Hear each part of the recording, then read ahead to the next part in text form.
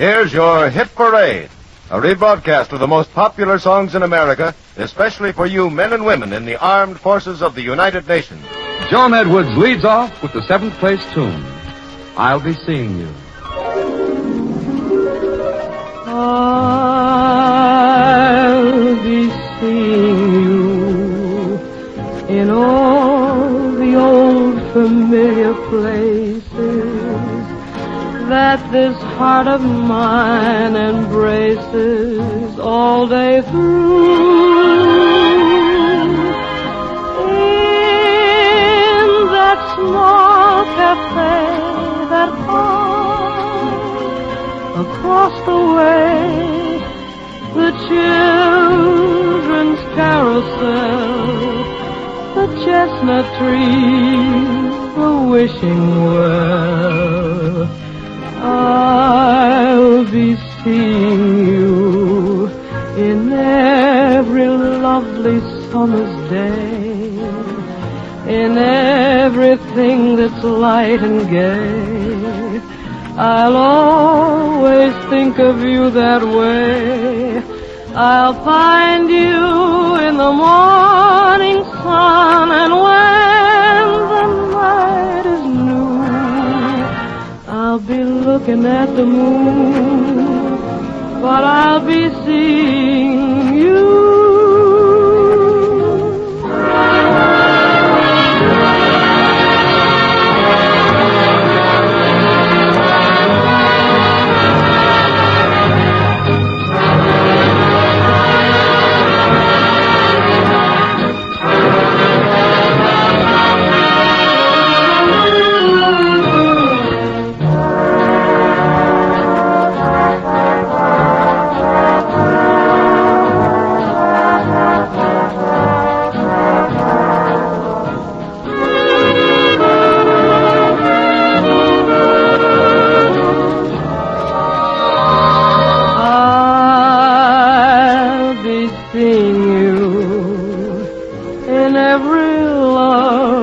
Summer's day, in everything that's light and gay, I'll always think of you that way.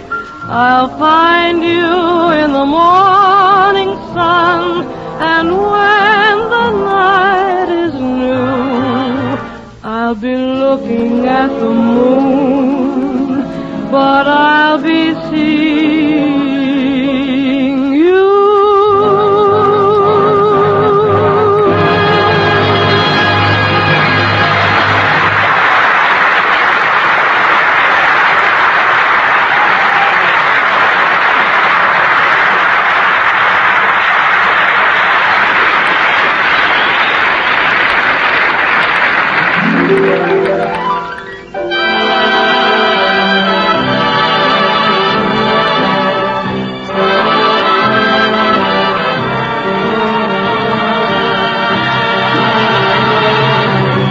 Here's the song the survey says is number 6 this week. The Hit Paraders bring you the 6th place song, Poinciana.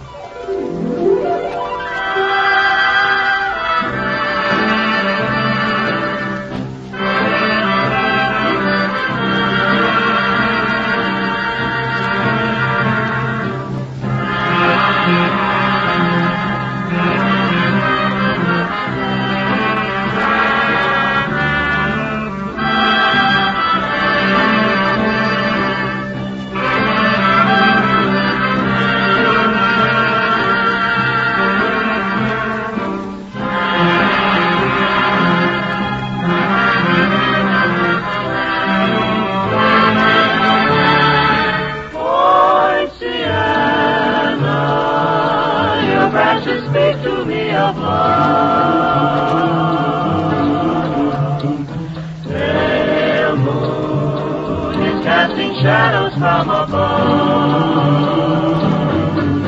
Poinciana, somehow I feel the jungle heat. Within me there grows a rhythmic savage beat. Love is everywhere, its magic magic perfume fills the air. To and fro you sway my heart, in time I've learned to care.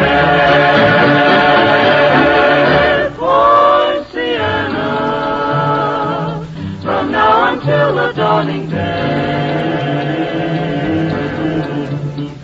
I'll learn to love forever, come what may. For Sienna.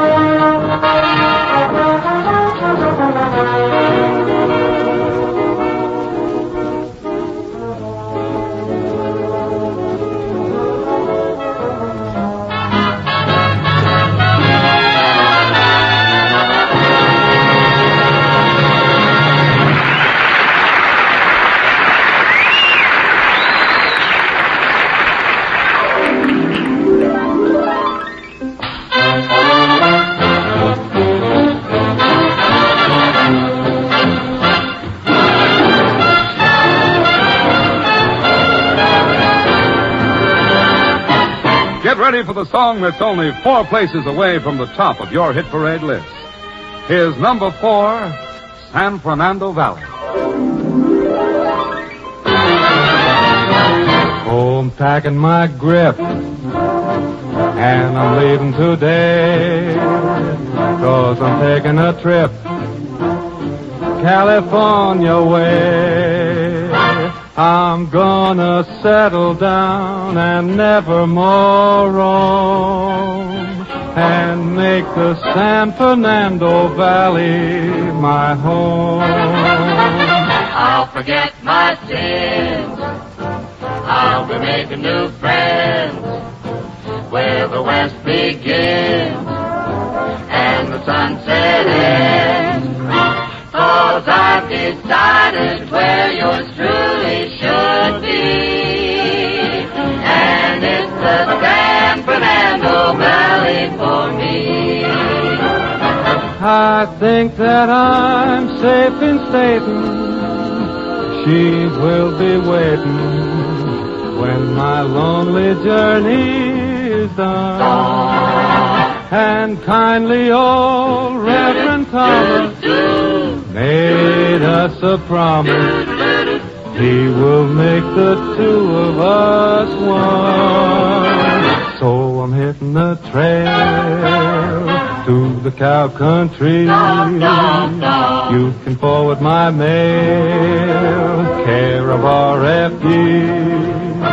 I'm gonna settle down and never more roam, and make the San Fernando Valley my home.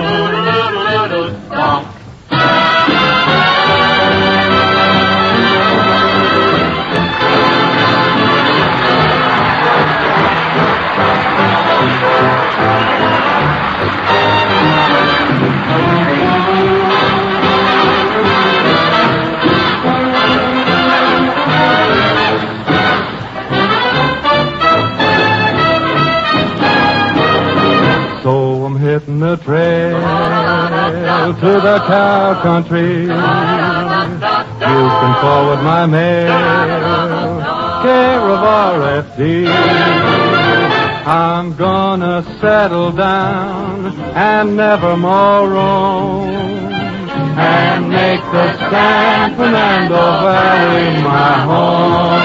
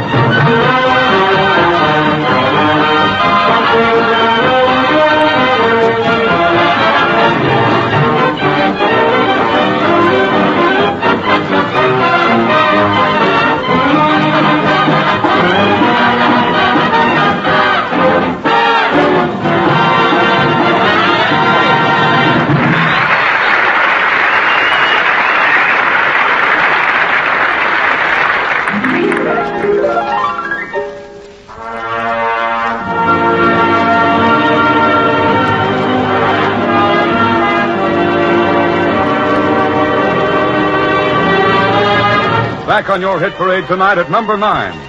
That's the survey's report on the song Joan Edwards sings now. In 9th place, Good Night Wherever You Are. Good night,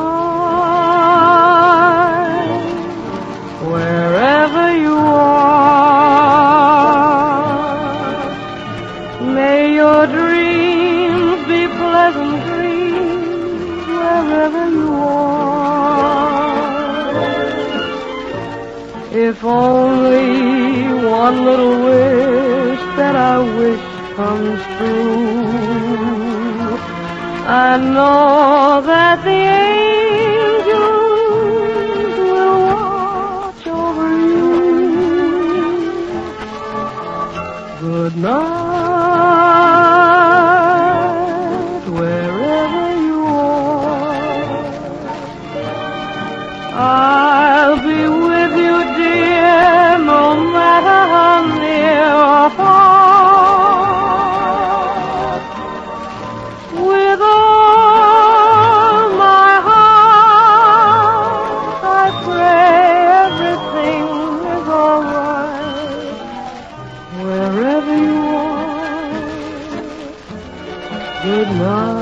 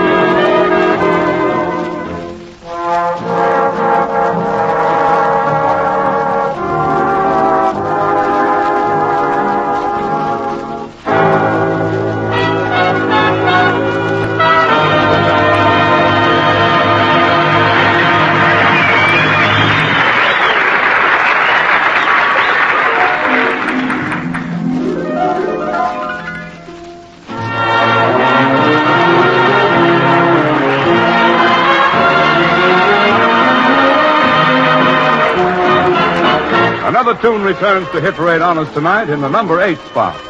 Make way for the week's 8th place tune, Bésame Mucho. Bésame,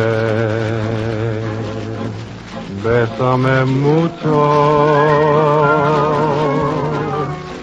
Each time I cling to your kiss, I hear music divine.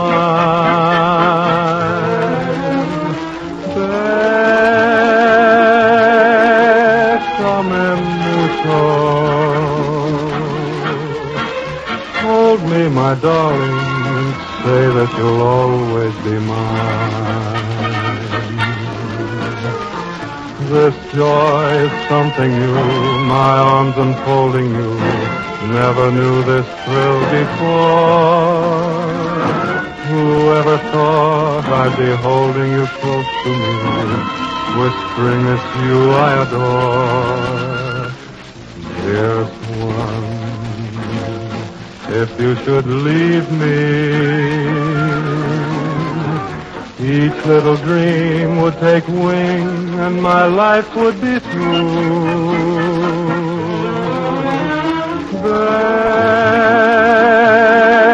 Bésame mucho. Love me forever and make all my dreams come true.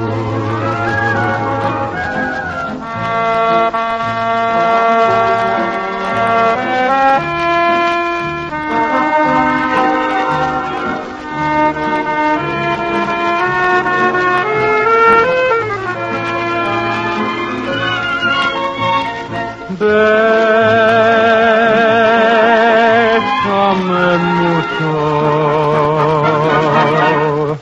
Love me forever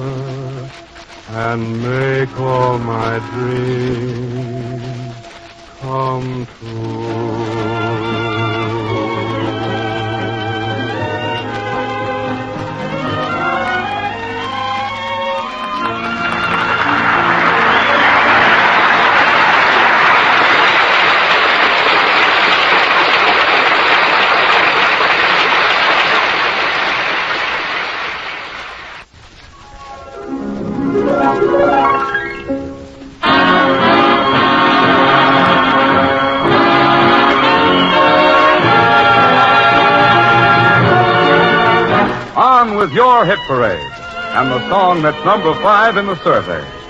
Joan Edwards sings the 5th place tune, I'll Get By.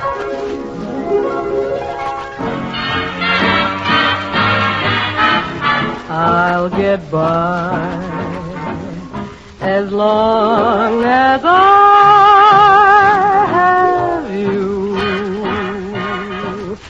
though there be rain and darkness too. I'll not complain, I'll see it through, though you may be far away, it's true. Say what care I, dear, I'll get by as long as I have you.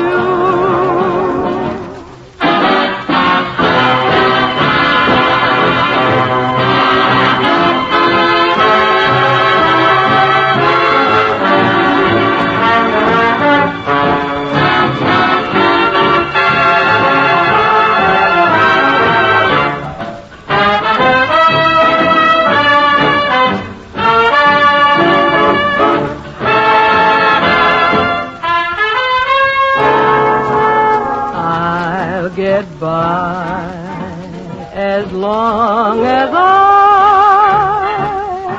have you, though there be rain and darkness too.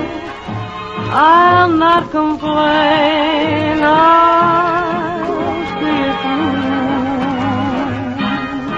though you may be far away, it's true. Say what care I, dear, I'll get by as long as I have you.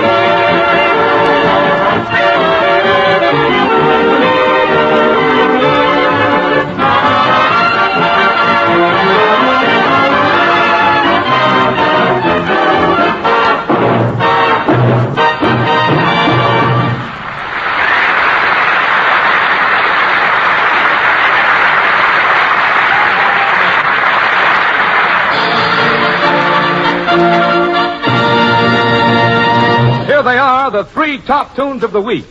Number 3, the hit paraders sing the song that's 3 steps away from the head of the parade. It's Love, Love, Love.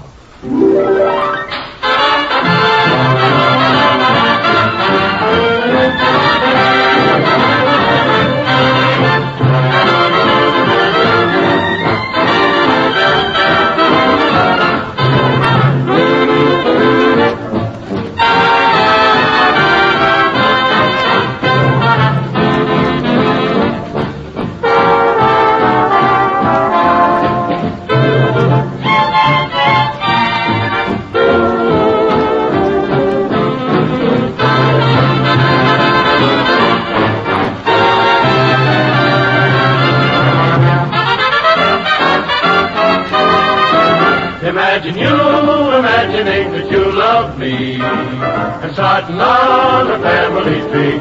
Imagine starting on a family tree. The mama is you and the papa is me. If your heart goes bumpity-bump, It's love, love, love.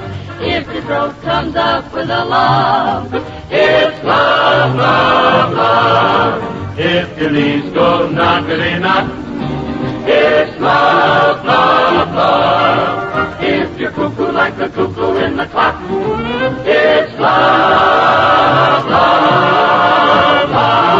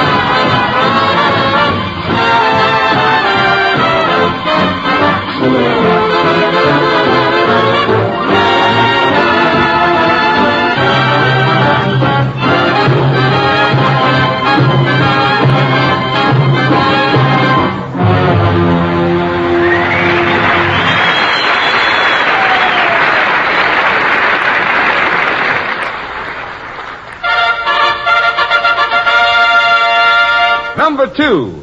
And it's Joan Edwards bringing you the song the survey's nationwide checkup finds in second place this week. I Love You. I love you, hums the April breeze. I love you, echo the hills. I love you, the golden dawn agrees, as once more she sees daffodils. It's spring again, and birds on the wing again start to sing again the old melody. I love you, that's the song of songs, and it all belongs to you and me.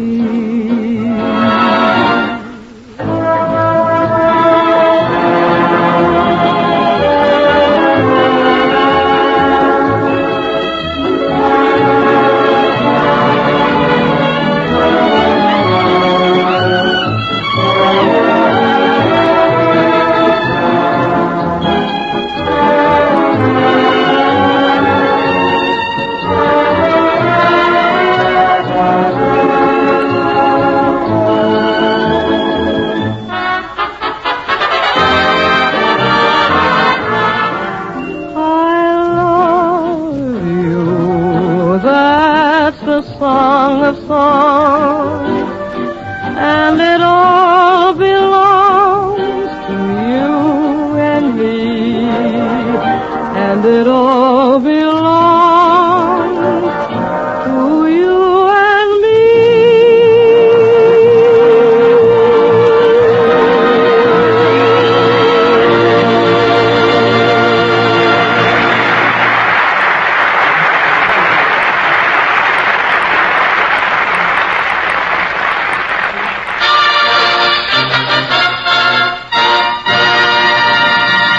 Number 1. Long ago and far away.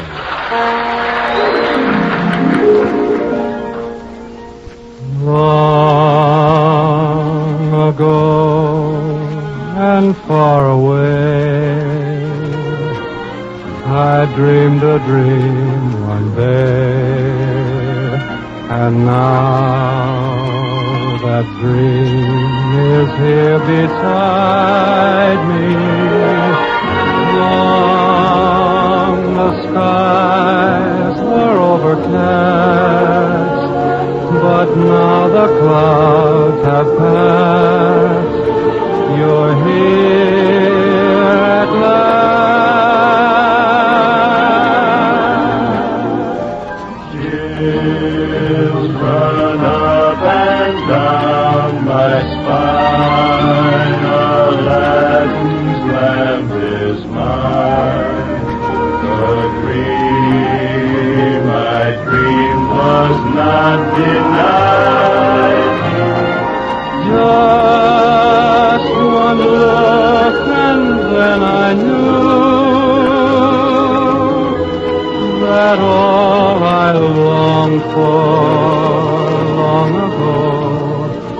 was you.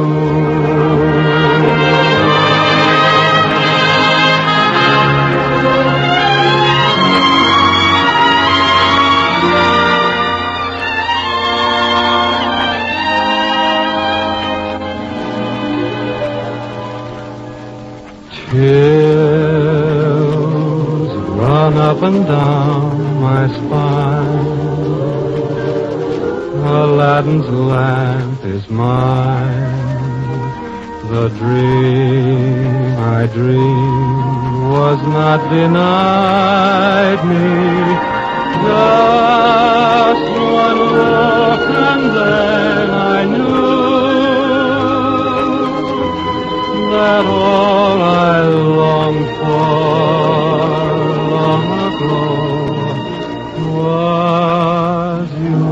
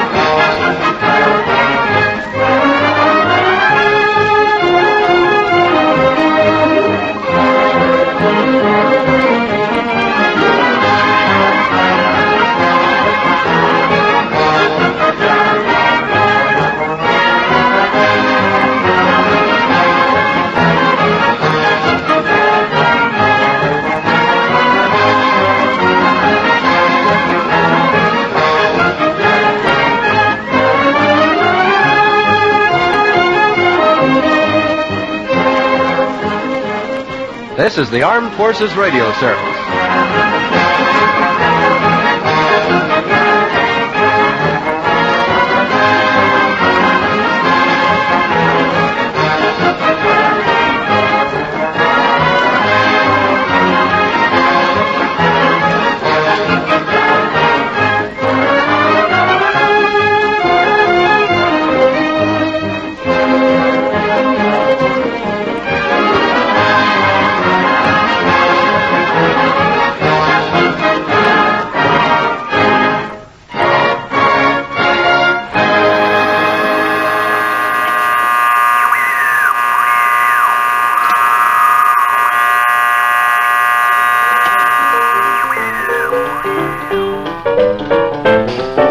Hi there, fellas, hope you feel tip-top.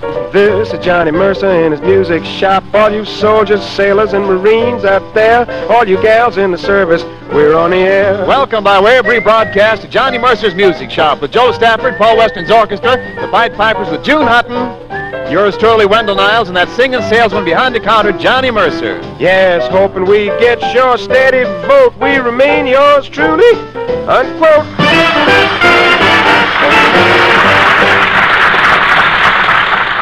Greetings, all you solid citizens. This is your Mercerized Music Shop representative, Jonathan Q., welcoming you to the festivities here around the counter. Right here now, Paul Weston and the boys have agreed to turn me and the pipers loose on a little thing called How Many Hearts Have You Broken? So don't say I didn't warn you.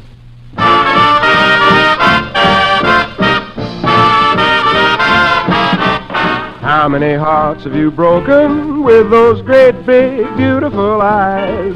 Those great big beautiful eyes that tell such beautiful lies. How many times have you kissed somebody like you kissed me then? I don't believe you mean it. But baby, kiss me again. How many hearts have you stranded on that dreamy road to romance? Baby, I'll take a chance. I need some loving.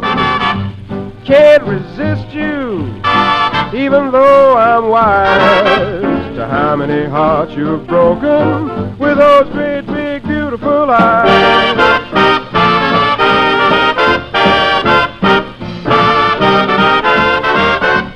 How many hearts have you broken with those great big beautiful eyes? Great big beautiful eyes that tell such beautiful lies. How often have you kissed somebody like you kissed me then? don't believe you mean it. But baby, kiss me again. Hey, how many hearts have you stranded on that dreamy road to romance? Baby, I'll take a chance. I sure could use a new romance. I just can't resist you. Couldn't find the day that I kissed you. How many hearts have you broken with those great big, sharp as a marble, beautiful, quiver like a neon? how many hearts have you broken with those great big beautiful eyes?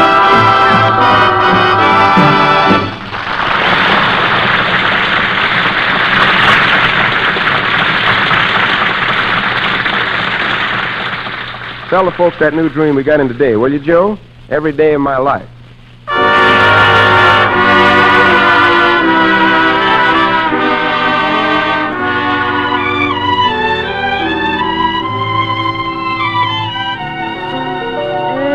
Every day of my life, you'll be near to me.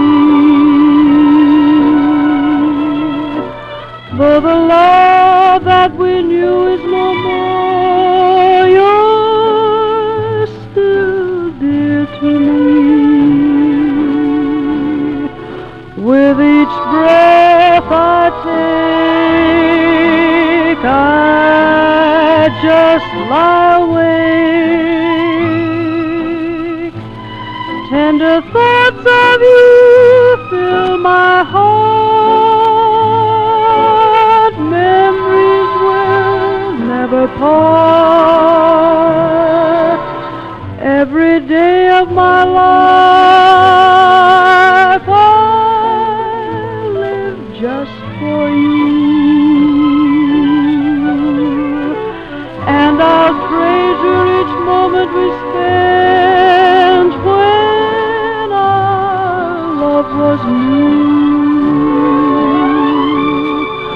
While the spark may burn, I'll keep hoping someday you'll return, and I'll wait, dear, every day of my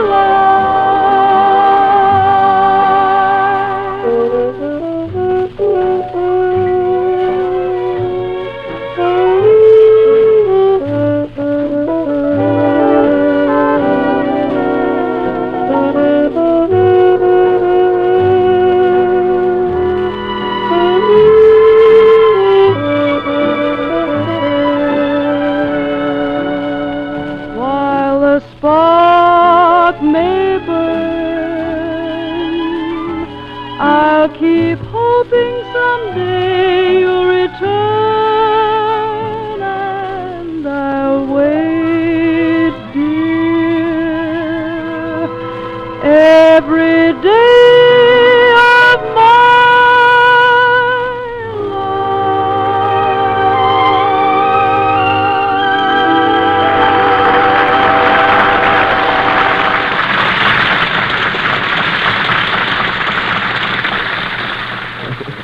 And now comes a new instrumental by that talented and prolific songwriter Harry Warren.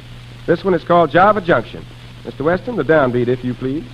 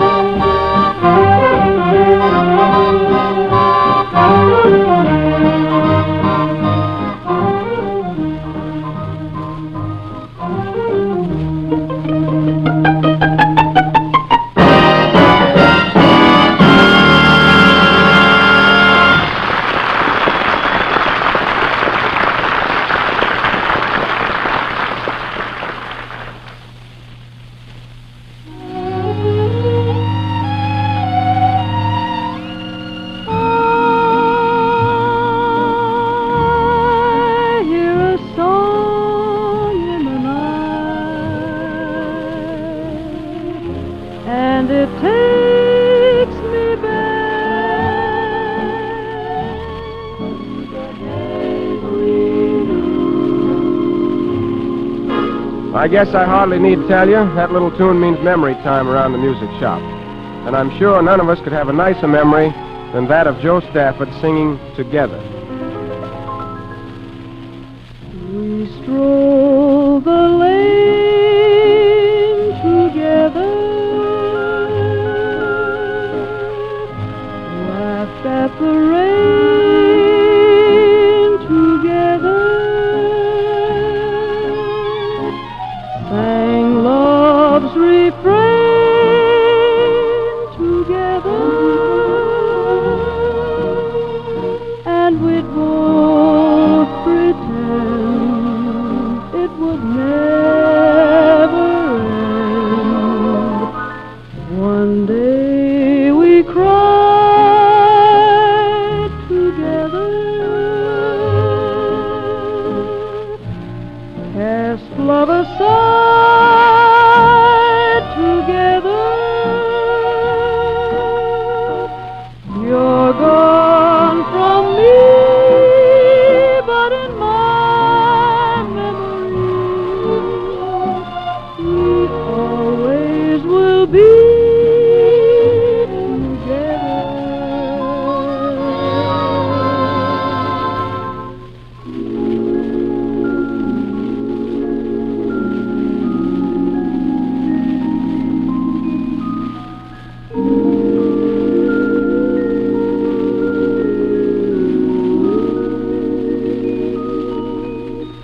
You're gone from me, but in my memory,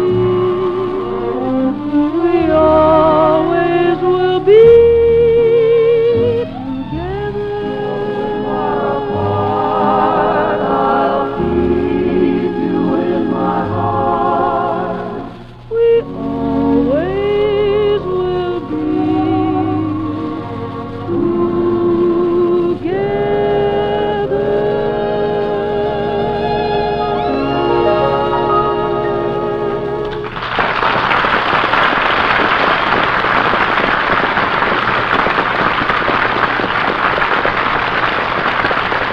Well, having billed myself as a songwriter around town, sometimes I have a hard time living up to it. Just how hard is evidenced by this new thing I wrote for you customers today. It's called the Birmingham Bertha.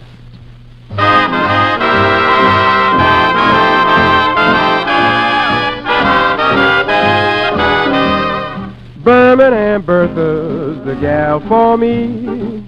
There ain't a chick half as sharp as she, spreading her wings in the evening breeze, as nice as you please.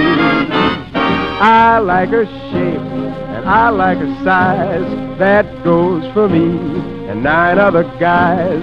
Lucky for us that Bertha's got size. She never makes a fuss. There's room for all of us. All that she wants for the dates we have is a thank you, ma'am. She's the one who puts on the finest show, from Pearl Harbor to Tokyo.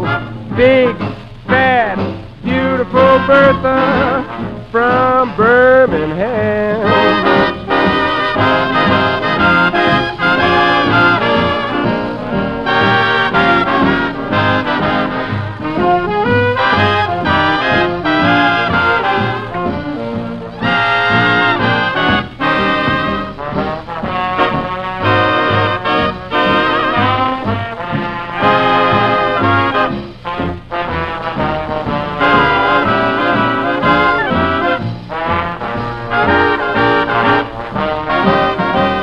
When she parades down the landing field, everybody screams, because who makes all of the direct hits on those Zeros and Messerschmitts? It's big, fat, beautiful Bertha from Birmingham. From Birmingham.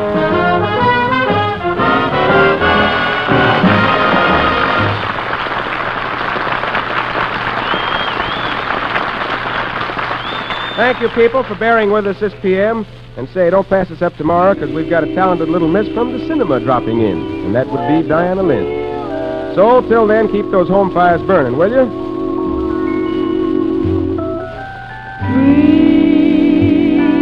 Dream, that's the thing to do.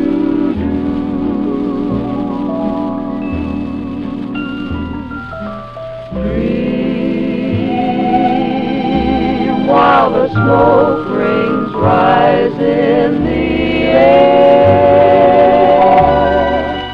You'll find your share of memories there. So dream when the day is through.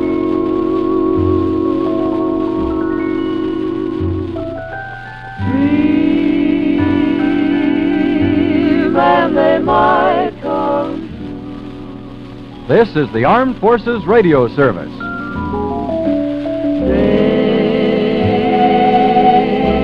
never are as bad as they seem. So dream, dream,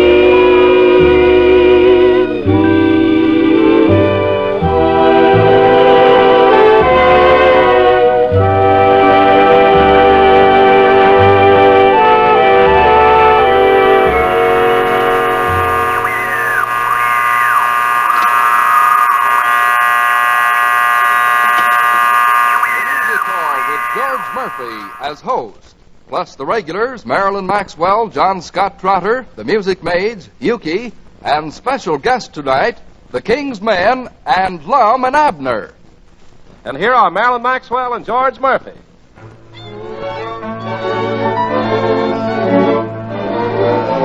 It had to be you. It had to be you.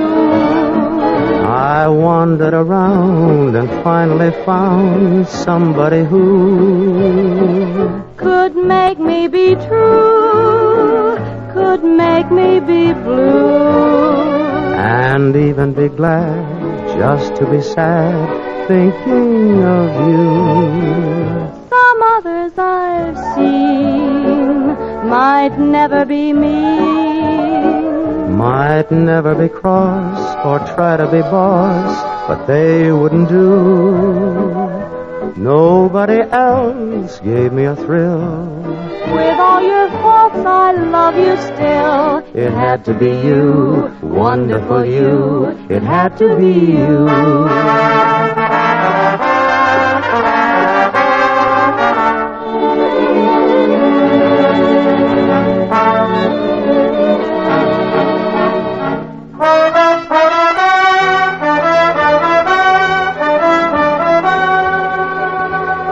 For nobody else gave me a thrill.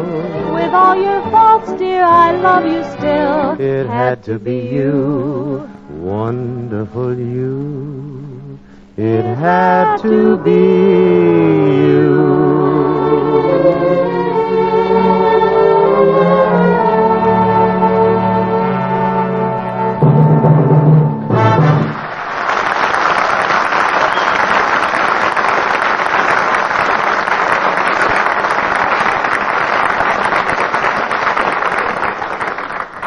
That was Marilyn Maxwell and old Murph himself. Friends, and this evening we're going to branch out and attempt a modest little public service.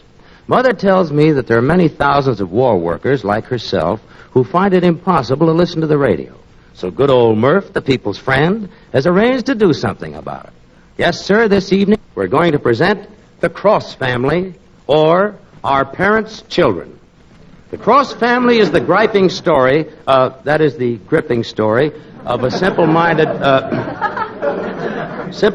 girl, Christina Cross, known to her intimates as Criss Cross. It is the story of how she protects her two brothers, cut across and come across, from the evil, smiling plots of their hypocritical uncle, Double Cross.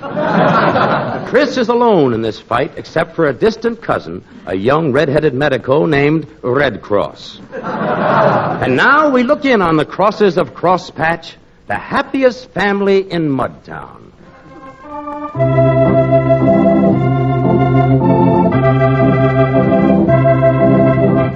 The Cross family. Or how can we tell our children apart?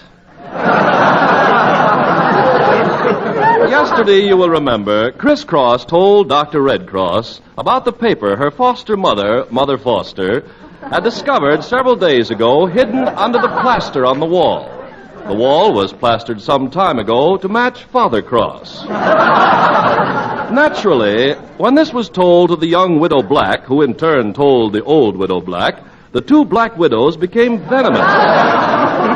They became venomous toward Gertrude, who had gone to South America knowing full well that Fanchon, a child of a former secret marriage, was talking to Pegtop Randolph, the old gatekeeper near the grain elevator, and flatly refused to. As we look in on the Cross family, the two little children can be heard playing. Wham, and it's a 6. Come on, Dice, keep hot. One more pass, and I'll make 7 passes in a row. You'll never make the 7th, Cross. Yeah, put that stuff away. Here comes Mama with Uncle Double Cross. Hello, Comer. Hello, Mummer. Hello, Cutter. Hello, Mutter. I want you two children to be very good because your father has gone for a vacation to an island hideaway. Hasn't he, Uncle Double? What island, Uncle Double? Alcatraz. I know your father was innocent, children. Tell us, Uncle Double, what was the charge? 20,000 volts. Oh. How shocking.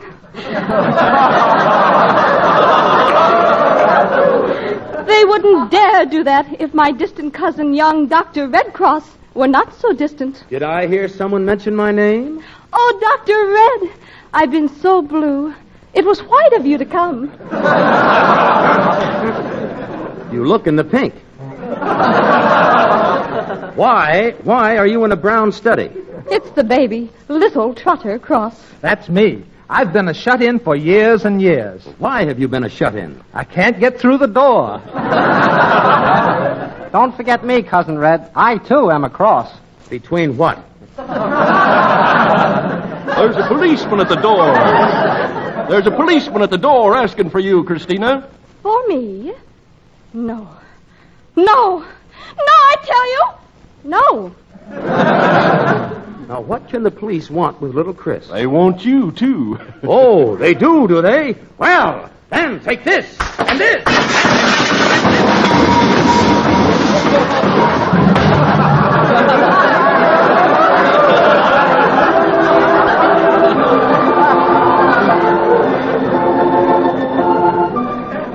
Tune in next Thursday for another quiet few minutes with those adorable crosses who live in the little house halfway out of this world.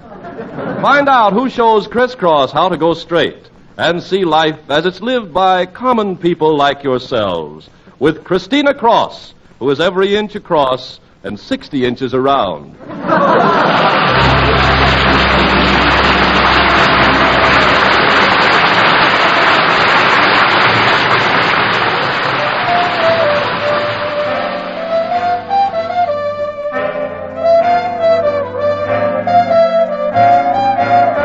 I'm so afraid of going out, and I'm so tired of staying in. My future doesn't look serene, 'cause every time that I go out, I wish that I'd stayed in. It's always the same routine. When I go for a walk and meet old friends we knew, we sit around and talk. Then they ask about you. What's the good if I say that you and I are through? I tell them you're okay when they ask about you. They wonder where we've been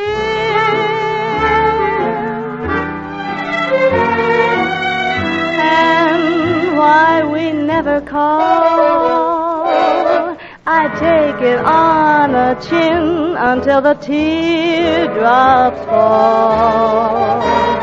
They don't mean to be smart, but if they only knew they're stepping on my heart when they ask about you, when they ask about you.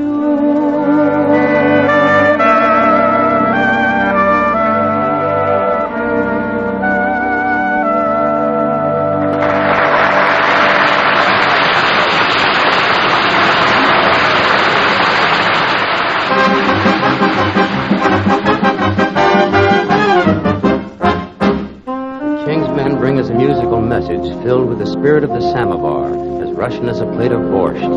I like a balalaika. Won't you come with me down to the Russian quarter? You will hear a melody strummed by a Russian quarter. The instrument he plays is old as love itself.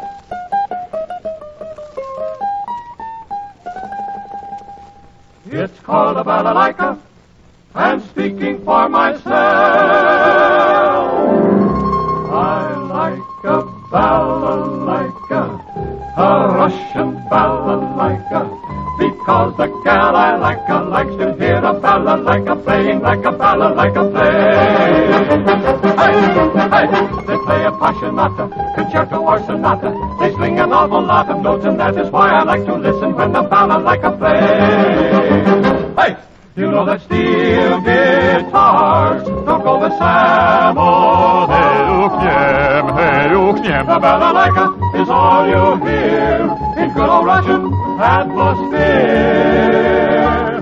For balalaikas make you want to taste delight, not waste the night.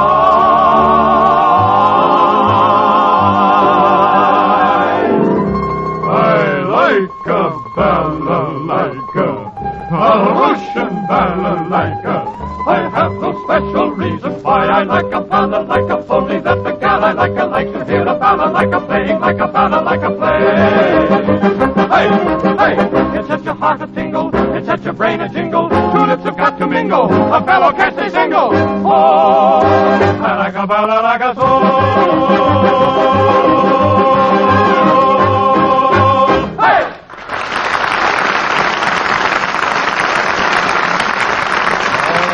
Good A, number one, and mighty fine. Swell, King's Men, swell. That kind of harmony makes it easy to like a balalaika. So this evening, we are proud to present two of the country's most determined post-war planners, Lum and Abner.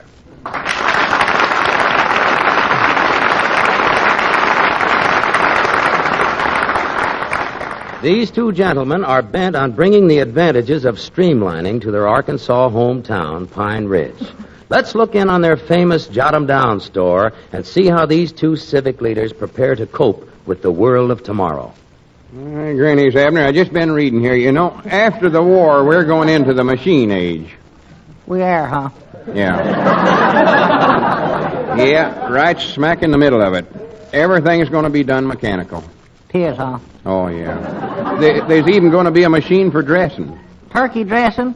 No, clothes dressing. Oh. When you get out of bed in the morning, this contraption will put on your coat and your shirt and your pants. Well, that's fine, but what am I going to wear?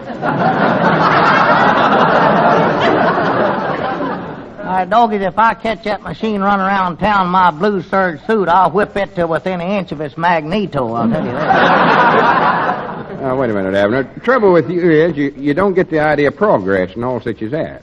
All you ever fall for is old-timey ideas like that fountain pen you bought last year. What's wrong with it? Well, we'll never sell it, for one thing. It can't write. Well, I got a feller in mind. I'm just waiting for old Dad Foss to come to town.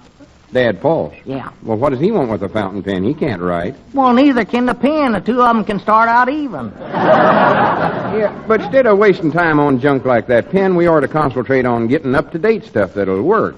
Like electronicals and heliocopters and jet convulsion airplanes. Well, what are we going to do with them things, whatever they are? Well, we'll get them just as quick as we get done with, what do they call it, reconversion. Well, let's get one of them, too. Well, that ain't something you get, it's something you do. It means changing something back to where it was before you changed it before. Huh? Well, for instance, when an outfit changes over from making, say, buggy whips to muskets and cannonballs, why, that's conversion. And then when they wait a minute. I thought conversion is when two people sit down and talk to one another. No, that's conservation. Conversation. Now, don't tell me we're going to have more of that after the war's over long. Abner, what I'm talking about is these new gadgets we're going to have in the post-war world. Post-war? Don't tell me we're going to have another and we ain't done with this one yet. No, I mean after this war. Things like television. Television? What's that? Well, that's like a radio, only you can see it. Well, I can see our radio. Abner, television is where you look through a square a couple of feet wide and you can see what's going on in some other room you ain't even in. That's a transom loan. There's going to be lots of different things. Take, for instance, the chores around your house. We've always had them. Yeah, but in years to come, your woman Elizabeth will just get up from the supper table, put the dishes in a fancy gadget, and walk away. Next thing you know, them dishes is washed, dried, put up on the shelf, all the scraps cleared away, and the dining room carpet's all swept. Elizabeth's had one of them for years. Well, I never did see nothing like that over at your house. You're looking at it right now. It's me. Well, I'm talking about machines, not humans. Machines that'll make everything easier. Like the new glass ovens the women folks are going to have. Glass ovens? You mean you can see right in them? Yeah, right smack in them. Well, now, I'm for that. Now them smart Alecks will quit walking up and say, what's cooking?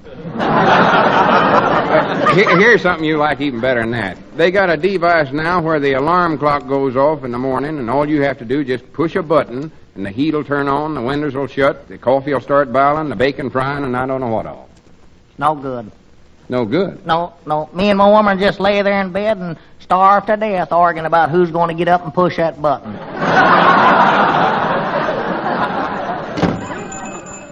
Well, good afternoon, gentlemen. I know two intelligent gentlemen like you don't want the very street in front of your store to be a hazard to public safety, so I'm going to introduce to you the famous silent policeman. Well, where is he? Bring him inside. Run him through. The silent policeman, my friend, is not a man, but a machine. This miracle traffic signal stands like a faithful sentinel at your crossroads. Day and night he works while you sleep, blinking his great green, red, or yellow eyes. Green, red, and yellow eyes? Doggis, he has been on one, ain't he?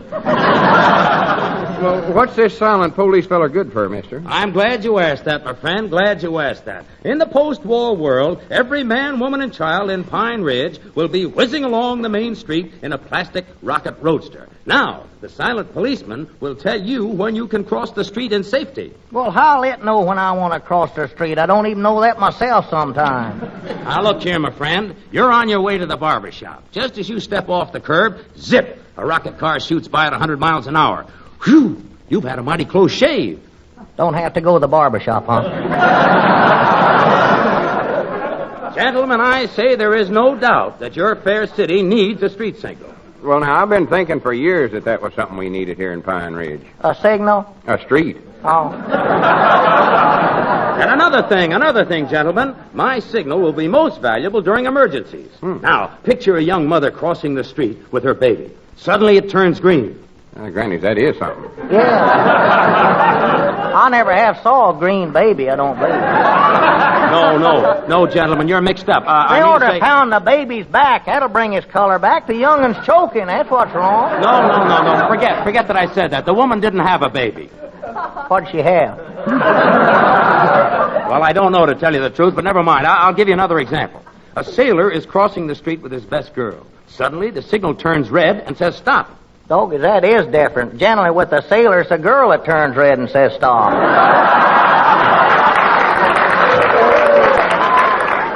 Granny's, Abner, maybe we ought to take a chance on that silent policeman. Keep up with the plastical age and all. Now, that's the idea. Just sign this contract, gentlemen, and the deal is closed. Sign right... Oops. Oh, I don't seem to have my pen. A pen? Uh-oh. Abner, don't we just happen to have one fountain pen in stock? Yeah, we got one, Lum, but that thing we got, it won't even... Oh, it's no good at all, Lum. It just won't write or nothing at all. Won't do nothing. Well, we got a nice pen here for $3, mister. That's fine. I'll take it. Do you want it wrapped as a gift? No. Here's your $3. Now just hand it over so we can use it to sign this contract. There's your money. Now then, put your names right here on the dotted line. Borrow the man's pen, Abner. Yeah, sure. Yeah, much obliged to you. Doggies, you don't take very good care of your pen, mister. This thing won't write. Well, in that case, Abner, looks like we can't do no business. The deal's off. Whoa, now, just a moment, my friends. You can't do this to me. It's done been done. Well, is that so? We'll see about that. I'm going out and get a policeman. Go get him. All that policeman can do is say stop and go and blink them big red, yellow, and green eyes of his. I ain't scared of no silent policeman. Granny, as I tell you, Abner, what we need in the post-war world is a good 5-cent cigar and a silent salesman. Yeah.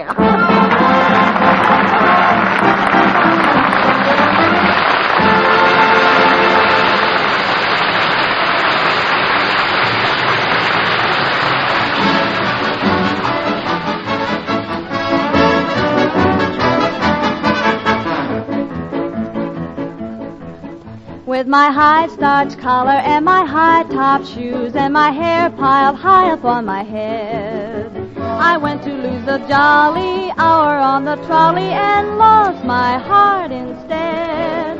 With his light brown derby and his bright green tie, he was quite the handsomest of men. I started to yen, so I counted to 10, then I counted to 10 again.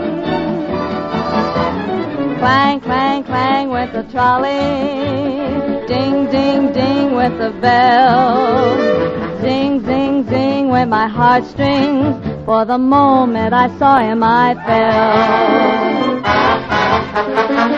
Chug, chug, chug went the motor. Bump, bump, bump went the brake. Thump, thump, thump went my heartstrings. When he smiled, I could feel the car shake. He tipped his hat and took a seat. He said he hoped he hadn't stepped upon my feet. He asked my name, I held my breath. I couldn't speak because he scared me half to death. Buzz, buzz, buzz went the buzzer. Plop, plop, plop went the wheel. Stop, stop, stop went my heartstrings. As he started to leave, I took hold of his sleeve with my hand. And as if it were planned, he stayed on with me, and it was grand just to stand with his hand holding mine to the end of the line. Clang, clang, clang went the trolley. Ding, ding, ding went the bell. Zing, zing, zing went my heartstrings. For the moment I saw him, I fell. Chug, chug, chug went the motor. Bump, bump, bump went the brake. Thump, thump, thump went my heartstrings. When he smiled, I could feel the car shake. I looked at him, I looked at her, he looked at me, they looked at me, and as most any fool could very plainly see, I fell for him, I fell for her, he fell for she me, fell for me, and as we left the trolley honked a different key.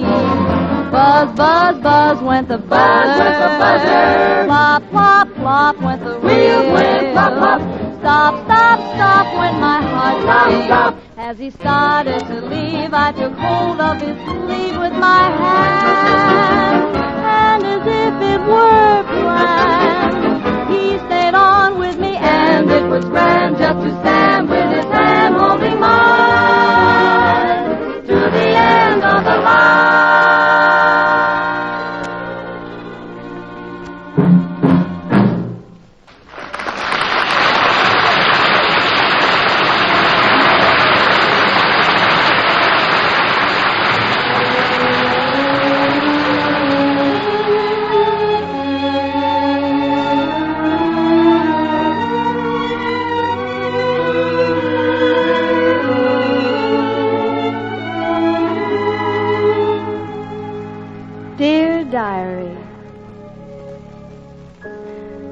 Diary, that lovely song, It Could Happen to You, has a special meaning for me today because I know now that it can happen to me. George finally asked me to go to Griffith Park with him and look at the stars. I could tell it was going to be an eventful evening when George said, You like walking? I liked riding, too. Remember when we used to be able to hop in an old jalopy and drive? Remember that old saying, once around the park, then home? Yeah, but gas rationing's changed all that to once around the home and then park. Oh, I love to be up here on the hilltop where it's all dimmed out and look down at Hollywood where it's all lit up. Yeah, makes me think. Think what, George? About the time when Hollywood was dimmed out and I was lit up. Oh, George. Oh, let's stop fooling around, honey, huh? I brought you up here because, it has to do with the ring. A ring? Oh, George, you darling. George, I didn't think. Oh. Do you want to see it right now? Oh, yes, honey, please. Well, look, right up there around the planet Saturn. Very interesting. Oh, I knew you'd be interested in the stars. Now, let's move over to that dark place, shall we? That's it. Now, stand close to me. Well, do you think I should? Certainly, sure. Now, turn your face up. Well... Come on. All right. Like this? Oh, that's perfect. Now, you know what I'm going to do? No. What? Hold the telescope for you.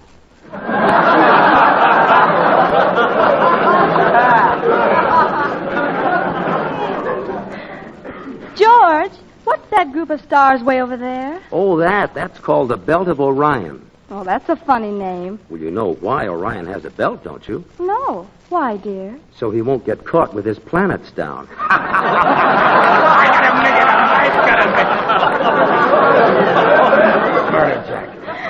If you only had Durante's nose. Hey, I smell something. It could be me. Burning. No kidding. I do. I smell something. I hope my perfume doesn't bother you. It's called alluring. Alluring? Yes. Say, you know that kind of perfume, that's the kind that makes a guy want to kiss a girl. Do you really mean that? Sure. One of the guys down at the office was telling me all about it. Well, I'm willing. Okay, I'll take you down to the office and let you meet him. Oh, George. Oh, I was only kidding. Oh, well. Honest, I was. Just having fun. Are you having a good time? Uh-huh. Are you? Oh, yeah.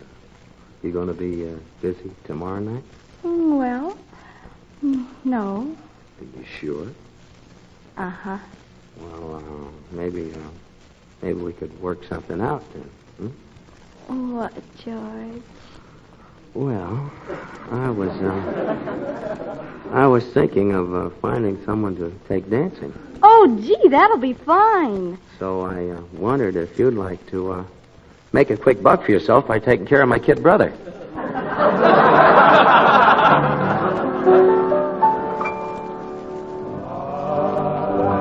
Your heart from sight, lock your dreams at night. It could happen to you.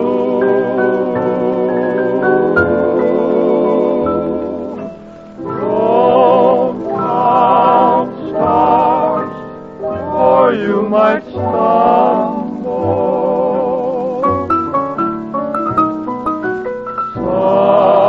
Someone drops a sigh, and down you stumble.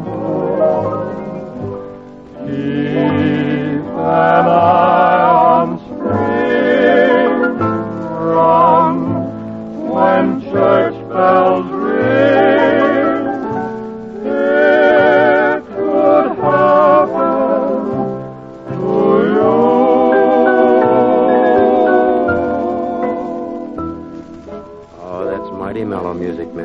Next week, we'll be welcoming as our guest the fast-talking sidekick of the great Schnozzola, Gary Moore, as well as a return engagement of those rhythmic rangers, Bob Nolan and the Sons of the Pioneers. So till next Thursday, this is Old Murph saying, I'll be seeing you around.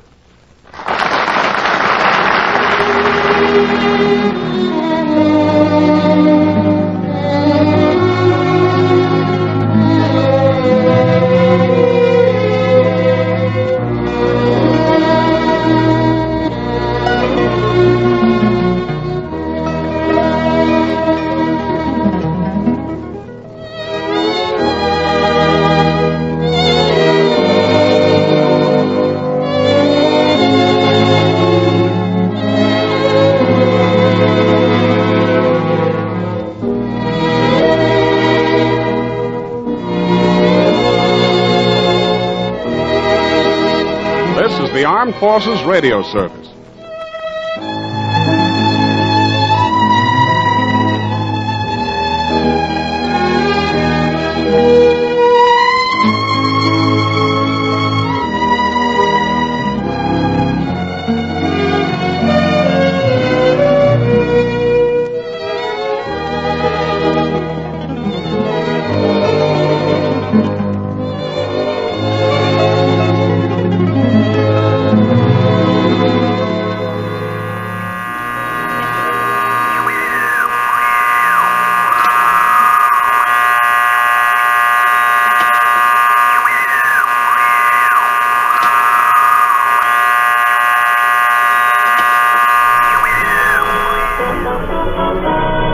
What's the best way to keep your bills down? Use a paperweight. Correct. Pay that man $8. What is a pedestrian? A married man who owns a car. Correct. Pay that man $9 because... It pays to be ignorant. And good evening, ladies and gentlemen. Well, it's here again, that quiz program that's the cause for so many schools opening early this year. We have a board of experts who are so dumb, when they hit their crazy bone, they ache all over. First, we have the celebrated author, Mr. Harry McNaughton, who has just written a book entitled How I Fooled My Draft Board, or Seeing the World Through a Cell Window. But here he is, Mr. Harry McNaughton. I have a poem, Mr. Howard. I imagine. Mary had a little lamb, some salad and dessert, and then she gave her wrong address, the dirty little flirt. A woman who is so big when she crosses the George Washington Bridge, she has to pay toll. Here she is, Miss Lulu McConnell. You know, Mr. Howard, I was talking to Vernon Nixon today. Vernon Nixon? Yep. All she did was to talk about her husband. Well? How sweet and kind he was. Uh-huh. How tender. She said he was tender. Yeah, well, no wonder he's tender. No. Why? Well, she keeps him in hot water all the time. She burns me up. All right, never mind. Next we have a man who never fails to see his dentist twice a year, once for each tooth. A man who is so dopey when he takes gas, the gas goes to sleep. There he is, the poor man, fifth and Fataman, Mr. George Shelton. Hey, Mr. Howard, I got a phone call from a friend of mine up on the farm today. You did? Yeah, he said during the hurricane last night, he was out in the barn milking the cow. Oh, during the hurricane? Yeah, and it blew the barn right away. Imagine. Then it blew the cow away. Yeah. And there he was left holding the bag. There he was.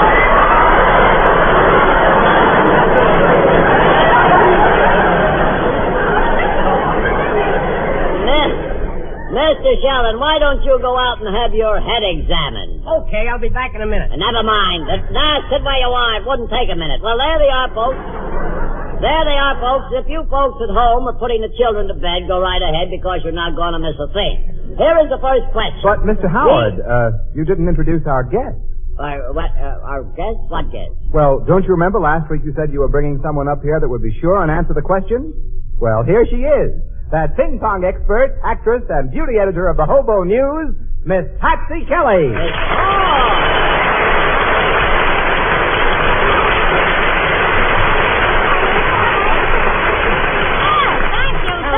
Thank you, kind people. Hey, this is really a pleasure. I've always wanted to visit a museum. Wait. Just a minute, Miss Kelly. This is not a museum. It isn't? Well, what are all these poor old mummies doing here? Wait a minute, please. What do you mean, old? Why, only last summer I was chosen Miss America. Yeah, and Miss McConnell, you look like Miss America. Yes, and half of Canada, too. Only kidding, Lou. Never mind. Now, don't start anything. This is a quiz program, Miss Kelly, and don't forget you're here to answer some questions. All right, but I tell you I'm innocent. Wait a minute. We haven't accused you of anything. You seem to know Miss McConnell. Have you met Mr. McNaughton? Oh, how do you do? I do. Hey, I know your face so well, but I can't seem to place it. You better leave it where it is. And Miss Kelly, this is George Shelton. Well, hiya, Georgie. Hi, kid. How do you find yourself? Oh, I wake up in the morning and there I am. There you are. Do you have to wake up? Very good, Miss Kelly. Comical. Listen, now let's come to order. I'll take a short beer. I'll lay it. Oh, that's wonderful. Yeah, wonderful. Make mine the same. Say, I'm going to like this. Okay, now, just a minute. Let's all relax. Looks like we're going to have a rough night here tonight. Here is the first question. Now, pay attention. Yes. I want you to try and answer one question. What does a candy salesman sell? What product? The question's about salesmen. Traveling salesman, Mr. Howard? Well, it could be a traveling salesman. Where's he traveling to, Mr. Howard? That's the material. Oh, I used to work in that town, Mr. Howard. What is that? Yes, Immaterial, Pennsylvania. The questions you ask are downright silly. That's right, they're silly. The most important question is how old is this traveling salesman? Does he know any good stories? Say, Kelly. Yeah? Did you hear that new one about the traveling salesman? Oh, come on, McConnell. I'll kill you. Wait a minute, never mind. Please, let's pay attention to the program. What's the matter with that man? Never mind. The question is, what product does a candy salesman sell? Hey, McConnell, do you know a new one about the traveling salesman? Yes, Kelly. A new one? Yeah, Miss one day last February. Last Hey, February. flannel mouth. Will you keep quiet? Miss Kelly, will you please give me a little attention I'm here? giving you as little as possible. I know that. Now, McConnell, what happened to the salesman? The question is about salesmen. Well, you know, I used to be a salesman. I remember the first day I started out, I got 2 orders. 2 orders? Yeah, get out and stay out.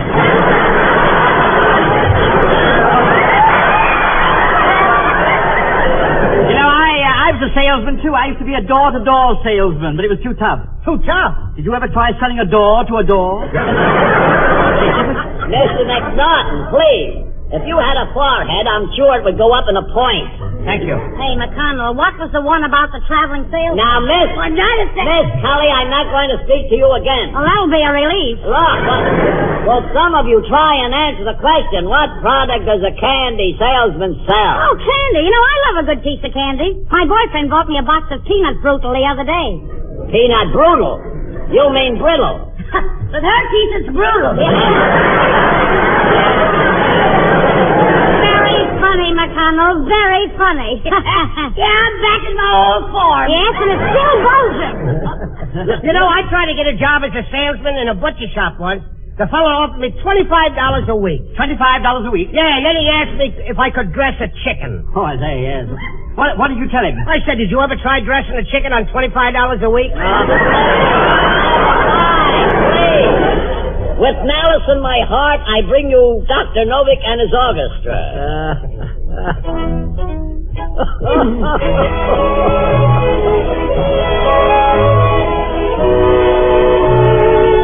That's only the beginning, folks. You were a kid. Do we have to listen to this? You like that, Mr. Collins?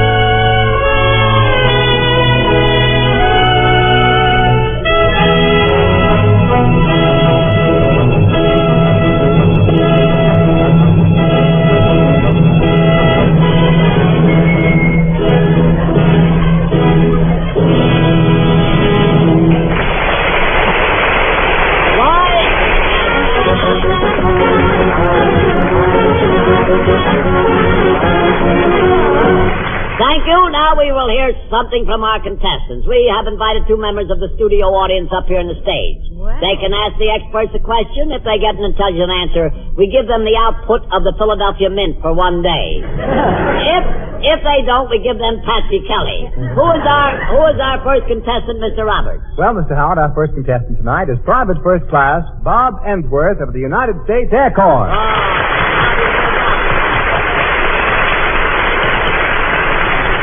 How do you do, Private Emsworth, and welcome to our program. How do you feel, sir? He looks all right to me. I'm not asking you. Well, hey, sweetie, are you sending your allotment checks to anyone special? Wait. I'm talking to him, not you. Hey, dear, talk. Miss Kelly, you're not supposed to make passes at the contestants. All right, let him make passes at me. All right, never mind. Yeah, me too. Listen, please. Yeah, I'm open for some good suggestions. Listen, you two worn-out girdles. Look, we have a question here. Pay no attention to them, Private Emsworth. Could I ask you a question? Where's your hometown? Would you care to tell us? New Britain, Connecticut. New Britain, Connecticut. Well, New Britain, well, my goodness. I still have for New Britain. Well, strike me out and call me a dodger. I imagine. Now, you know, I used to work in that town. Your tonsils are backfiring. Yeah, I was a tailor in a lawyer's office. You were a tailor in a lawyer's office? Yeah, I used to press suits. Uh-huh. Oh, no. That's terrible. You know, Private Emsworth, I was in the Laos War, yes, and, well, I remember one day we were going to attack, and the captain said, 6 bayonets. But I didn't pay any attention to him. You didn't pay any attention? Why? Well, there wasn't anything wrong with mine. There wasn't anything wrong. I carried on, you know. All right, never mind, Miss McNaughton. You abused the privilege of being stupid. You understand? I'm sorry for the interruption, Private. How long have you been in the service? 16 months, sir. Oh, 16 months. Congratulations. What did you do before you entered the service? Well, I wrote for the Hartford Courant in Hartford, Connecticut. Oh, you were a writer? Feature writer, reporter. You didn't write gags for radio comedians, did you? No, I didn't. Well, we're glad to know that anyhow. Well, what's your first name, honey? Bob. What? Bob. Bob. Oh, is that a cute name? Ain't it cute? I'll slip you for him. Cut it out, please. He's holding on. Well, you can just call me Flower. I'm so soft and fluffy. Call you Flower, you're so soft and fluffy. Yeah, gold medal flower. Gold medal, yeah. And you've been through the mill, too.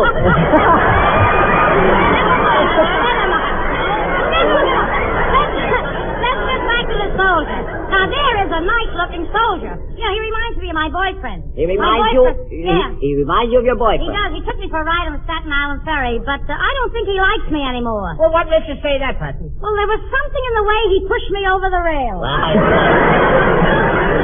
Would you... that's very good, you know. Never mind the fun.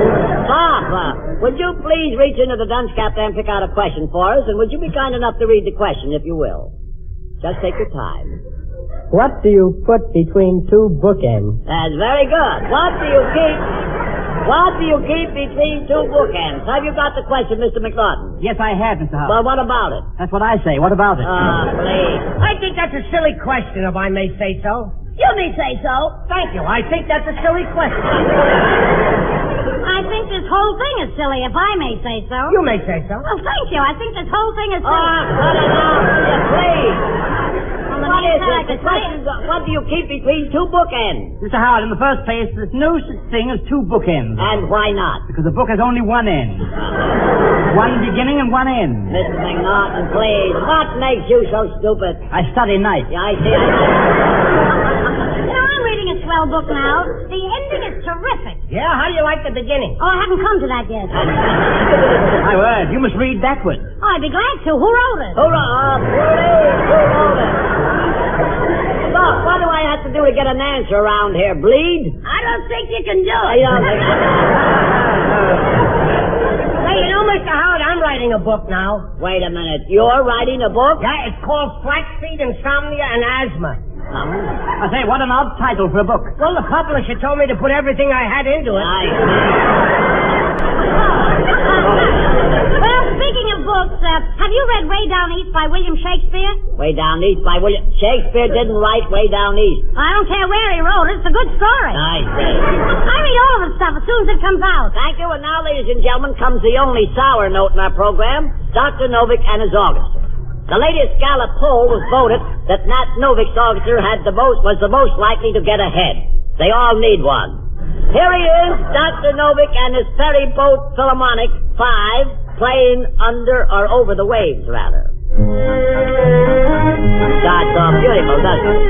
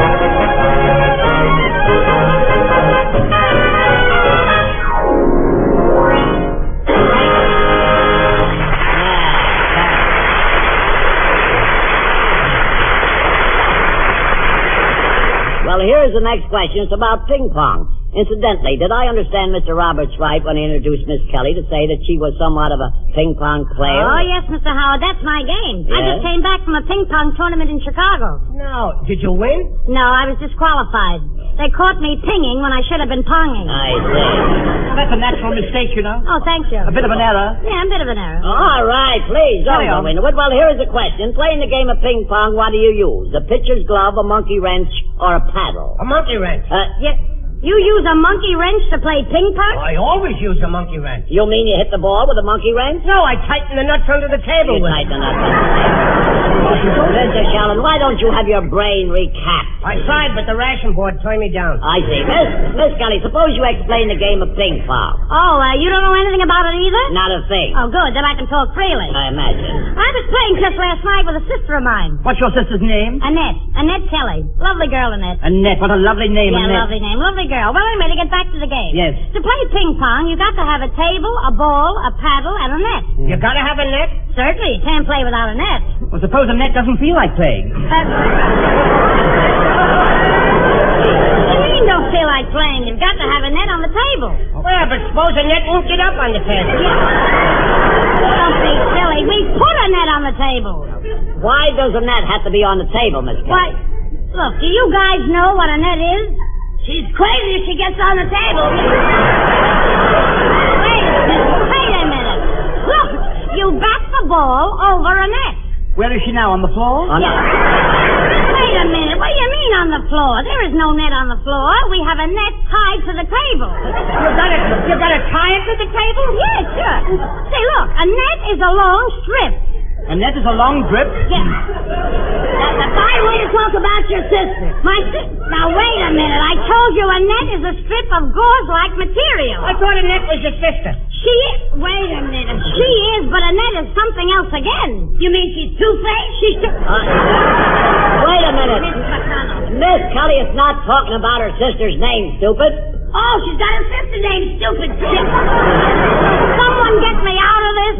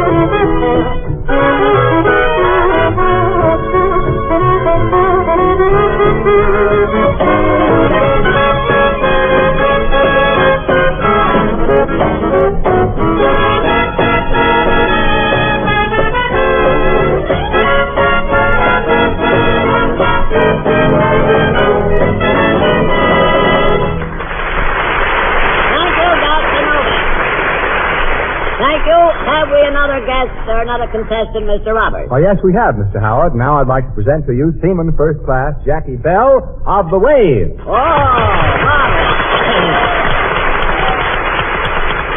Good evening, Miss Bell, and welcome to A Pace Bigger. We're very, very happy to have you with us. Oh, rather, yes. Lovely girl, isn't she, Miss Kelly? Yeah, she's cute, but what's she got that I couldn't have fixed? Just a minute, please.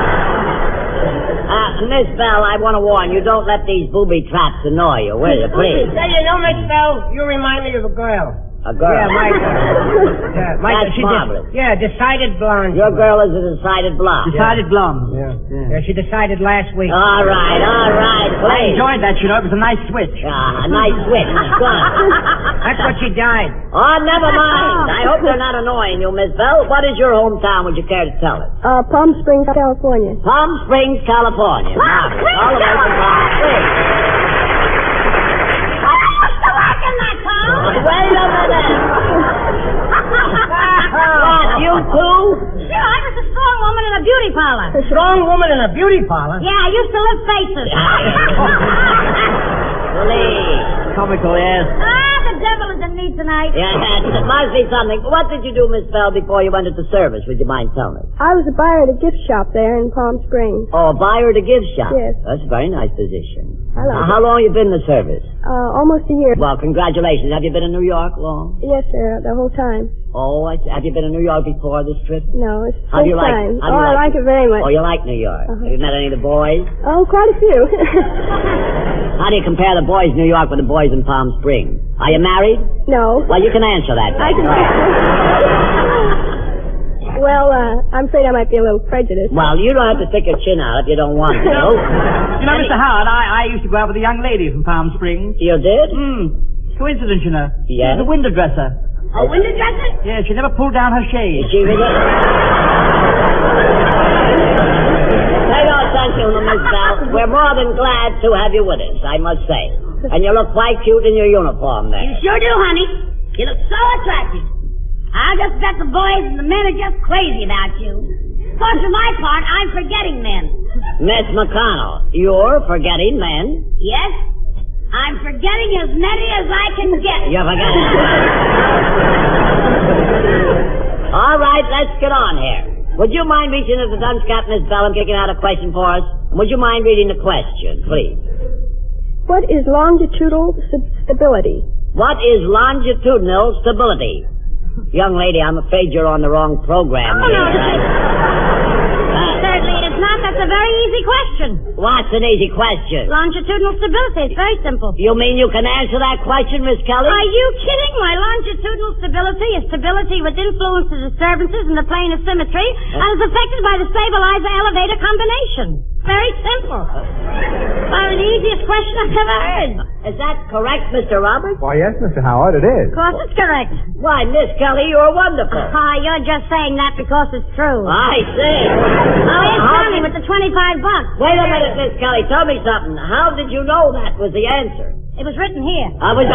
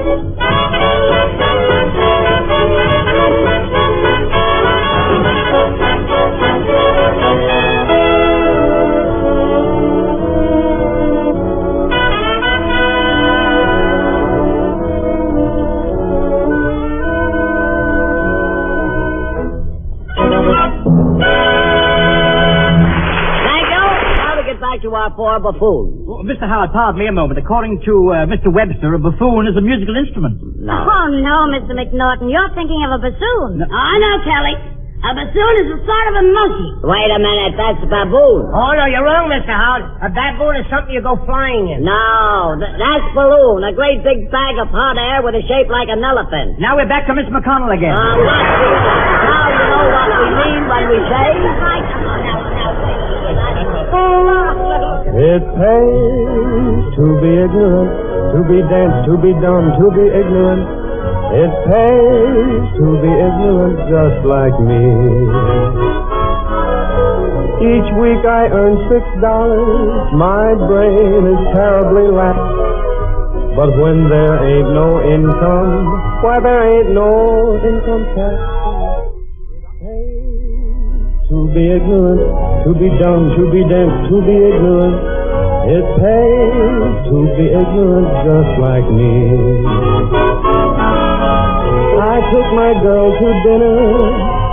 We had a wonderful feast, but they had to give my girl the check because I couldn't read, so you see it pays to be ignorant. This is the Armed Forces Radio Service.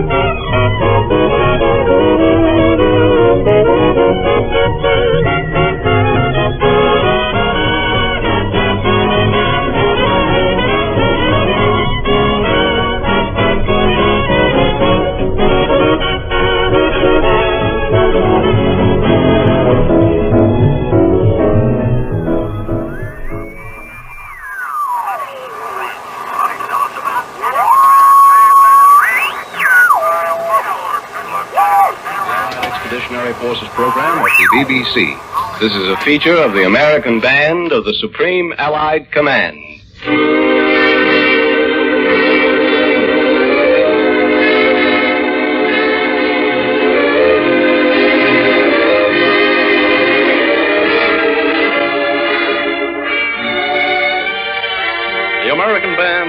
Supreme Allied Command, under the direction of Captain Glenn Miller. Your Thursday night 30 Minutes with the Moonlight Serenader and tonight's guest, Britain's own Ann Sheldon.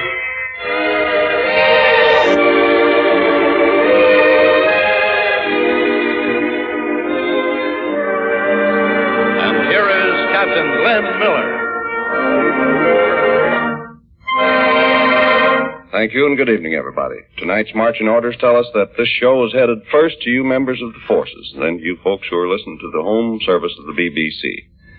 And whether you happen to be listening by the home fire or by the battle fire, we're sure you partners in victory are all hoping for that big day when the Tommies and Yanks come flying home.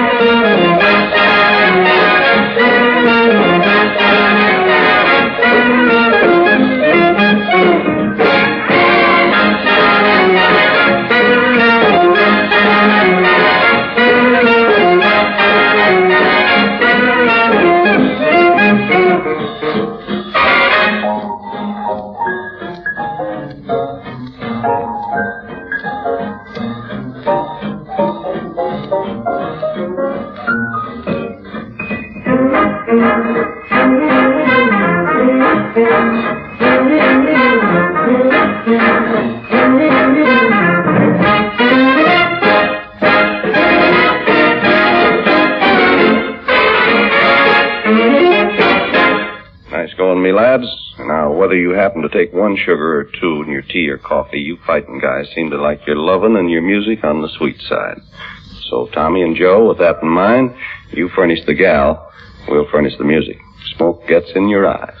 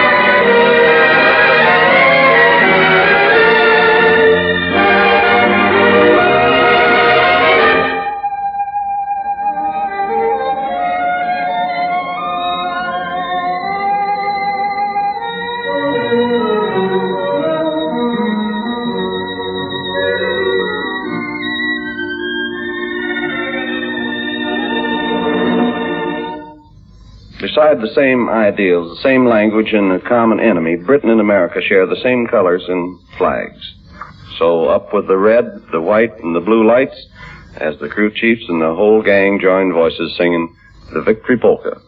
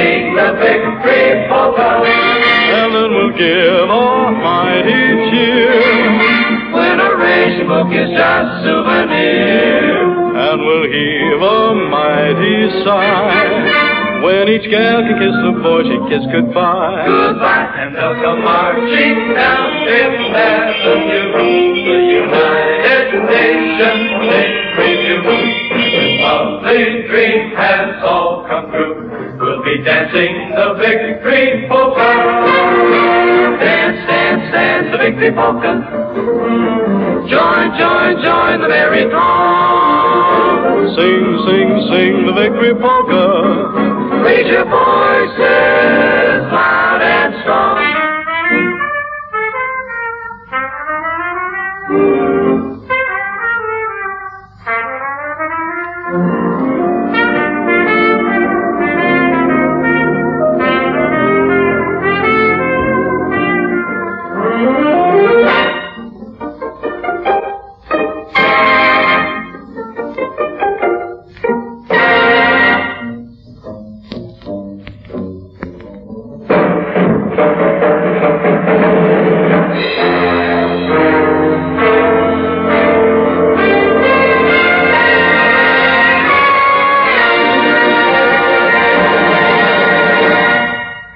Coming over here, it's been our good fortune to play for some of the finest singing stars in the British Isles. Tonight, our luck holds good, for here's a young lady, lovely to look at, delightful to hear, Miss Ann Shelton. Thank you, Captain Miller. That was a charming welcome to your program. And now that I feel right at home, would you care to join me in a spot of song? The idea sounds right. Delightful. What'll it be? How about I'll Get By? Okay, Ann McGowl, come out singing.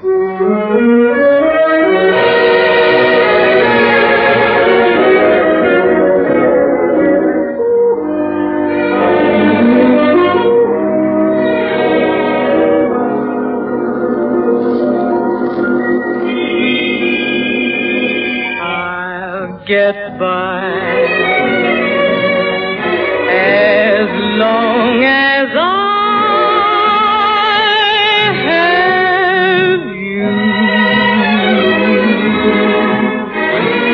though there be rain and darkness too, I'll not complain.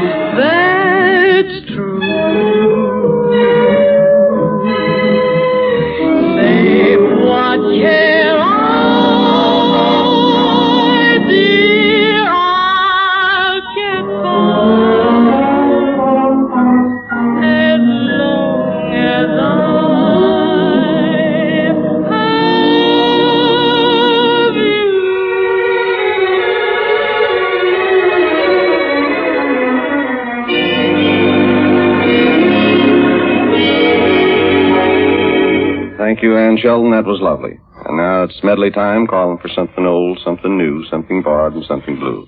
Our old song, In the Gloaming.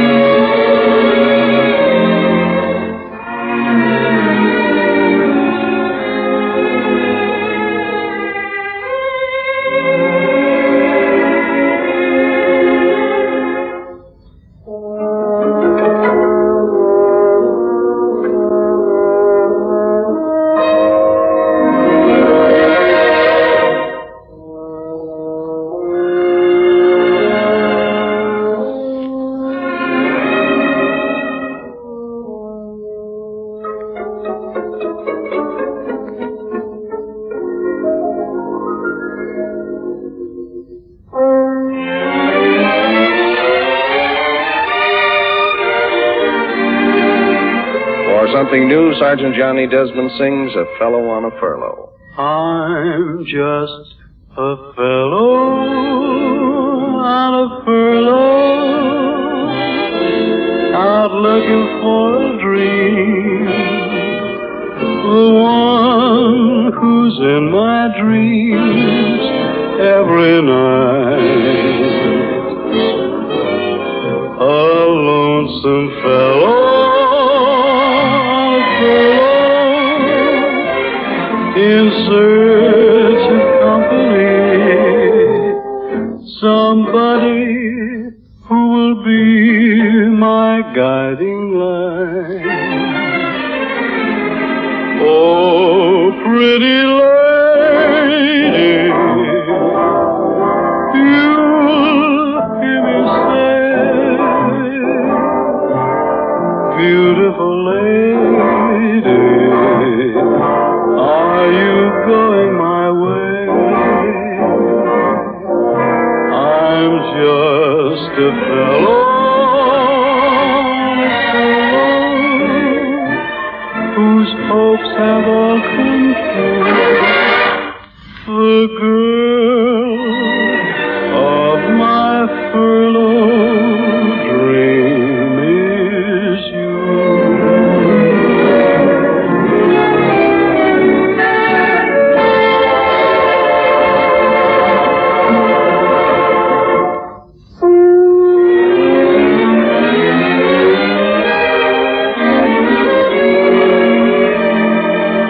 Make a slight touch on friend Benny Goodman for our bar of tune, and he let us have Stompin' at the Savoy.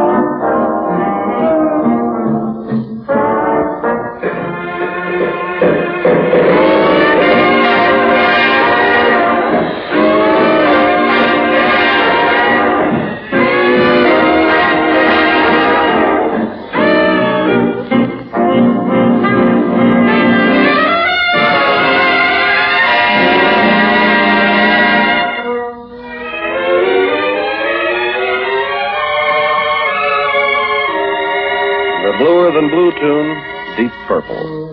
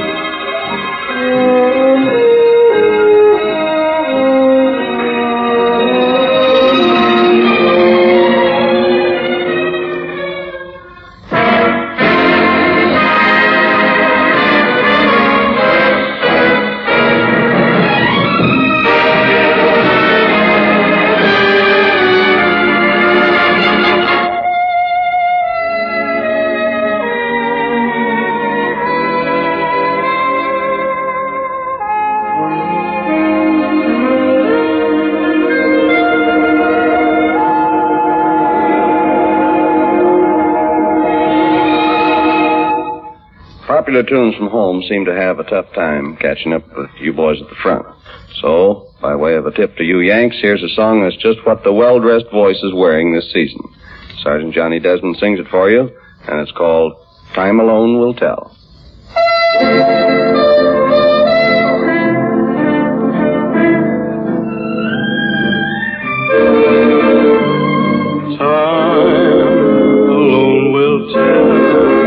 If our romance is real, or just a springtime spell, for heaven knows, and time will tell. Oh, I know so well what we believe is love may just turn out to be a memory.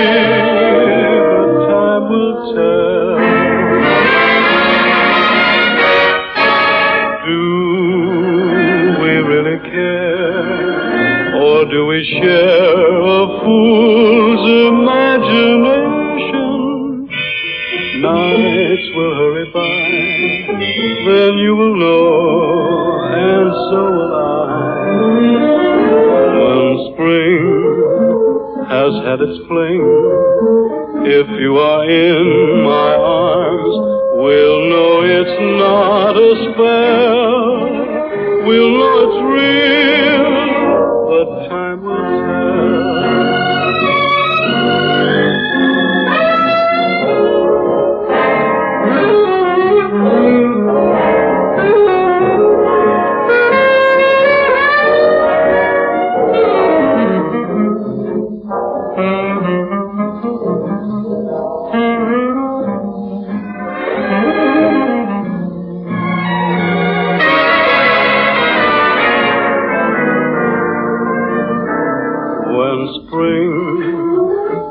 had its fling. If you are in my arms, we'll know it's not a spell. We'll know it's real. But time will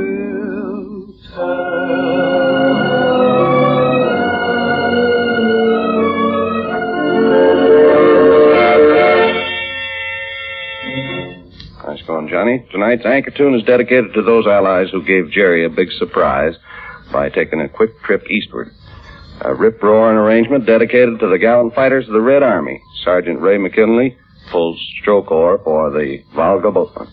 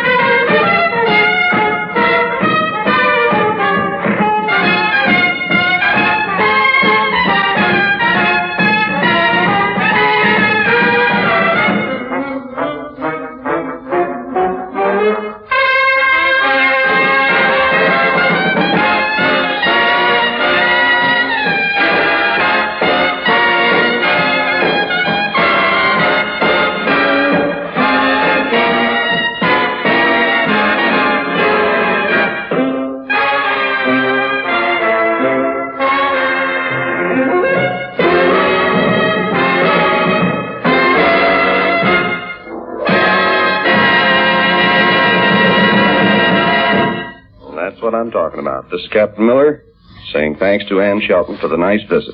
Reminding you folks out there that we'll be holding down this same spot at this same time next Thursday. Now, from the American Band of the Supreme Allied Command, it's good luck and good night.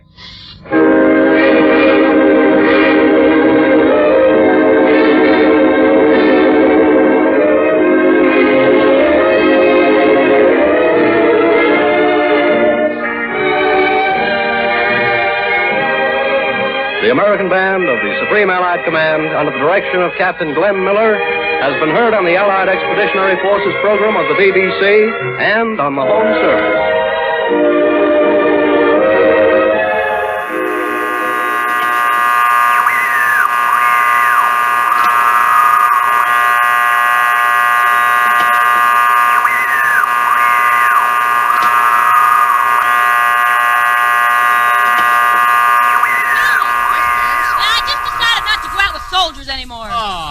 I thought you wanted to marry a fighting man. Nah, I want one that gives up easy.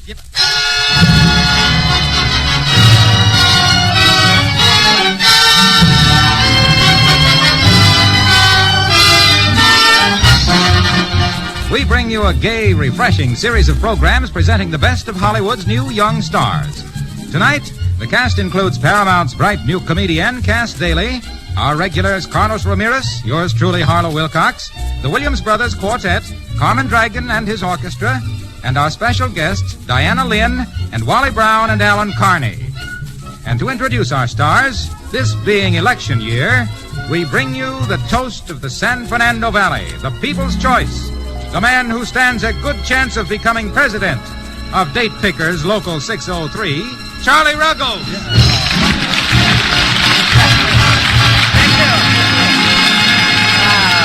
Thank you very much there. Thank you. Date Pickers 603, that's fine. You know, Harley, you remind me of those chickens out at my ranch. I do? Yeah, you lay the darndest eggs, you know. Charlie, what else do you raise on your farm? Oh, I raise sheep and rabbits and cows. Cows? Yeah, you know what a cow is? That's a bull with a turret gunner, you know. I see. Maybe I shouldn't have uttered that one, however, well... Well, Charlie, tell me, do those chicken hawks ever bother your birds? No, not at all, Harlow. But I'll tell you something. I have a lot of trouble with vultures. Yeah. Oh, my. Why, just yesterday I was feeding the pigeons when a huge vulture swooped down on me. Flapping its great wings, it flew back its long, cadaverous head, opened its long, hooked beak, and squawked. Hi, Charlie! Why, Cass Daly!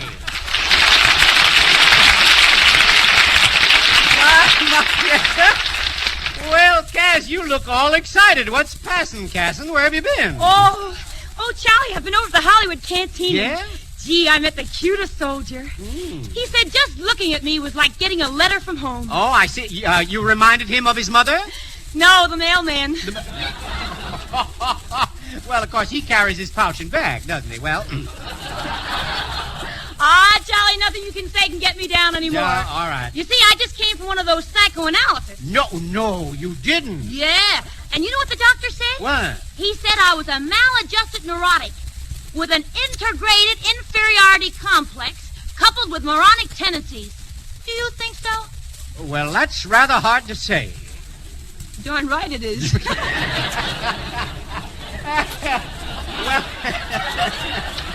Yeah, would you like to say it again? No, all right. Thank you. Well, you know, I know a little about psychoanalysis. You do? Yes. Now, I'll tell you what. Now straighten up, because I'm going to work on here. Now, tell me, Cass, do you have a peculiar psychoneurotic fixation?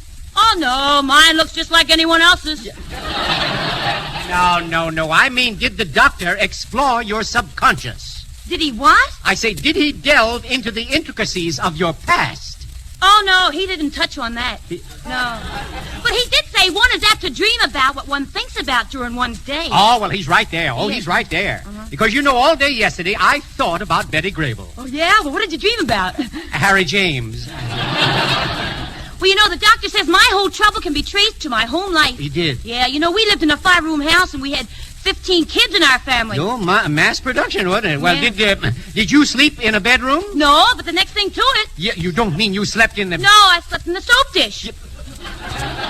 The soap dish? Yeah, the roller towel was too crowded. I said in the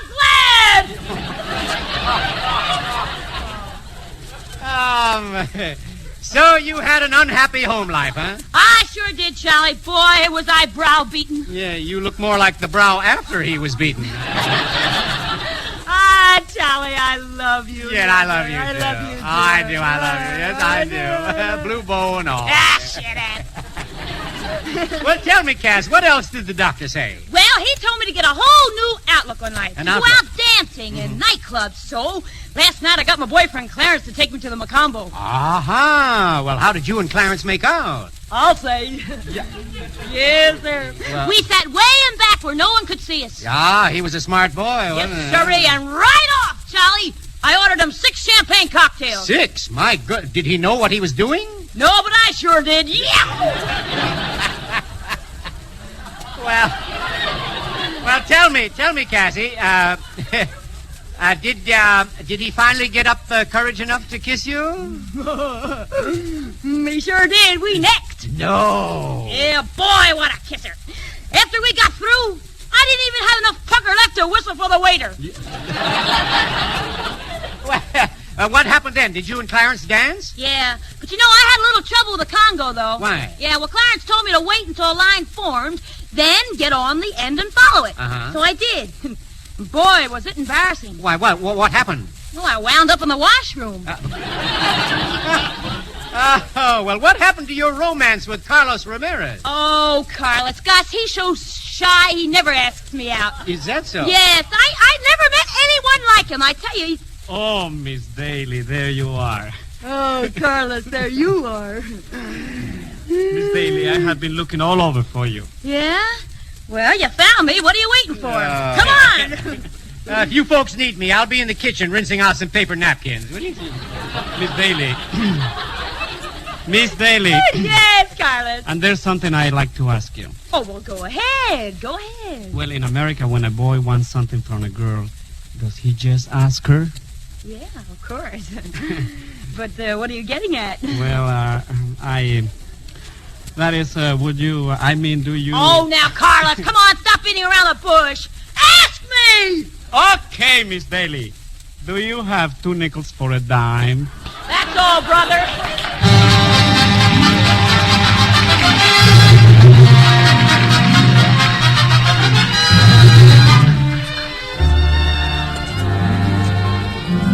As he does in the new MGM picture Anchors Away, Carlos Ramirez brings us Rudolph Frimmel's ever-popular Donkey Serenade. There is a song in the air, but the fair señorita doesn't seem to care for the song in the air. So I'll sing to the mule, if you are sure she won't think that I am just a fool, serenading a mule. Amigo mio, does she not have a dainty bray? She listens carefully to each little tune you play. Sissy, mi muchachito, she loved to sing it too, if only she knew the way. Arraya she may, in her way there is a flaw, and all that the lady can say is the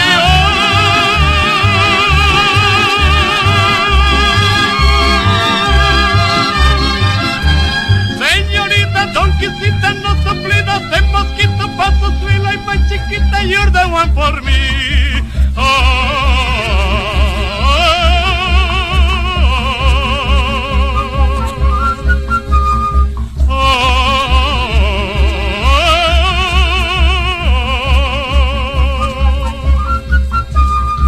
Amigo mío, is she listening to my song? Sí, la señorita, la bella señorita, she's the one for me. Señorita, donkeycita, no soplida, se mosquito, paso suela y my chiquita, you're the one for me. Hola, chiquita, hola.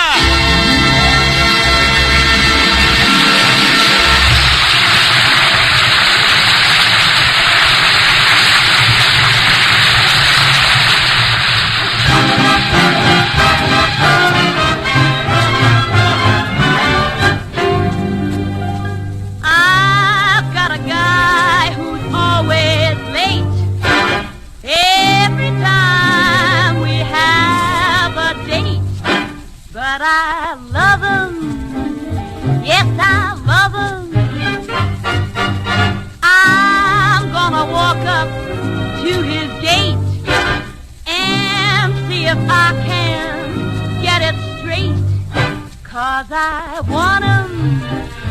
I'm gonna ask them, oh, is you with my baby?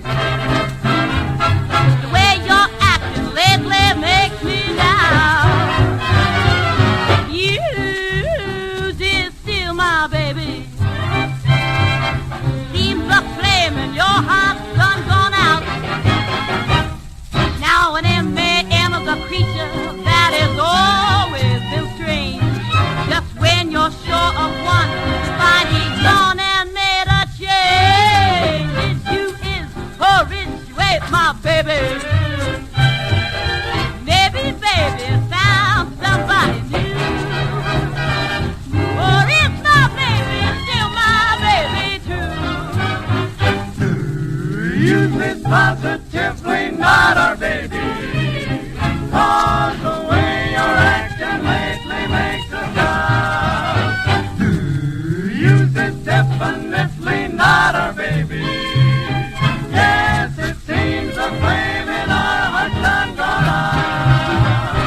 Well, a woman is a creature that has always been strange. But just one look at you, we know we wanna make a change. Well, if I change, will I be your baby? Yes, yes, yes. And promise you won't find somebody new. No, no, no, no. Oh, is you is.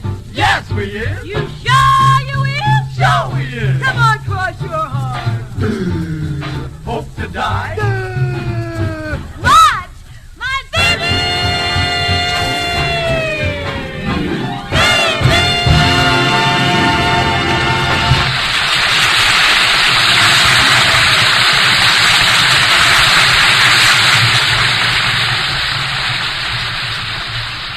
We come now to a young lady who was our guest on the first show of this summer series, Miss Diana Lynn.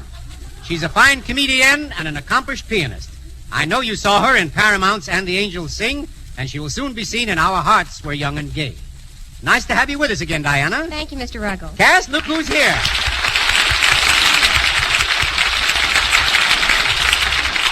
Look who's here, Cass, your old pal, Diana Lynn. I don't think I've had the pleasure. Oh, now, wait a minute. You know Diana. She was in And the Angels Sing.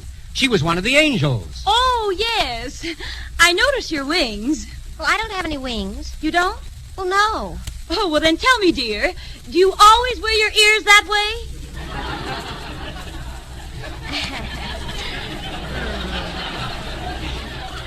How do you do? You know, Cass, some of the girls over at Paramount were telling me about you.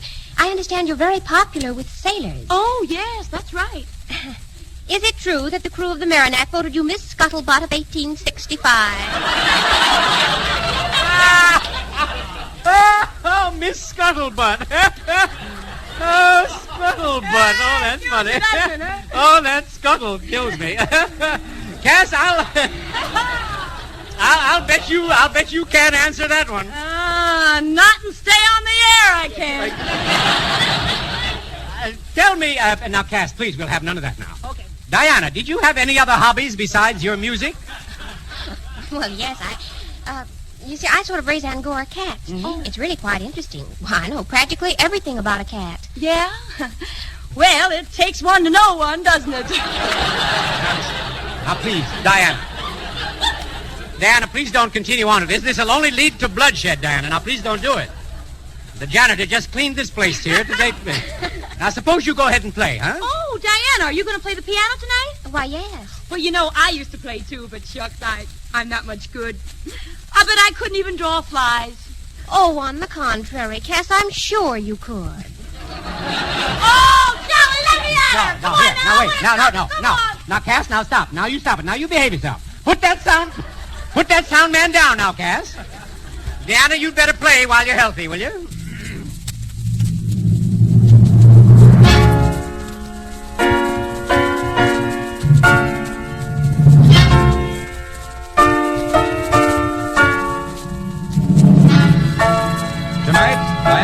Carmen Dragon take a popular tune of the day, It Could Happen to You, and give it the full classical concerto treatment.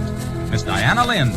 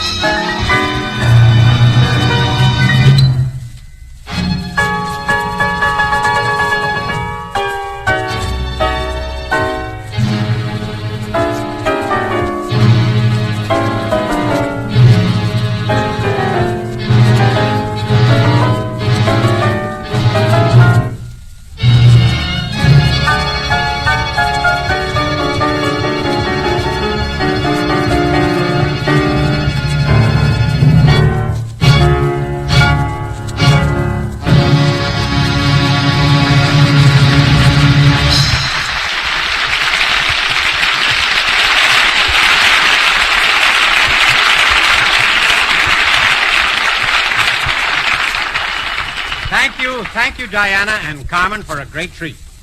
Our next guests tonight are two boys who are rapidly making a name for themselves here in Hollywood, Wally Brown and Alan Carney. As a team, they starred in RKO's Rookies in Burma and 7 Days Ashore. And from all reports, really go to town in their latest, The Girl Rush. A couple of weeks ago, Wally Brown paid us a visit. We liked him so much, we invited him to drop in again and bring his partner.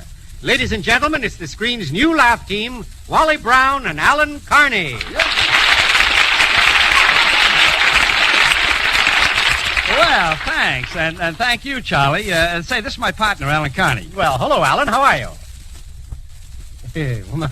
He doesn't say much, does he? No, it's rather a very unfortunate case. You see, he didn't talk until he was 20 years of age. Oh, what happened then? He took his foot out of his mouth. It was on the... Look, Alan, don't just stand there like that. Take your finger out of your mouth. What, and lose all my jelly beans? Now, look, stupid. Haven't you forgotten something? Me? No, I got my pants, my shoes, my coat, my shirt, my tie. Oh! Wait a minute now. What's wrong? My head! Where's my head? Right there. Oh. Look, Connie, say hello to Mr. Ruggles. Hello to Mr. Ruggles. Yeah. My. He's sort of S-T-U-P-I-D, isn't he? Yeah, he's a little on the D-O-P-E-Y side. I see. Was he B-O-R-N that way? No, I think he was D-R-O-O-P-E-D. Yeah, and I go out with girls, too. Say,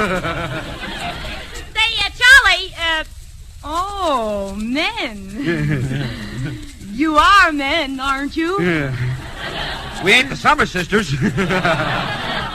Cass, this is Brown and Carney. They're a team. Yeah? I've seen better teams pulling brewery trucks. Now, wait a minute. Look, I'm Wally Brown, and this is my partner, Alan Carney. Chunky little devil, ain't he? Oh, I ain't so fat. Of course, I do have a bay window. I know, but do you always hang your laundry out of it? Oh, that's my shirt tail. Oh. Well, pull it in, you dope. Oh, ow. Tell me, Wally, have you boys been partners long? Oh, sure. That's how we got together. We used to run a used car business. You did, eh? Well, where was this used car lot of yours? We had a little place in Glendale. I'll never forget the day we opened.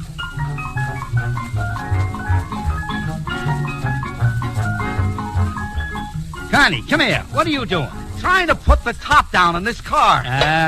What'd you hit me for? That's a station wagon. You know, boss, that Ford that we just got in, I think there's something wrong with the transfusion. You mean transformation? No. A transfusion is something a girl wears in her hair. Yeah? Then what's a transmission? Well, that's something you get down at the blood bank. Oh. I thought that was a transfer. No, a transfer is a big ship. Oh. Then what's a transport? That's something you get on a trolley. No, that's a transom. No, that's a, where were we? I don't know. I got off at Santa Monica. Oh, I see. I was really mixed up there. Couldn't find it. I don't know why I talk to you. You know, I'm a successful businessman. I got all kinds of friends. I'm an elk, you know.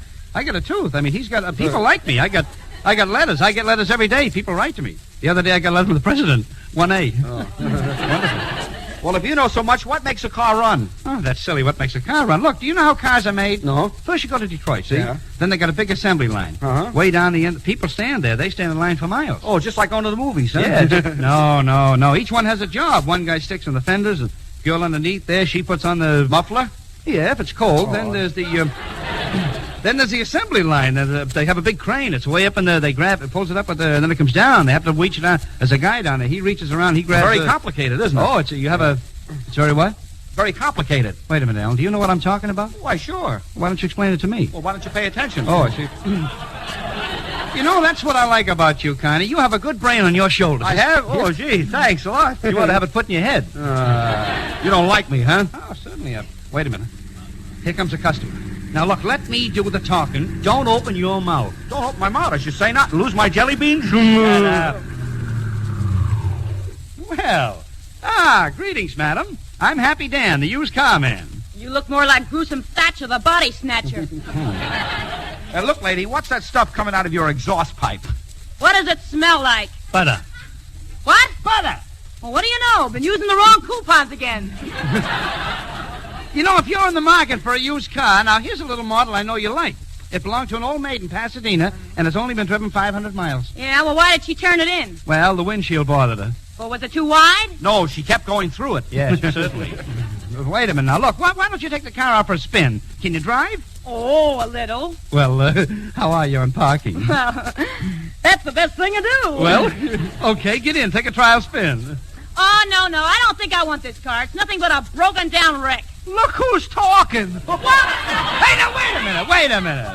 Now, wait a minute. Just a minute, lady. You can't talk to my partner that way. Yeah? What's going to stop me, and who's going to stop me? Now, lady, look, don't get tough. I'm liable to let you have it. That a boy, Wally. That's telling her. Now, look, goon. Now, listen, I never hit a woman, but you're asking for it. Yeah,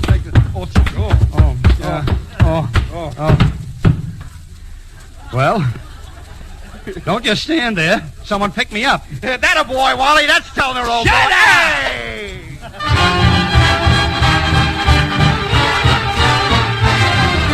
A buggy took a monkey for a ride in the air. The monkey thought that everything was on the square. Buggy tried to throw the monkey off his back, but the monkey grabbed his neck and said, "Now listen, Jack, straighten up and fly right. Straighten up and fly right. Straighten up and fly right. Cool down, Papa, don't you blow your top. Ain't no use in diving. What's the use of jiving? Straighten up and fly right. Cool down, Papa, don't you blow your top." The bugger told the monkey, "You are choking me.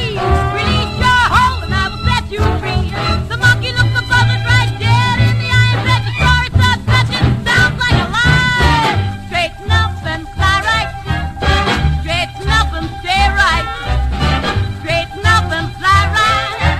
Cool down, Papa, don't you blow your top. Straighten up and fly right.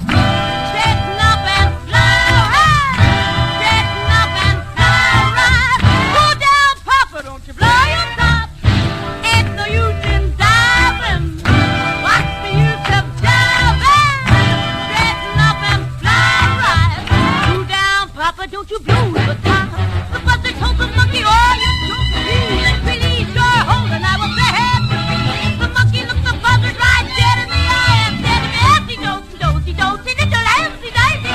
This police daisy wants you. Hey, straighten up and fly right. Straighten up and stay right. Straighten up and fly right. Cool down, Papa, don't you blow your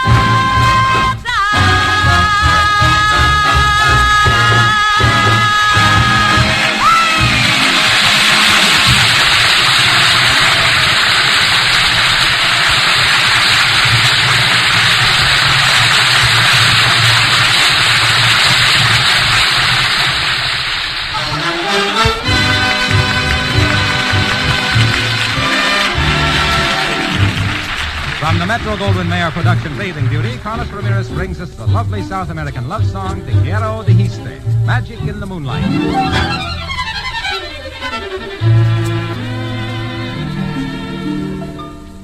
Te quiero, dijiste, tomando mis manos entre tus manitas de blanco marfil, y sentí en mi pecho un fuerte latido. Después un suspiro y luego el chasquido de un beso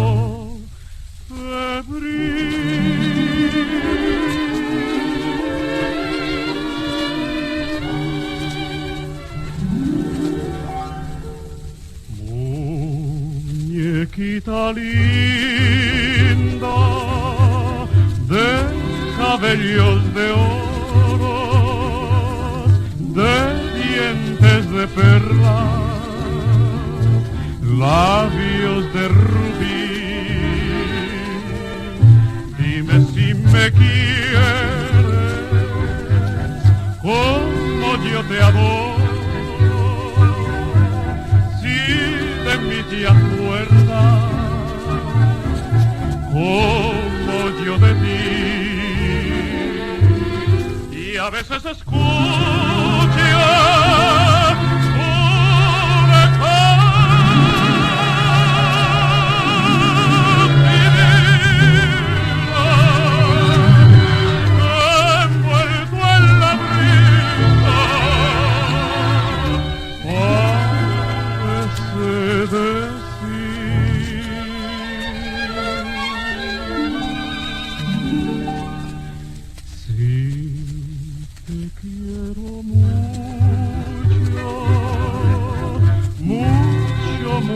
mucho, mucho, tanto como entonces,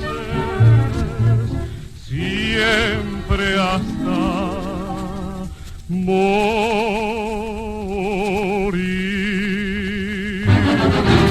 Me das a mí calor, ardor,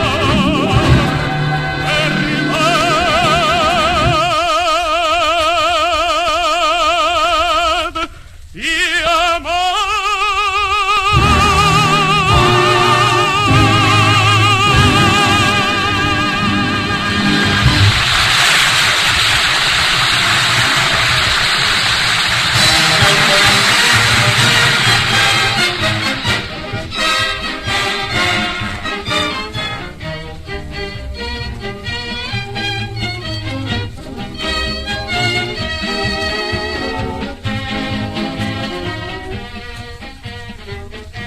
This is the Armed Forces Radio Service.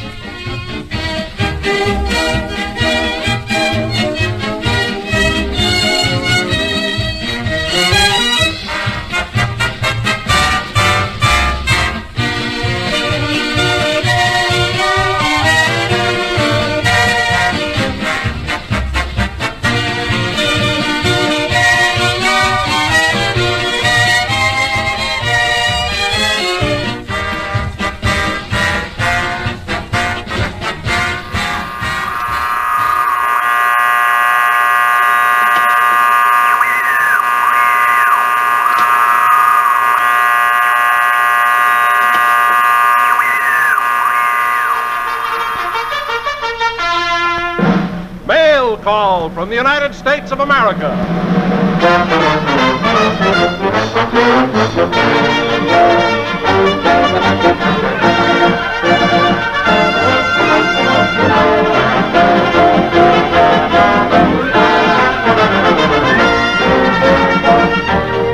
Stand by, Americans. Here's mail call. One big package of words and music and laughter delivered to you by the stars from whom you want to hear in answer to the request you send to Armed Forces Radio, Los Angeles, USA. This mail call is dedicated to show business and to the hundreds of entertainers, big and small, who have given music and laughter to men and women all over the world. And standing at the microphone now to act as your master of ceremonies is that old trooper himself, Eddie Cantor.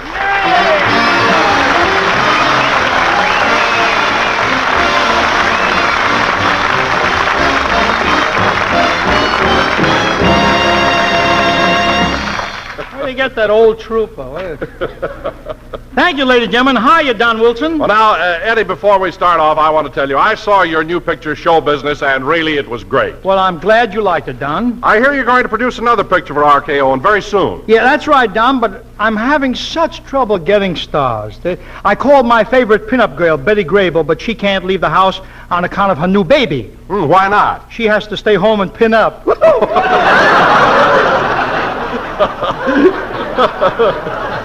Boy, I'll bet that baby, Betty Grable's really beautiful. Oh, I'll say. You know, when Betty takes a baby to the park here in Beverly Hills, everybody gathers around to watch her take a sunbath. The baby? No, Betty Grable. But that little baby in her arms is so cute, you just want to go up and tickle her little tootsies. Betty Grable? No, the baby.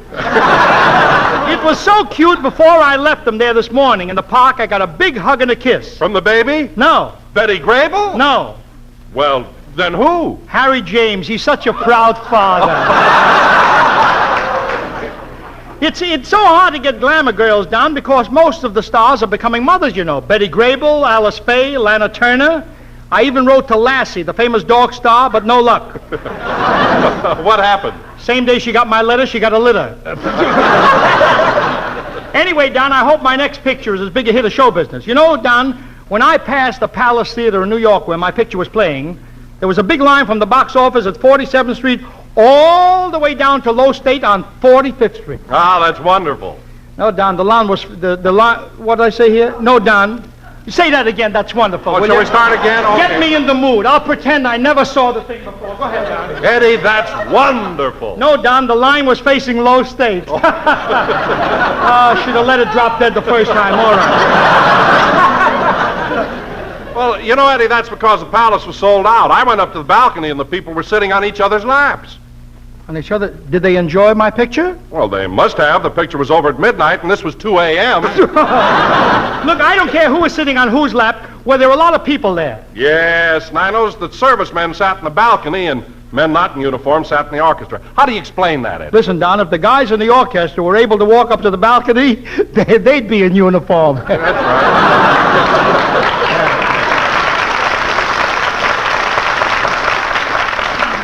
To start off this mail call letter, here's a fine vocal group whom we've all heard and enjoyed many times, the Pied Piper singing Exactly Like You.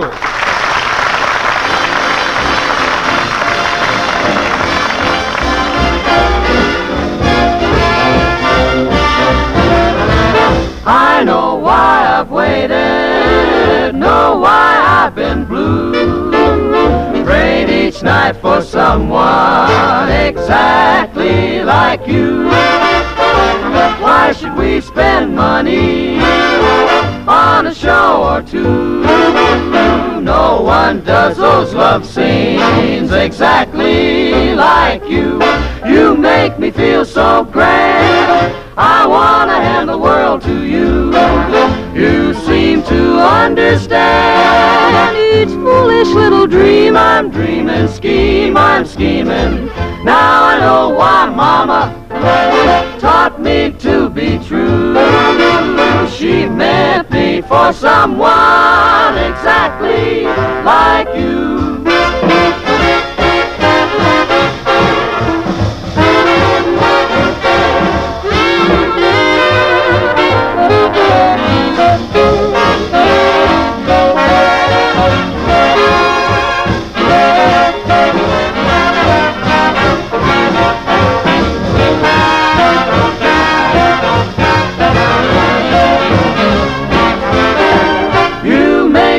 Feel so grand, I want to give the whole wide world to you. You seem to understand the dreams I'm dreaming, schemes I'm scheming. Now I know why Mama taught me to be true. She meant me for someone exactly like you.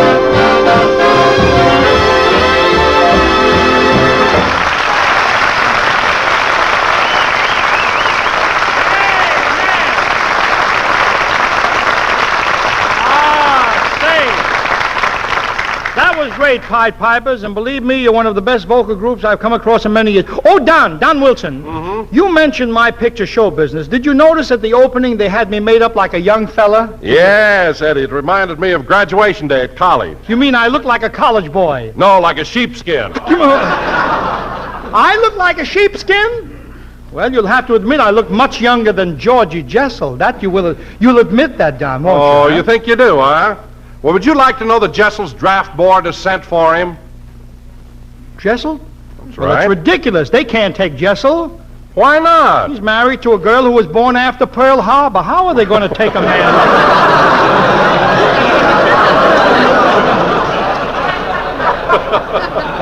I don't know, Don. You laugh much harder at Jack Benny. I don't know. You know, I've been around, brother. I know what I'm talking about. Well, that's right, Eddie. You've covered a great span of years in your career. 35 years in show business. 35 years. Yeah. You've struggled. You've had many hardships. But I'll say one thing for you. You look it. All right, Don, have it your way. You know, I've invited the whole cast of show business to come down and be on this broadcast tonight. But first, I'd like to say that no tribute could be greater to the people in show business than the one that we're going to pay now to the memory of America's greatest song and dance man. So here's the Armed Forces Radio Orchestra playing George M. Cohan's Yankee Doodle Dandy.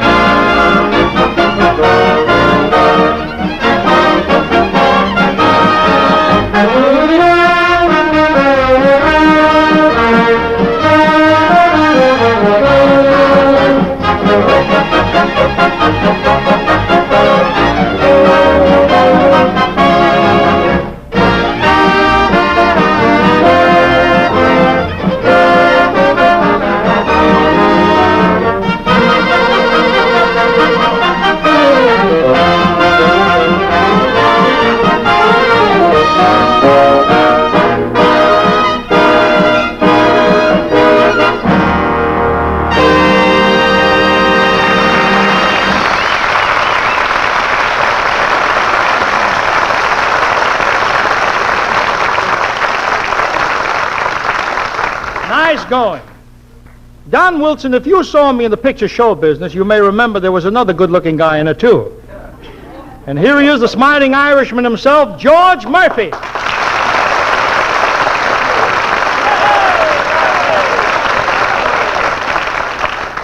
Awfully nice of you to drop over, George. Well, it's a pleasure to be here, Eddie. And I want to tell you one thing. When we were making the picture, you were a swell boss. I was? Yep, I never asked you for a raise you didn't give me. And that's how I'll always remember you, Eddie. Eddie Cantor, the man who didn't give me a raise. Now, don't say that, George. But, Eddie, I must say you were swell about the billing. You know, I walked by the theater the other night, and there on the marquee it said in great big lights, Show Business, starring George Murphy, Joan Davis, and Constance Moore. Go ahead, go. Wasn't my name on the marquee? No, Eddie. No, I'm sorry it wasn't. But they had your picture hung up inside the theater. You mean where all the ladies and gentlemen could see it? Yes, they could see it, but not together. Go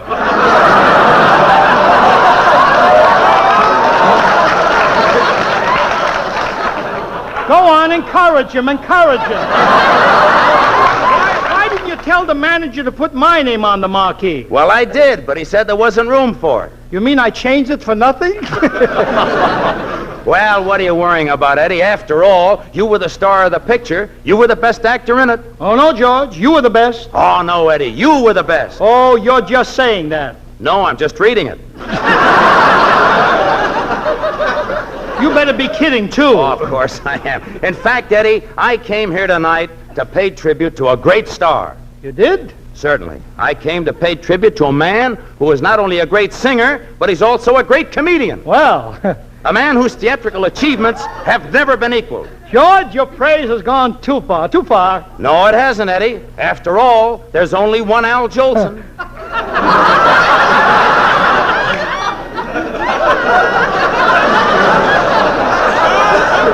Al Jolson, yeah, he was very good, he was. I'll never forget the first time I saw him. My father took me to the theater, you know. Hold on. What do you mean your father took you? Stop with that kid stuff. Who said I was a kid? I was in New York, I was broke, and my father took me to the theater.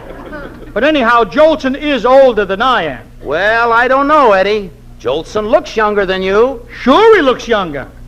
I had to stand up to make a living. The only time I ever got down on my knees was the night I proposed to Ida. Then I forgot myself. I said, what do you want to shoot, a half a dollar? I forgot that. You know, George, it was... She faded me, too. It was during the last war, George. It was? Yeah. In 1918, another fella and I were a horse in vaudeville, you know? Uh-huh. And one day a letter arrived from Uncle Sam. So that night I told Ida she'd have to marry me because I was about to go to the front. You mean the France? No, the front of the horse. The other fella went to France. Yeah, the draft boards weren't taking my end of the horse then. Well, Eddie, now that we're back to vaudeville, how about you singing some of the songs that you made so popular on Broadway years ago? No, George, those songs made me popular. If you please, music professor, I sing now.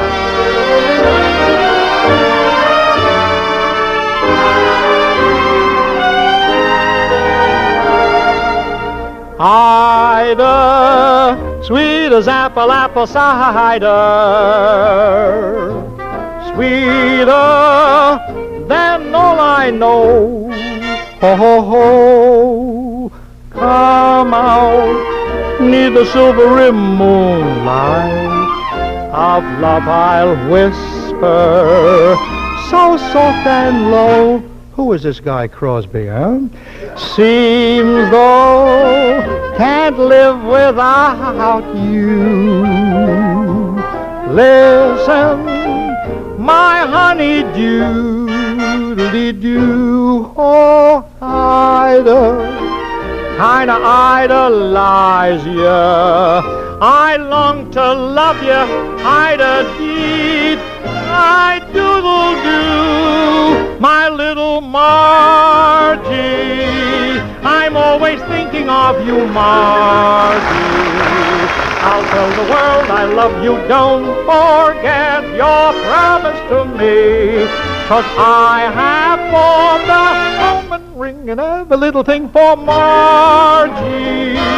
You've been my inspiration. Days are never, never, never blue. And after all is said and done, there is really only one. Oh, Margie, Margie, it's you. If you knew Susie like I know Susie, oh, what a girl. There's none so classy as this fair lassie. Oh, my goodness, what a chassis. I had a mustache as cute as a pup. Susie kissed me, and she burned the damn thing up. If you knew Susie like I know Susie, oh, what a girl.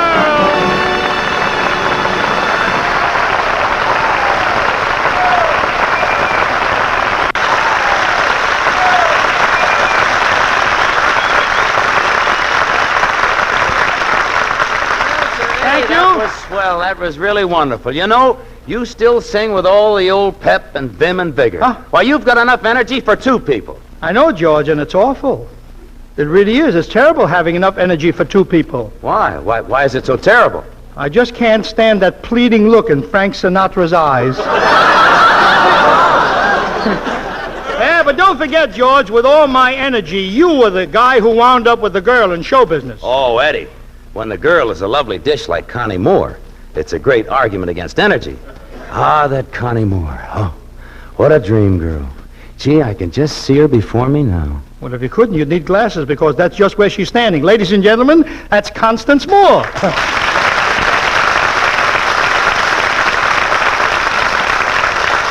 Hello, fellas. Hello, Yum Yum. That's enough dialogue, kids. Don't pad your parts. We're all waiting to hear you sing the song you did so well together in the picture. So how about going right ahead with It Had to Be You? Right, Eddie?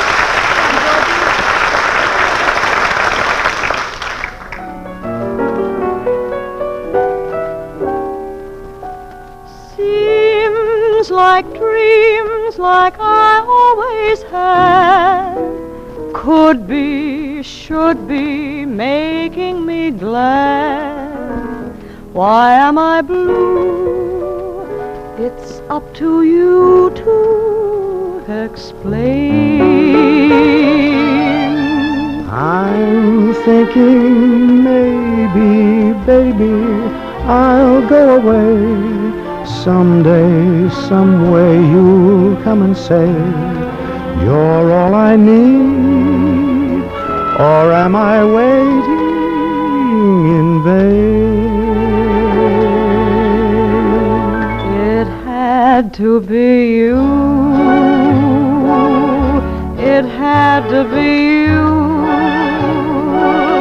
I wandered around and finally found somebody who could make it be true, could make me be blue, and even be glad just to be sad, thinking of you. Some others I've seen, it had to be you, might never be me. It had to be you, might never be coarse or try to be boss, but they wouldn't do. Nobody else gave me a thrill. With all your faults, I love you still. It had to be you, wonderful you. It had to be you.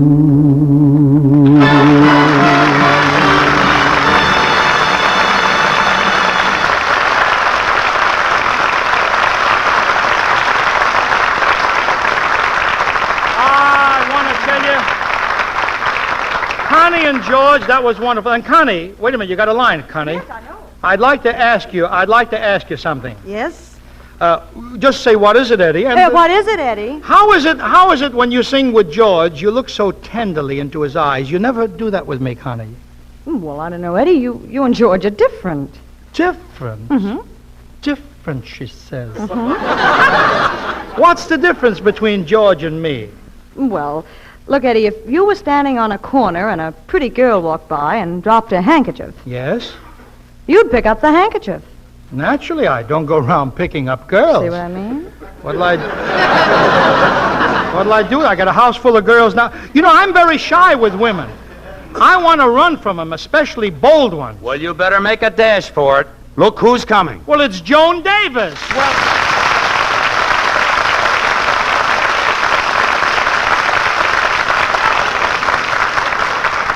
Well, come in, Joan. Come in. Come in.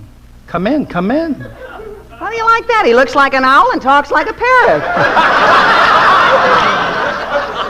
Gee, Eddie, I'm awfully sorry that I'm late, but I had trouble with my milk bath. Trouble with your milk bath? Yeah, I couldn't get the cow out of the tub. Oh, you silly fool. Joan, what kind of a milk bath do you call that with a cow in the tub? I was taking a shower. Stop clowning, Joan. And say hello to Connie and George. Hello, Connie and George. Hello, Joan. Oh, gee, I didn't mean to ignore you like that, but when I'm around Eddie, well, he's all I can see. I tell you, I love that boy.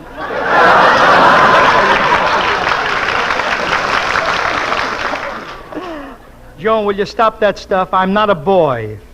I'm a full-grown man. See, that's even better, ain't it? Joan, put me down. Will you put me down? George, help me, will you? Nothing doing, pal. You're on your own. Come on, Connie. Well, they've gone. Now, listen, Joan Davis. I've had enough of this rough stuff, and there's only one way to settle it. How'd you like to step out in the alley? That's Cantor for you. To him, an alley is stepping out.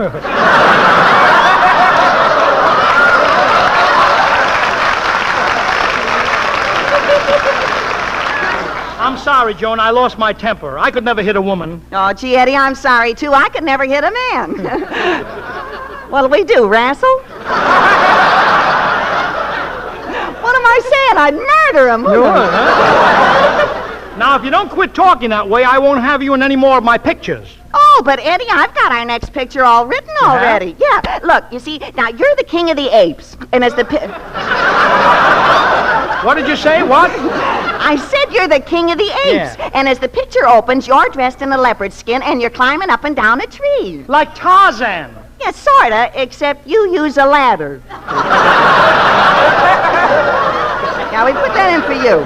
And anyway, you're sitting up in a tree with a bunch of apes eating bananas. Yeah. Yeah, but you're the neatest one. How? You don't eat the skins. Why not? They're the best part.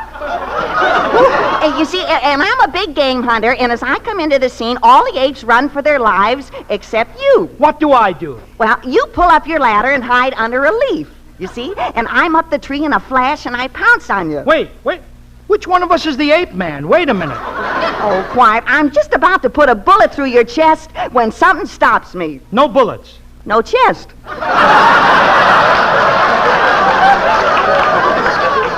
Oh, then, Eddie, then comes your big part. Then you speak. Well, it's about time. What do I say? Glub gluck. Glub gluck. Is that all? Well, what do you expect to say with a mouthful of bananas? Now comes a dramatic highlight. Yeah. I look into your eyes and a beautiful romance begins. Yeah. But there's only one obstacle. Jealousy. Another woman. No, a short gorilla named Hazel. However, I get you in the end. Yeah. Yeah, I get you in the end. Yeah. I bark. Skip over that. I'm Will you sorry. skip over that? Well, there was a comma there. Yeah. I didn't see it. I bargain with Hazel, you see, and for a lipstick and a bag of peanuts, she gives you up gladly. Joan, for less than that, I'll give up your story. It's silly. It's ridiculous. I can't be Tarzan. Oh, sure you can, Eddie. Call to me. Okay. Oh! No, not like that. Put some sex appeal into it. Sex appeal? How is this? Oh! All or nothing at all. Oh, Eddie, you're wonderful. Look at my bobby socks. They're rolling up and down.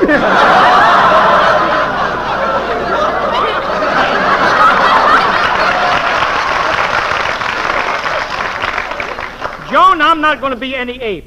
Besides, I think you just wrote this picture so you can get me to make love to you. Oh, don't be silly, Eddie. Who wants you? I got a boyfriend in the Army. You're a soldier, huh? Uh-huh. And you know how all the fellas in the service give their girlfriends their emblems to wear? I don't get you. What do you mean?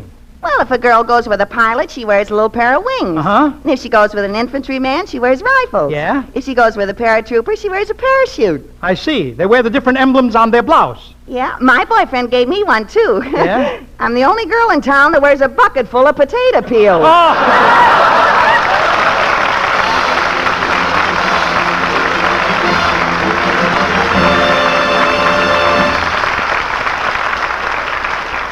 Thanks, Joan Davis, and don't run away. I love that girl. After the program, you can take me to the Coconut Grove and chase me up a palm tree. Now, gang, I'd like to take you back to the good old days on Broadway when show business was show business.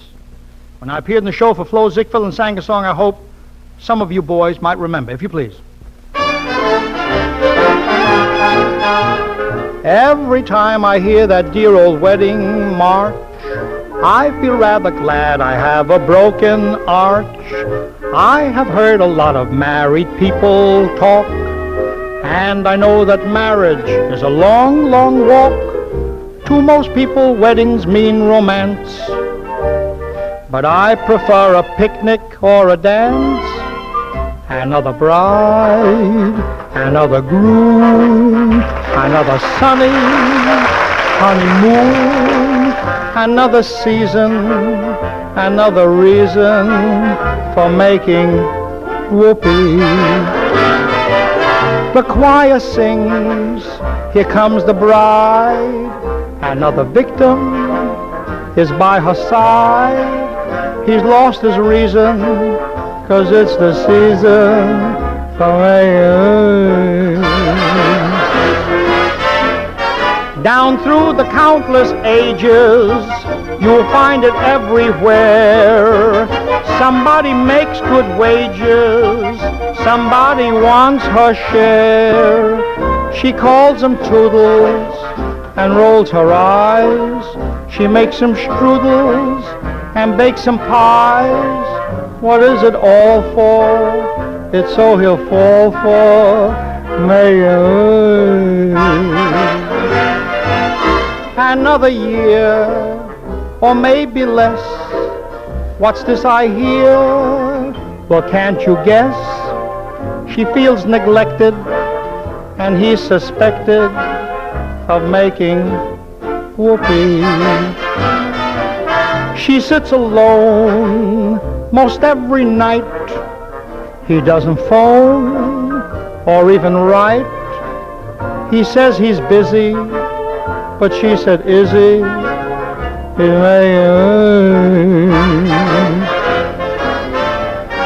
He doesn't make much money, $5,000 per. Some judge who thinks he's funny says you pay $6 to her. He says, now, judge, suppose I fail. The judge says, budge, right into jail. You'd better keep her. You'll find it's cheaper than...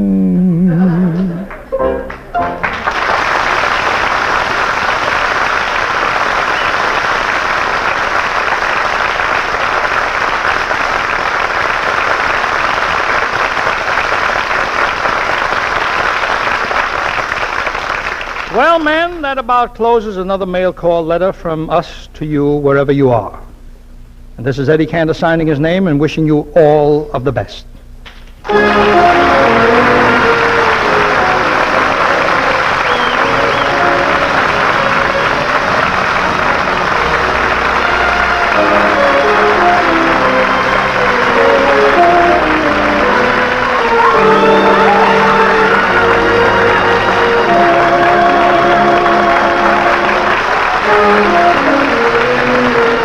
That's it, fellas. The end of another mail call letter. Signatures include Eddie Cantor, Joan Davis, George Murphy, Connie Moore, the Pied Pipers, and yours truly, Don Wilson.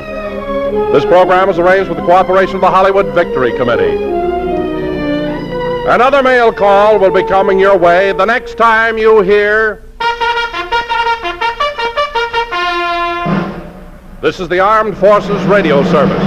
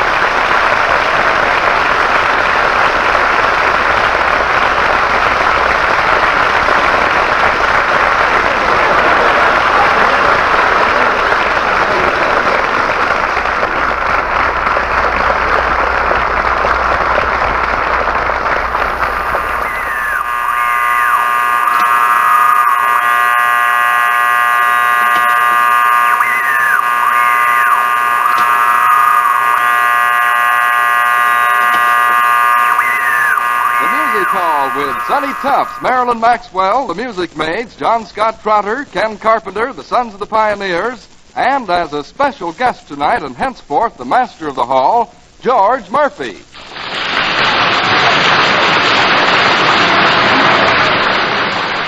And here are Marilyn Maxwell and Sonny Tufts. By the sea, by the sea, by the beautiful sea, you and I, oh, how happy we'll be. When each wave comes a-rolling in, we will wade or swim, and we'll float and fool around the water. Over, and then up for air. Mar is rich, so now what do we care? I love to be beside your side, beside the seaside, by the beautiful sea.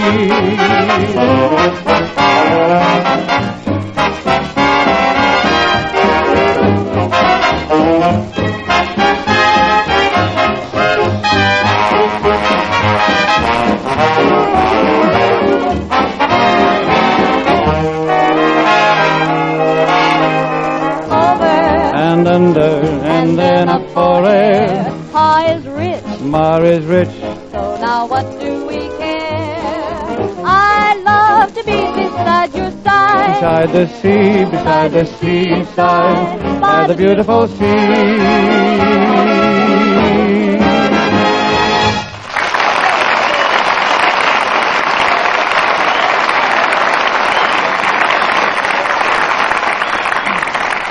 Gee, you know, Marilyn, it sure is fun to sing with you because, well, singing with you seems to give me something. What? I don't know. I haven't got it yet. Oh, you're awfully sweet, Sonny. Yeah, I know. But, well, as much as I enjoy being here, I've got to get back to Paramount to make a picture. So my friend George Murphy's taking over the old hall. Good old George Murphy, that charming, unassuming, shy, modest... Okay, Bob, I'll take it from there. George Murphy.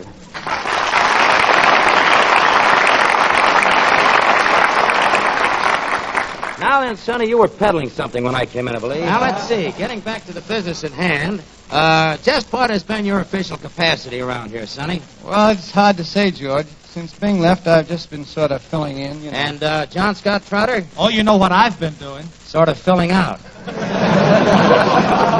Now that I've checked the dope, I'd like to make some improvements to surprise Crosby when he returns. Now, let's see.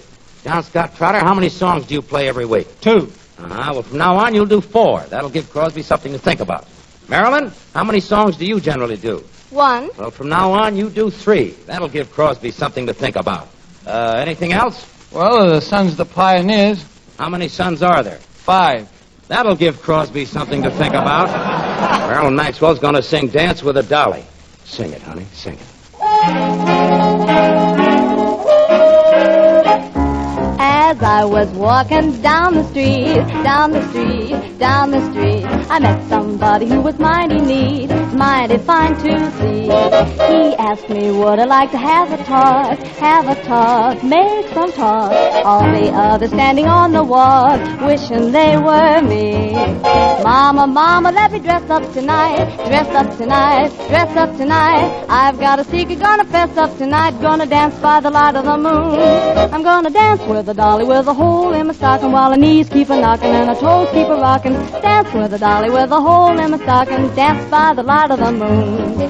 Mama, put the cat out, cat out, cat out. Worked all day, gonna get out, and I won't be home until dawn. I'm gonna dance with a dolly with a hole in my stocking, while our knees keep on a knocking and our toes keep a rocking. I'm gonna dance with a dolly with a hole in my stocking, gonna dance by the light of the moon.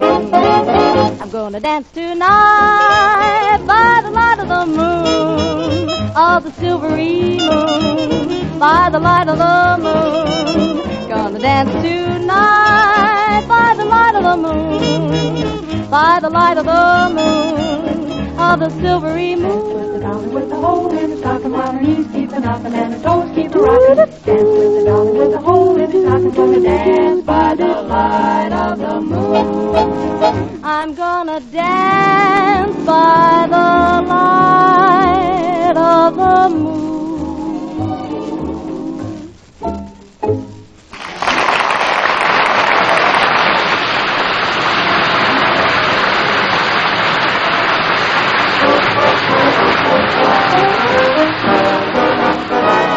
And I know why I've waited, know why I've been blue. Prayed each night for someone exactly like you. Why should we spend money on a show or two? No one does those love scenes exactly like you. You make me feel so grand, I want to hand the world to you. You seem to understand each foolish little scheme I'm scheming, dream I'm dreaming. Now I know why Mother taught me to be true. She meant me for someone exactly like you.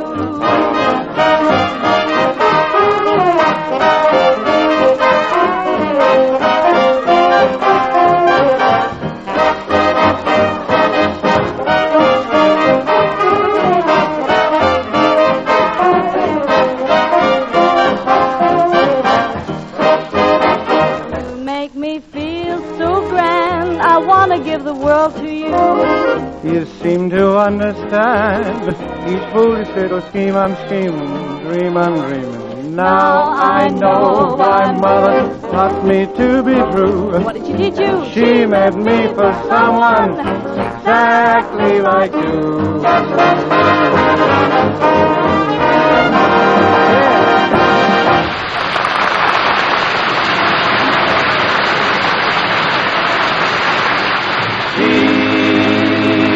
Tumbling down. Bob Nolan and the Sons of the Pioneers take to the hills and pay tribute to a quiet spot loved by all who know the great outdoors, the Timber Trail. Timber!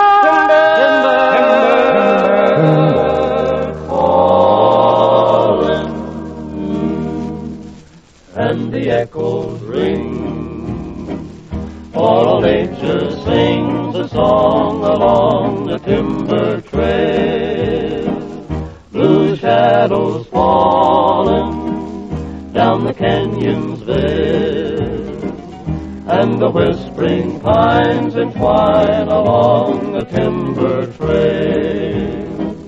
High in the sky above, the last song of the trees will blend and wend its way out on the breeze. Tall timbers calling, and the echoes ring. Timber, all nature sings a song along the timber trail.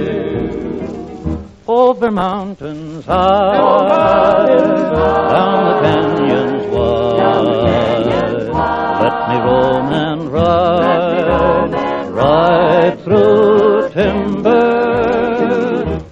the day is done, by the campfire's gleam, let me lie and dream of timber, tall timbers calling, and the echoes rimmer, all nature sings a song along the timber trail. Blue shadows falling down the canyons there, and the whispering pines entwine along the timber trail. High in the sky above, the love song of the trees will blend, and when its way out on the breeze, tall timbers calling, and the echoes rimmer, all nature sings a song along the timber trail. The timber trail. Timber.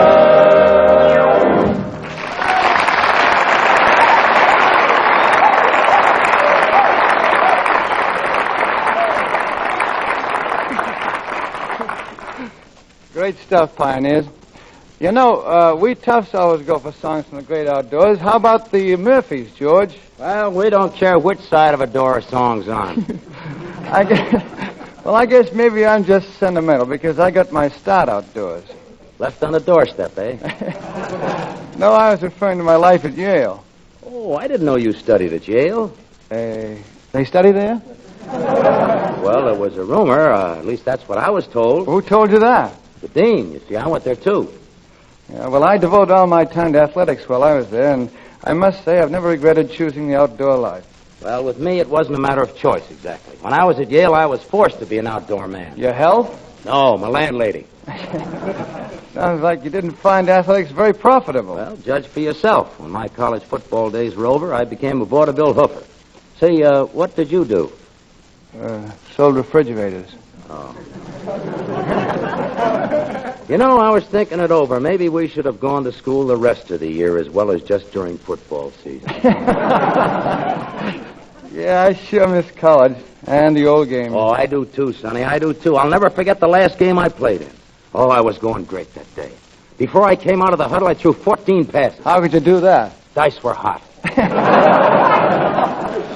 Pirates pistols. Yeah, I'll never forget my first time I played against Harvard. I can see it now. What a play. It's first down, 10 to go. The ball is snapped. I get it. Hesitate for a moment to look over the field, and then second down and 15 to go. Wish I could have gotten a hold of you in your high school days, Sonny. I could have made a real football hero out of you. Why, I can see it all now. Yeah, I can. You can't? Well, you can see it, can't you, Ken? Why, sure, George. I can see the football field of good old Knee-Socket High School, known affectionately to the student body as Knee High. You know, George, it was this school that gave the world such fine athletes as Lightfoot Larry Humperdinck. He ran the mile in a quarter. That's a record that still stands. It also gave the world that fine swimmer, Snoqualmie Quackendale, who made the Hall of Fame by staying underwater 31 days. Still a world's record, too. You know, sometimes I wonder whatever became of Quackendale. The school has taken to football in characteristic, rousing fashion, and thus far has a perfect score for the season. 3 games played, 3 games lost. And as we approach the playing field of old Knee High, we find the new coach, known affectionately as Crusher Murphy, getting acquainted with his team. His first game with them happens to be the big game of the season against their traditional archenemy, Coca-Wallace High School, known affectionately as Coke High. Coach Murphy speaks to them man to man, as one friend to another. Now, listen, you juvenile delinquents. This year we're going to take Coke. For the last time, I'll explain this new play. Now, the quarterback starts running with the lemon, and the left guard runs right beside him with the hot water. Well, what kind of a play is that? The T formation.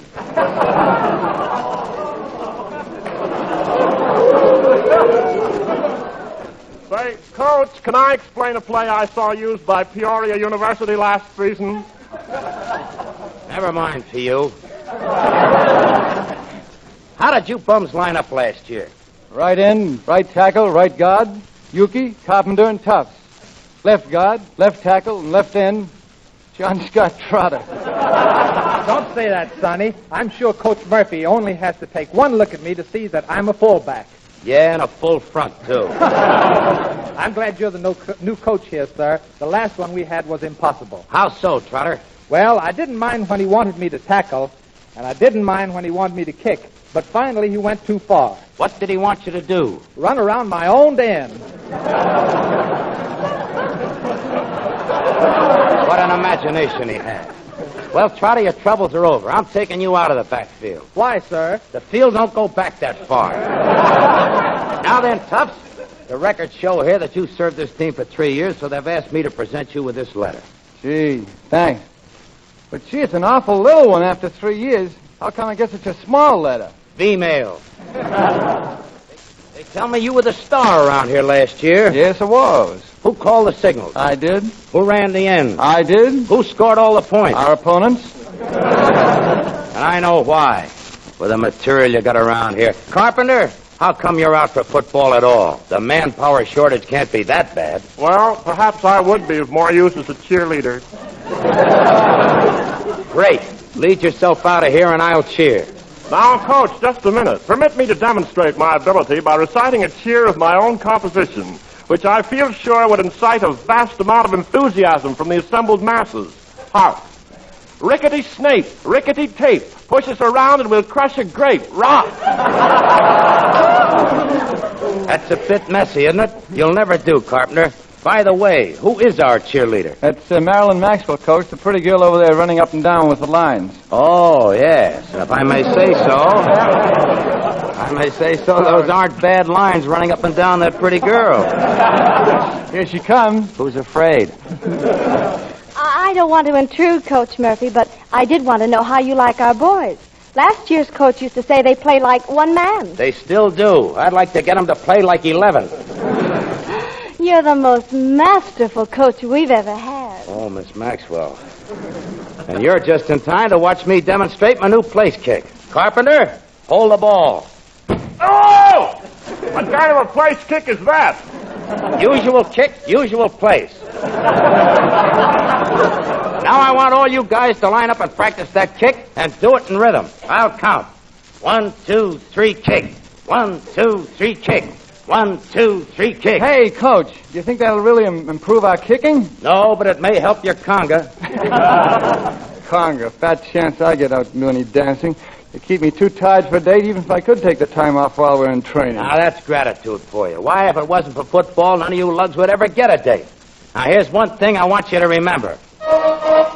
You gotta be a football hero to get along with the beautiful girls. You gotta be a touchdown getter, you bet, if you wanna get a baby to pet. The fact that you are rich or handsome won't get you anything in curls. You gotta be a football hero to get along with a beautiful girl. You gotta be a football hero to get along with a beautiful girl. In spite of all $1 million can do, a tackle or two will mean more to you. If you can make the winning touchdown, you'll never have to buy them pearls. You gotta be a football hero to get along with a beautiful girl.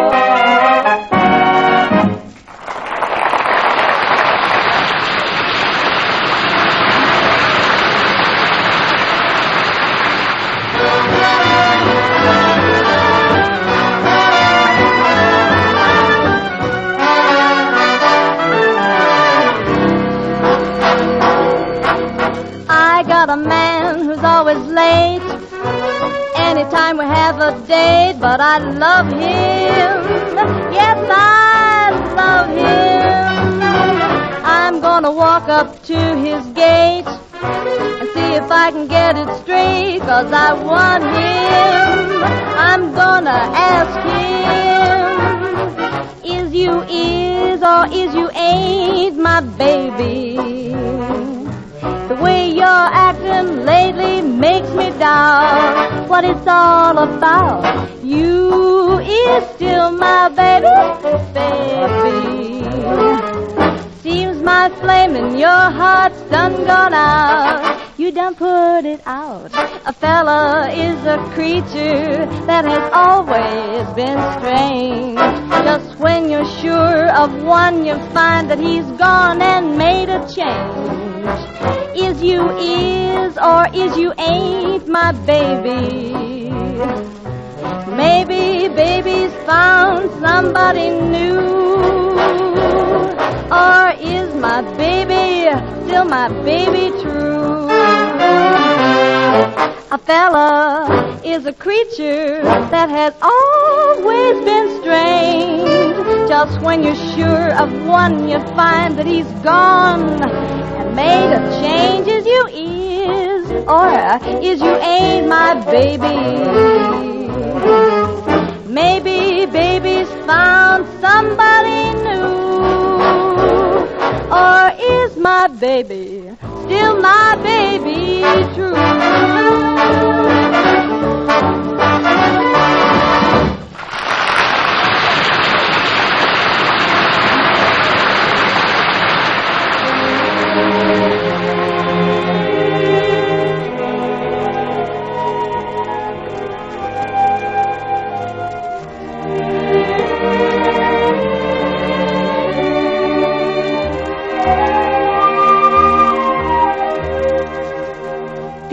Diary.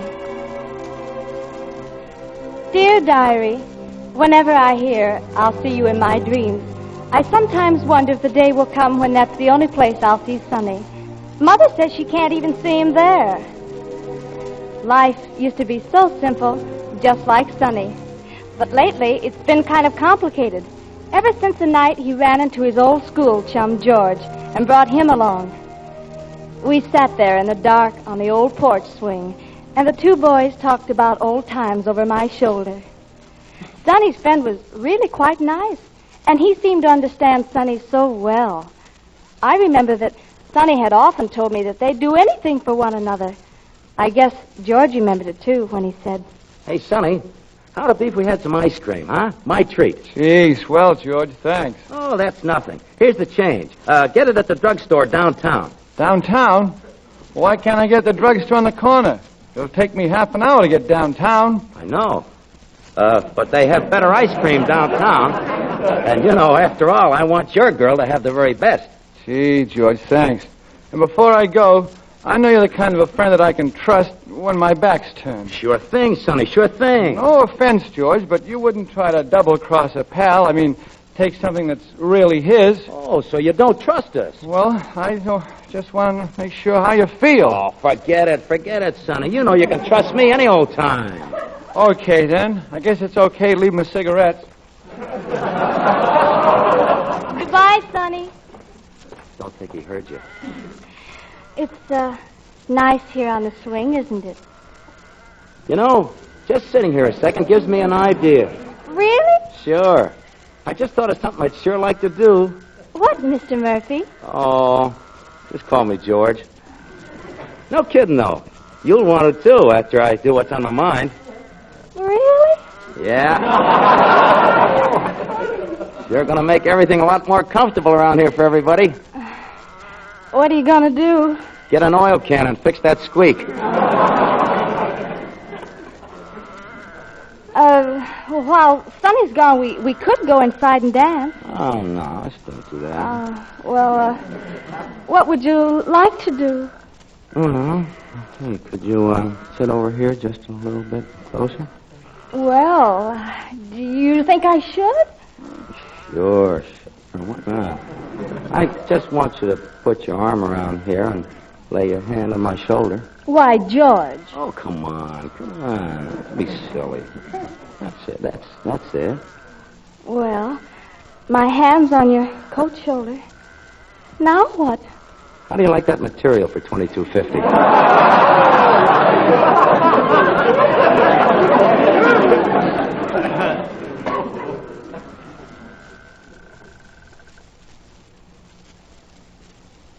Honey!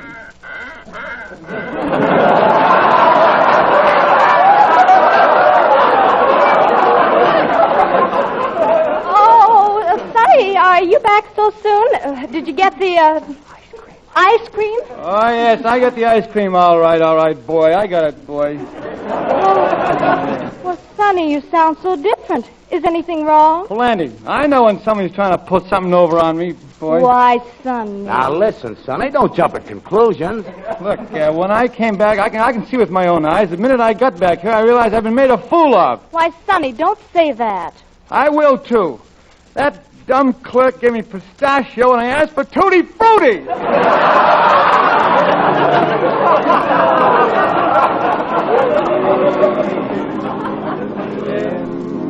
My dream, hold you in my dream.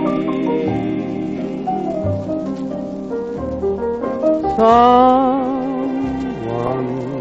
took you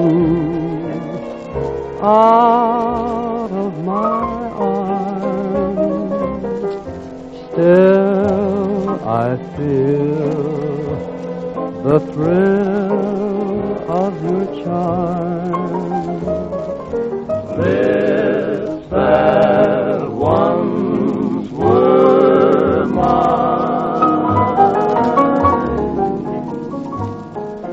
tender eyes that shine. They will light my way tonight.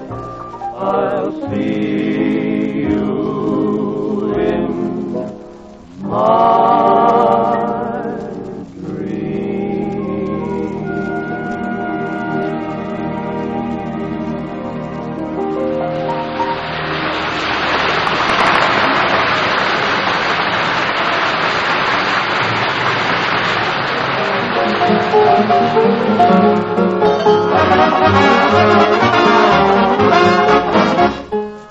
I saw a youth and a maiden on a lonely city street, and thought them lovers at their meeting place. Until as I drew near, I heard the girl's sad voice entreat, the one who heeded not her tear-stained face. I only ask you, Jack, to do your duty, that is all. You know you promised that we should be wed. And when he said, you shall not want whatever may befall, she spurned the gold he offered her and said, take back your gold, for gold can never buy me. Take back your bribe and promise you'll be true. Give me the love that you deny me. Make me your wife, that's all I ask of you. Take back your gold. Take back the Jack. Gold can never buy me. Your money's no good. Take back your bride. Take it away. Promise you'll be true. Give me the love that you denied me. You're gonna be a heathen. Make me a wife, that's all I ask of you. You better get a lawyer. Take back your gold. 'Cause gold can never buy me. Take back your bride and promise you'll be true. Put it in writing on the dotted line. You're gonna be a slickaroo. Slickaroo. I'm not a fool. This is the Armed Forces Radio Service.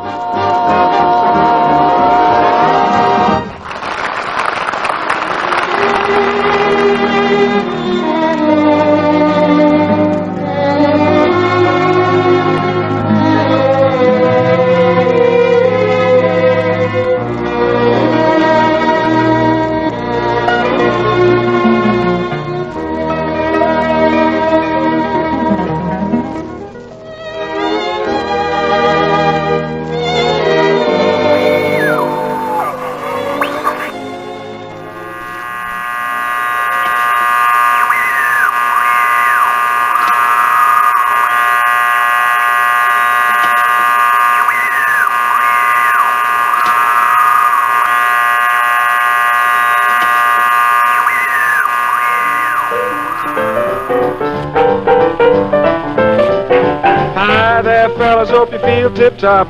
This is Johnny Mercer and his music shop. All you soldiers, sailors, and Marines out there, all you gals in the service, we're on the air. Welcome by way of rebroadcast to Johnny Mercer's Music Shop with Joe Stafford, Paul Weston's Orchestra, the Pied Pipers, the June Hutton, our special guest for this evening, myself, Wendell Niles, and that singing salesman behind the counter, Johnny Mercer. Hope we get your steady vote. We remain yours truly, unquote.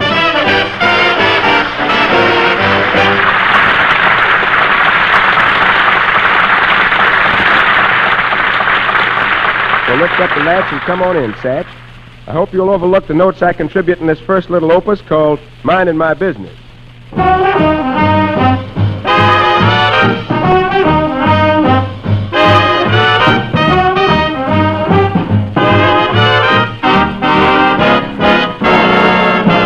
Minding my business, I'm busy all the day long. I said I'm minding my business and going along.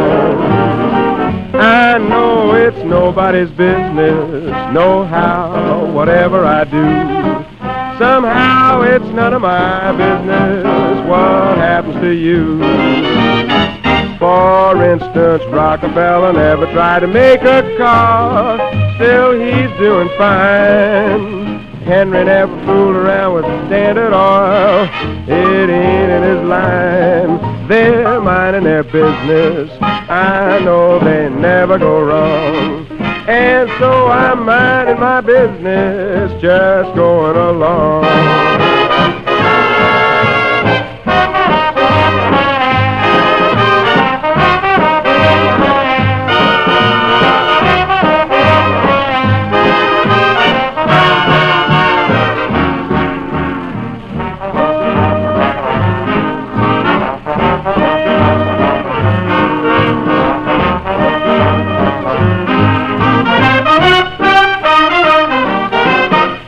Papa wants the first to be a bouncing boy, then the sun will shine. Mama has a little bit to say, and so she wants the other kind. Hey, this lovey-dovey business brings twins and triplets along.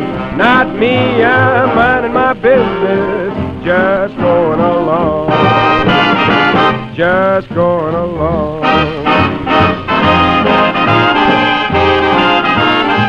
I said I'm minding my business, just going along.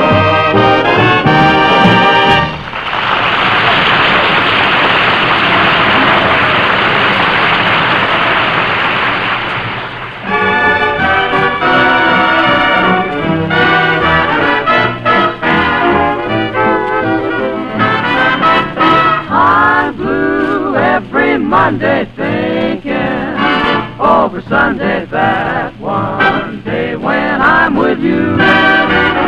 It seems that I sigh all day Tuesday, I cry all day Wednesday. Oh my, how I long for you.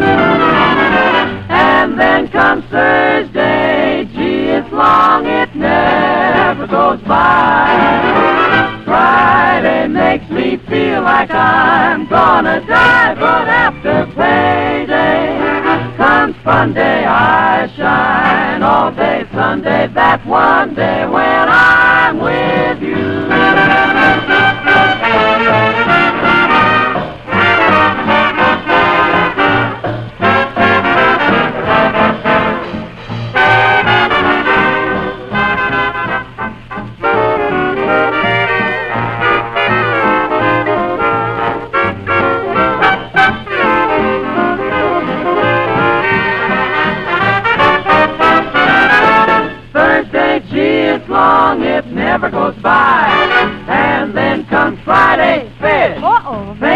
feel like I'm gonna fold up. Then along comes payday. Then the fun day, boy, I'm shining all day. Sunday, that's the day. That's the day when I'm with you.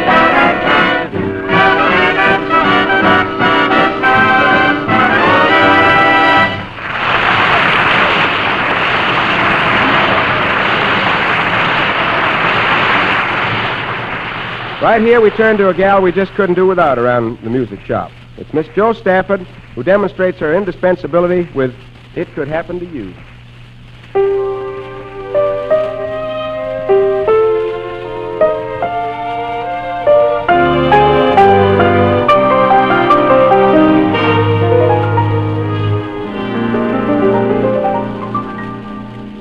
Hide your heart from sight. Lock your dreams at night. It could happen to you.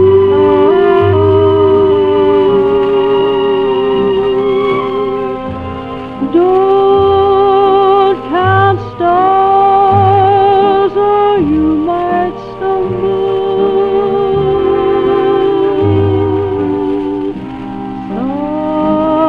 Someone drops a sigh, and down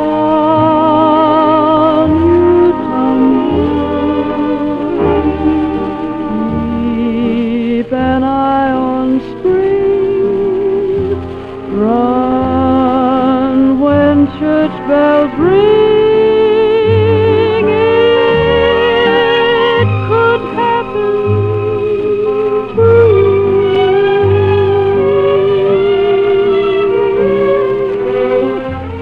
All I did was wonder how your arms would be.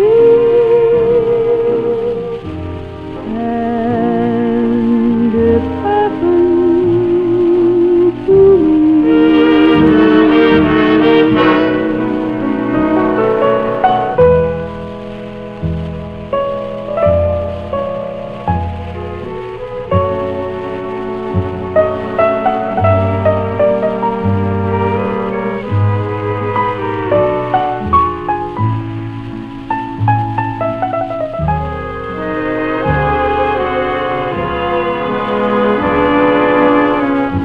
All I did was wonder how your arms would be.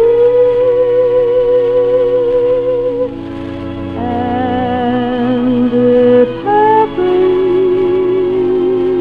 to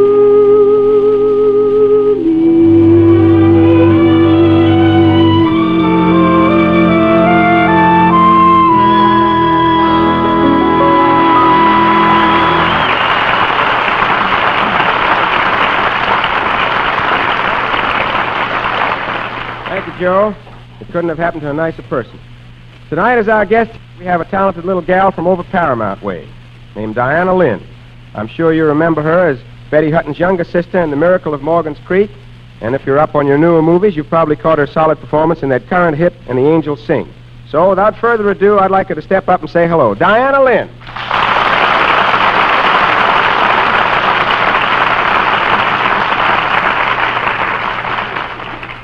Thank you, Mr. Mercer. Oh, don't call me Mr. Mercer. That's too formal. All right. What's your friends call you? Well, they all... No, I guess not. You're too young for that kind of language. Maybe you better just call me Johnny. All right, Johnny.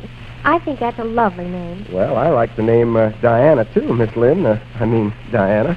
Do you really? Oh, yes. You know, in ancient mythology, Diana was a beautiful goddess, the goddess of the hunt. Excuse me, John. Uh-oh. What's the matter? That's the game warden.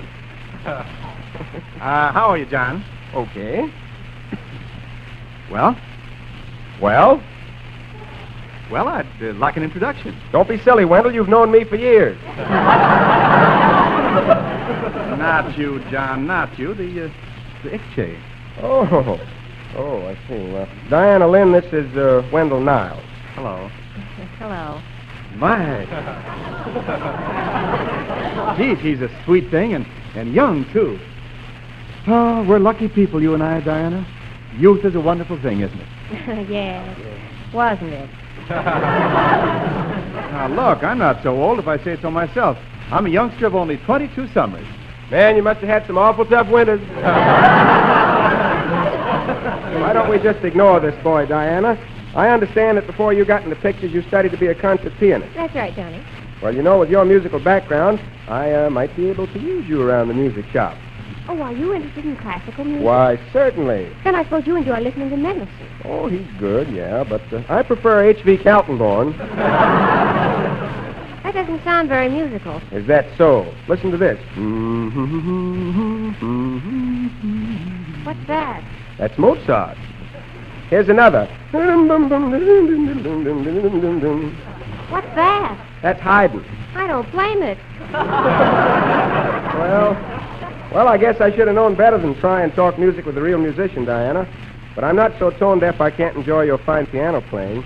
What say you treat the folks to that little number you brought along by our good friend Victor Young? All right, Johnny. All right. Ladies and gentlemen, Diana Lynn, the actress, trips lightly over to the mighty Steinway and becomes Diana Lynn, the pianist, to bring us Pearls on Velvet.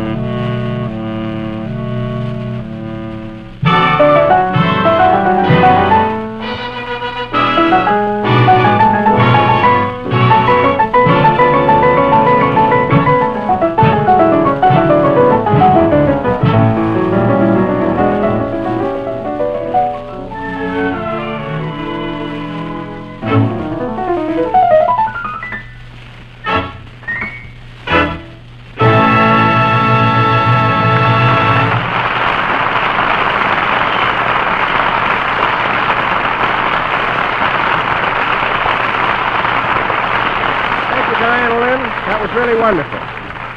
Lovely indeed. Well, that's about all we got time for tonight, folks. This is the Armed Forces Radio Service.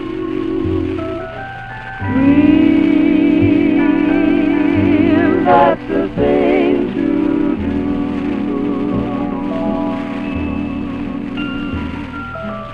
Dream while the smoke rings rise in the air. You'll find your share of memories.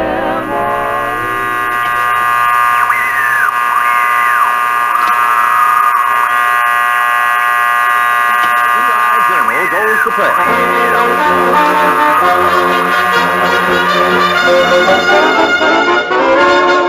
G.I. Journal. It's the G.I. Journal.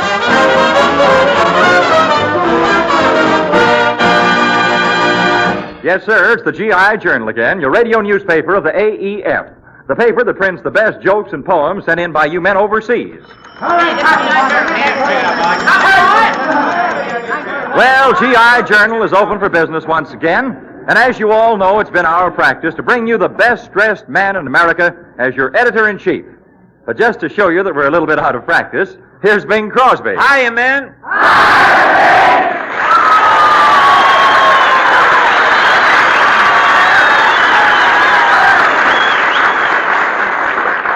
I resent your comments, sir, about my little gimp tonight. This, sir, is a blanket off one of my better horses. He doesn't get it back until he wins a race. While we're waiting for the results, let's start the old GI Journal ball rolling. Gathered around the city desk are some of our niftier news hounds, such outstanding type terriers as Ransom Sherman, poet extraordinaire and wildlife columnist, Mel Blanc, the sad sack. We have Peter Lorre, biggest menace in America outside of Sinatra. And as an especial surprise for all you men who like girls, lovely Lynn Barry.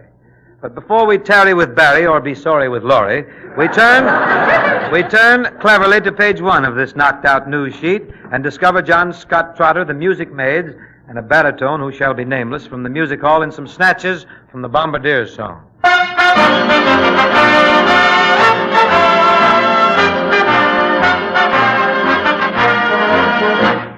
The weather's fine for flying.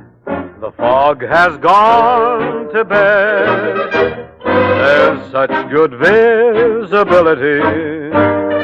You can see victory ahead. Let's fill the air with eagles. Let's fill the clouds with men. And we will see a world that's free when we fly home again.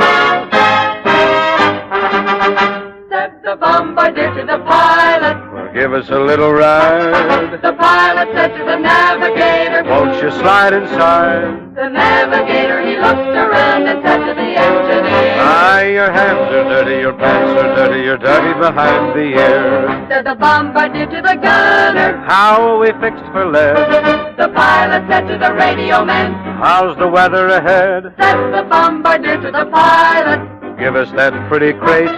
About 5 degrees to the right will make it, just as sure as fate. The ship belonged to the bombardier who opened his little bay. He saw the target, the lovely target, and suddenly bombs away. Said the bombardier to the pilot, call it a day. And then the pilot said to the radio man, yo-ho, we've done it again. Weather's fine for flying. The fog has gone to bed. There's such good visibility. You can see victory ahead. Let's fill the air with eagles. Let's fill the clouds with men. And we will see a world that's free when we fly home again.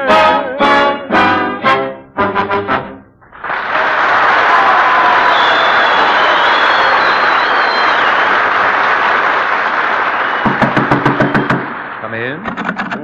Hello, Chiefy. Well, it's Ransom Sherman, our editor of the Wildlife column. What is the latest dope on the denizens of field and stream, Rance? Well, in the first place, there are 3 major sports in which the real rugged outdoor man indulges. Hunting, fishing, and blondes. Blondes? Who ever heard of hunting blondes? Is this your first trip to Hollywood, Bud? But hunting blondes, I'm talking about real wildlife. This your first trip to Hollywood, You know, come to think of it, our GI readers might be very interested in how to hunt the elusive blonde, merely from a scientific viewpoint, of course. Oh, of course, of course. What's the best method to use in hunting these fair-haired lovelies? Well, there are 2 schools of thought. You can use the high-pitched whistle, like that there, but that also brings you brunettes, redheads, and once in a while an occasional cocker spaniel.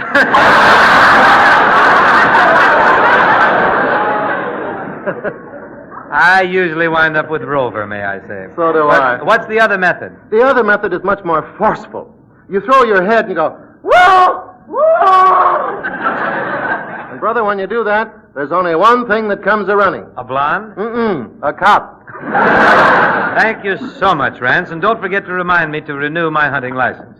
So much for the wildlife of GI Journal. And now, come in. Well, Peter Lorre.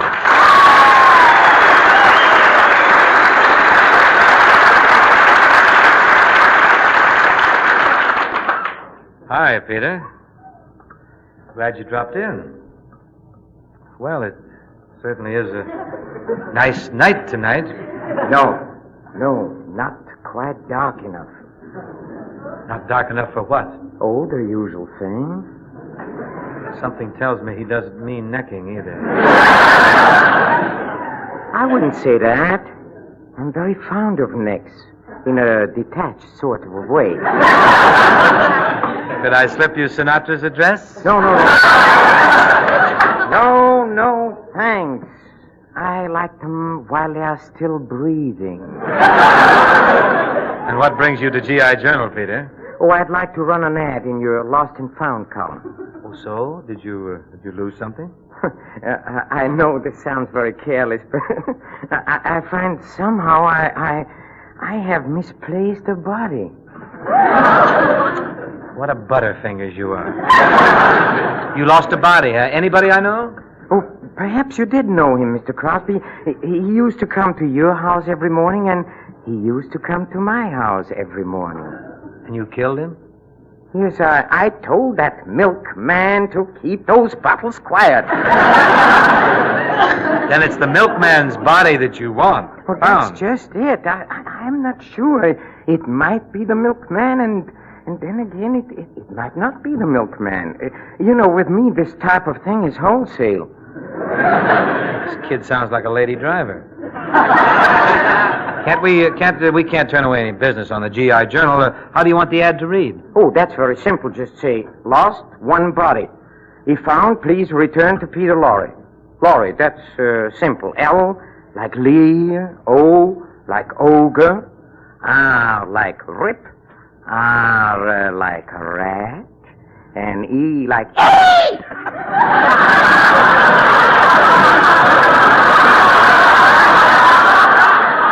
Now that you've placed your ad, Peter, why don't you go in the next room and wait for an answer? In the meantime, PFC Rudy, Private Berg, Private Pete, rather, Big and Little Rojo, and all the bunk clunkers in Barracks 449 at APO 942 are avid for a little adenoid exercise. Support me, will you, Scott?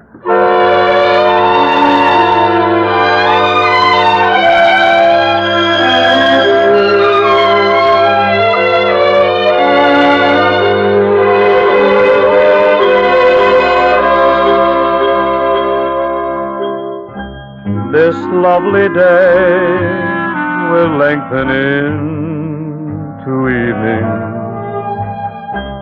We'll say goodbye to all we've ever had. Alone, where we have walked together, I'll remember April and be glad. I'll be content you loved me once in April. Your lips were warm, and love and spring were new. But I'm not afraid of autumn and her sorrow, for I'll remember April and you. The fire will dwindle into glowing ashes, for flames and love live such a little while.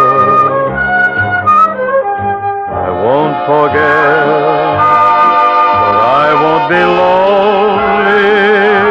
I'll remember April, and I'll smile.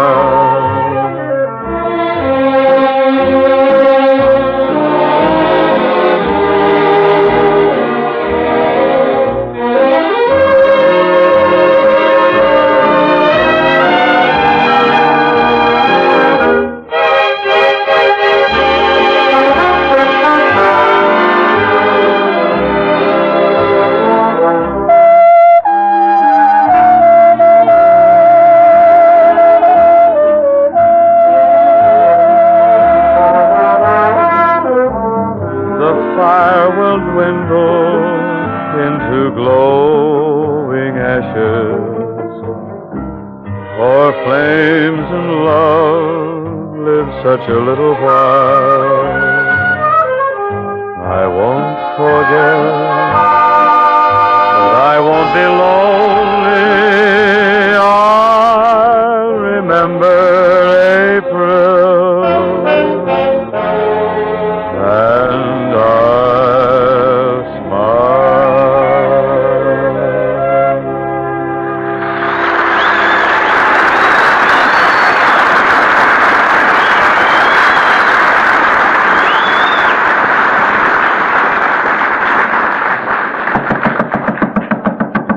Come in.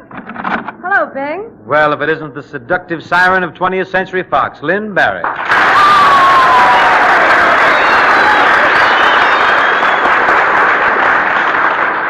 And tell me, Lynn, to what bon chance is G.I. Journal indebted for this pleasant surprise? Now, wait a minute, Bing. Before we go any further, I want to get one thing straightened out. I am not a seductive siren. You're not a seductive siren? That's what I said. What's the guy going to believe, his eyes or his ears? Besides, Bing, how can you tell if a girl is really a siren or just a sweet, innocent home girl? Well, one way is by kissing him. Why? What's the difference? About 20 minutes.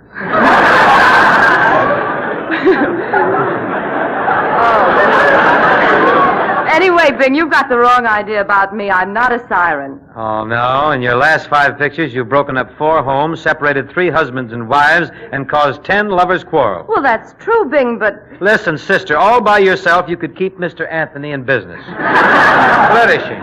Bing, it's just the movies that are doing all this. In front of the camera, every time I walk into a room, all the men turn and stare. I may join them, too. But in real life, it's different. When I walked out here tonight, did you notice a single head turning? Turning? They were spinning. You'll just have to face it. You're a femme fatale. A solid hunk of glamour.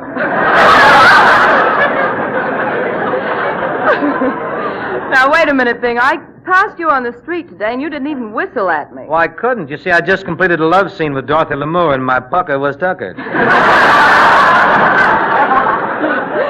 Okay, Bing.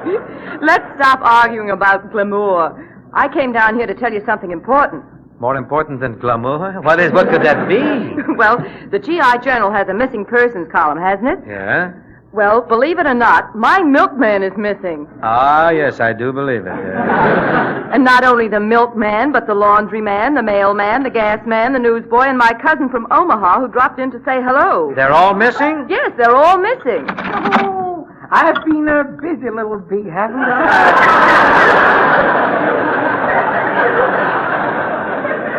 Lynn, this is Peter Lorre. Oh, Peter Lorre. I've heard a lot about you. Oh, I bet you tell that to every monster you meet.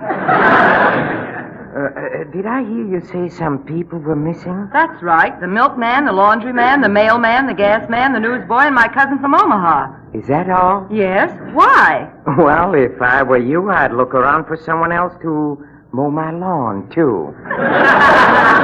This man has a mean streak in him, you know that? Well, from the way you talk, you sound like you know where all these people went. Madame, I not only know where they went, but shall we say I mapped out their route. Peter! You don't mean... That's what he means. Peter, I can't believe it. 6 people in one day. Yes, no other fiend can make this statement. Why, you ought to be ashamed of yourself, going around killing people. Yes, that's a terrible habit to get into. Well, I don't drink, I don't smoke. Ping, I'm scared. I'm scared. I want to get out of here. If he touches you, it'll be over my dead body. I think that can be arranged.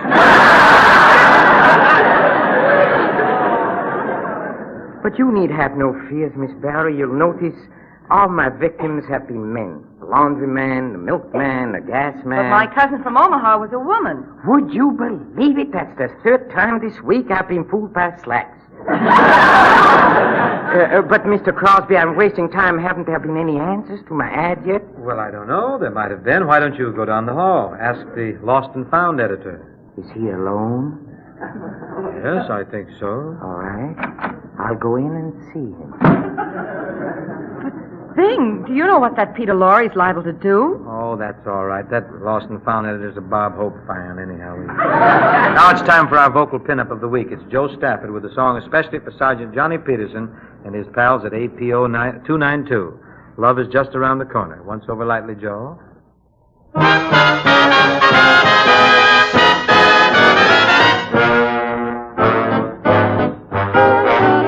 Love is just around the corner, any cozy little corner. Love is just around the corner when I'm around you. I'm a sentimental mourner, and I couldn't be forlorner when I'm sitting on a corner just waiting for you. Venus de Milo was noted for her charm. But strictly between us, you're cuter than Venus, and what's more, you've got arms. Let's go cuddle in a corner, any cozy little corner. Love is just around the corner when I'm around you.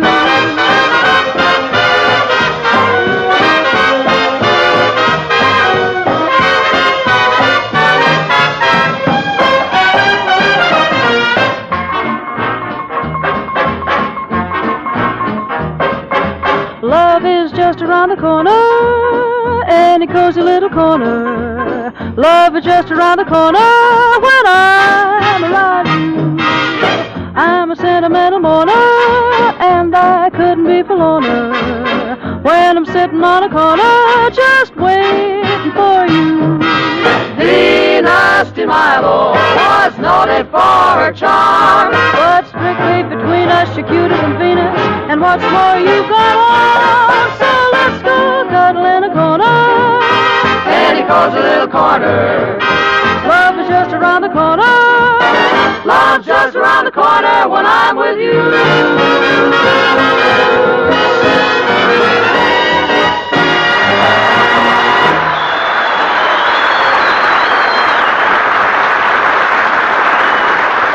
Say, Lynn, I've been thinking. What, Bing? That Peter Lorre needs a good talking to. Some of the things that man does are practically illegal. You're right, Bing. What he needs is something to take his mind off this awful murdering. Exactly, and I know what it is. A woman. A woman? Yes, a seductive siren type of woman. Someone like, You don't mean... You hit it again. There's nothing to it, Lynn. All you have to do is go in there and charm him, make love to him, and he'll forget those crazy impulses. Yeah, but he might learn some new ones.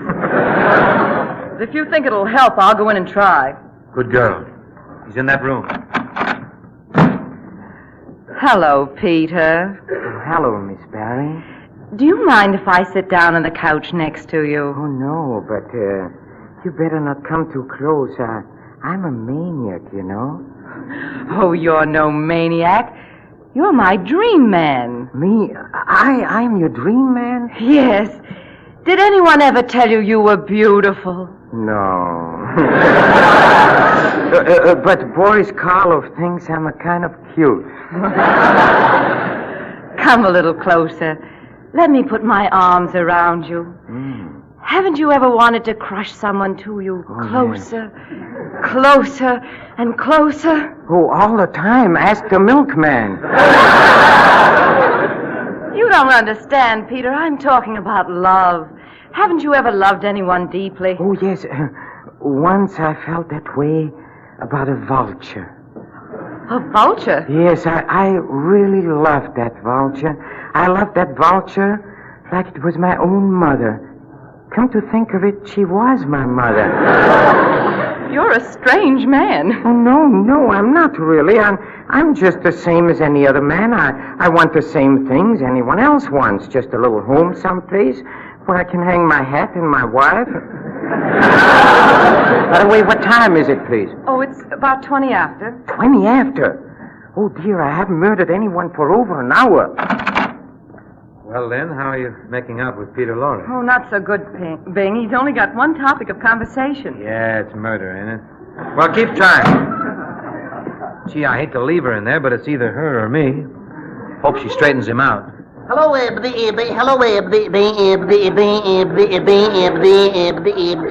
Mr. Crosby, aren't you? If it isn't my old friend Sad Sack, what have you been doing lately? Oh, the usual things. Attending the opera, the symphony, riding in the listening to the literary peeping over transoms. Attaboy, Sack.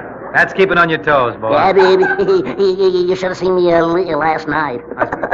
I had a date.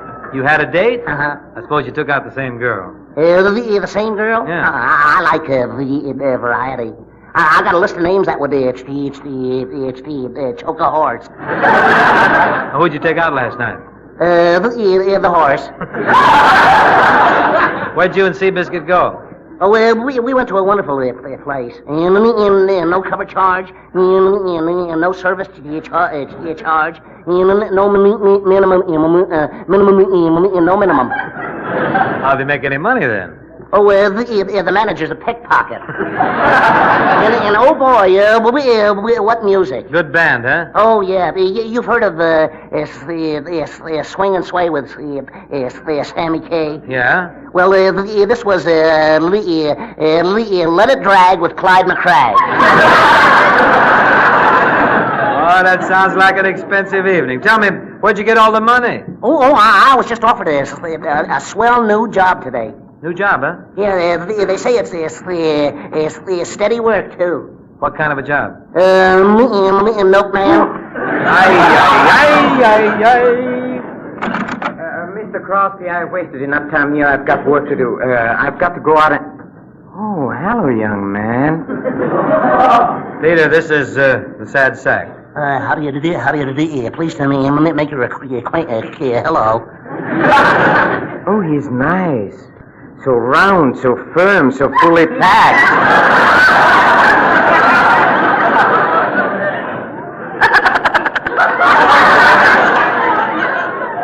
Hey, stop staring at me like that. My friend, do you realize I haven't killed anybody for 25 minutes? It's 25. That's almost half an hour. Well, so long. Not so fast. Come here, my friend. I have news for you.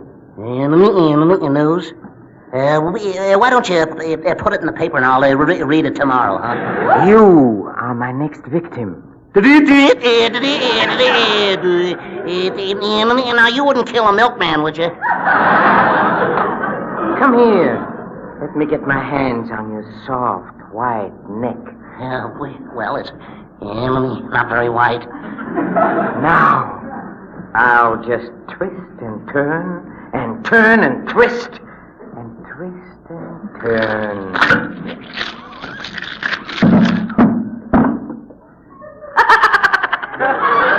Well, that takes care of him. And now, while I pin a medal on Jack the Giant Killer, here's John Scott again with a solid hunk of Panamericana.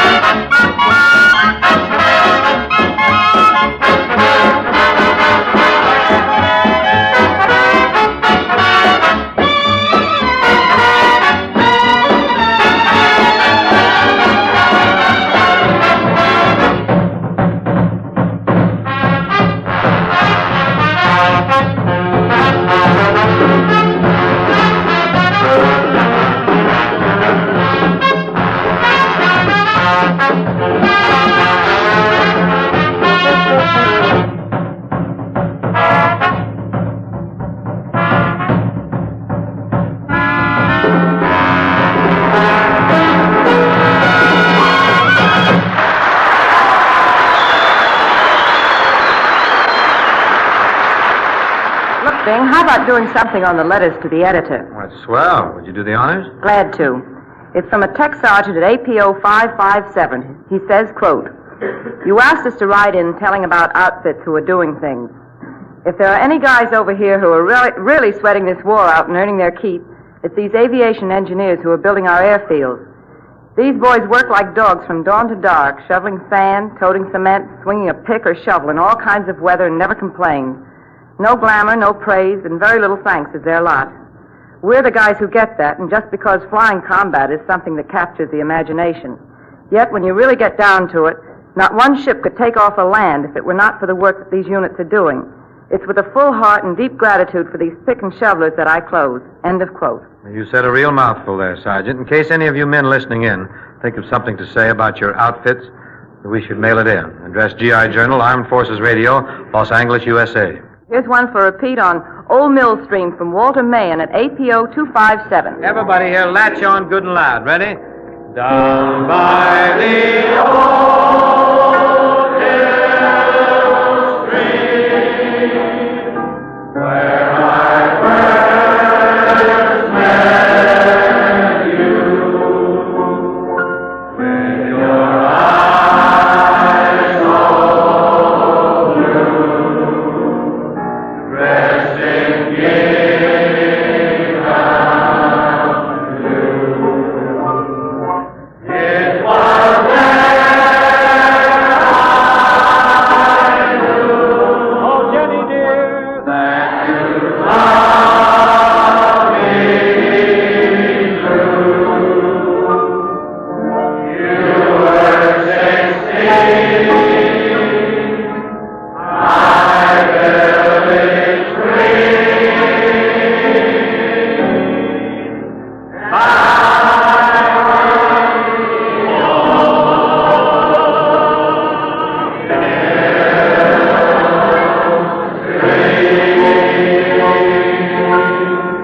Yes, sir.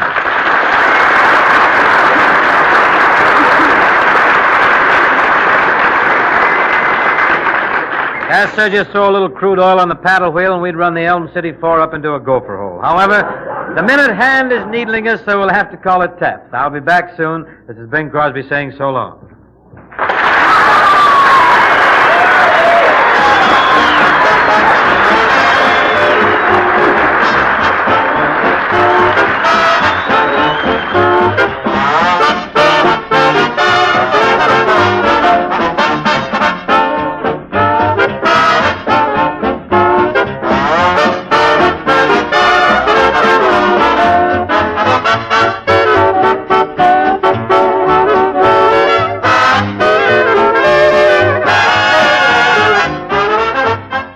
Now, don't forget, men, if you want to write a gag or so for such stars as Bing, Kay Kaiser, Bob Hope, Jack Carson, Lynn Berry, Linda Darnell, or Peter Lorre, all you have to do is scratch it out and send it into the good old GI Journal. This is the Armed Forces Radio Service.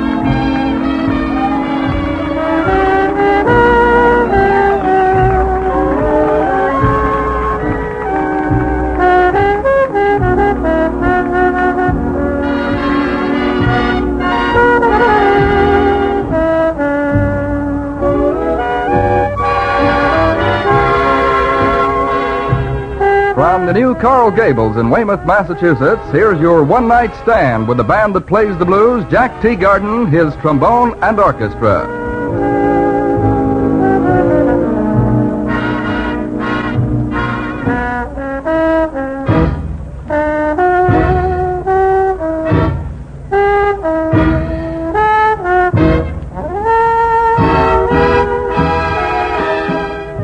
And now here we go with a little rompin' and stompin'.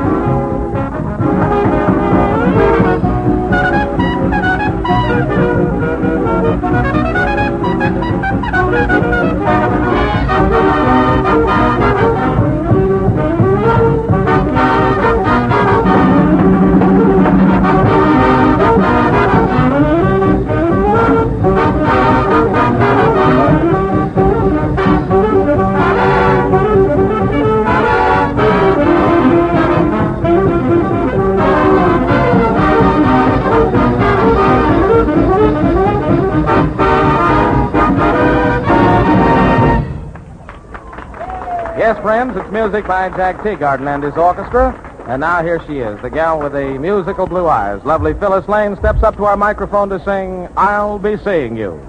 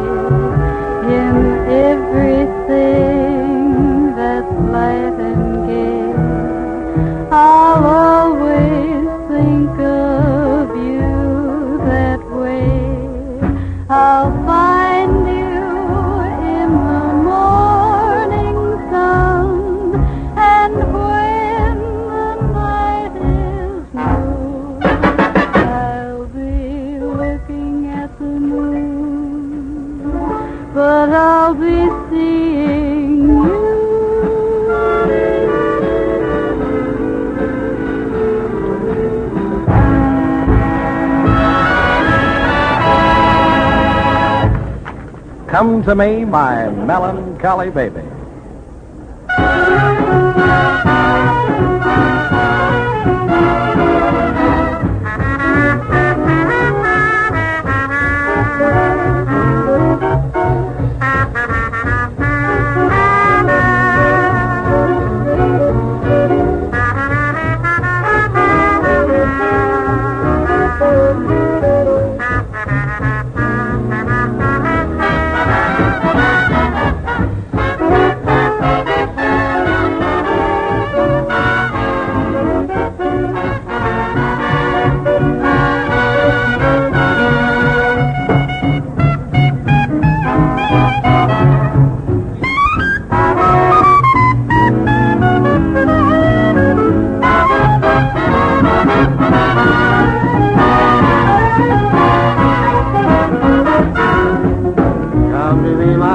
melancholy baby.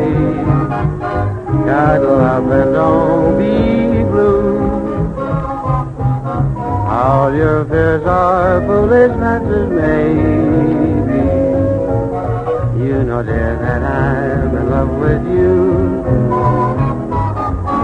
Every cloud must have a silver lining.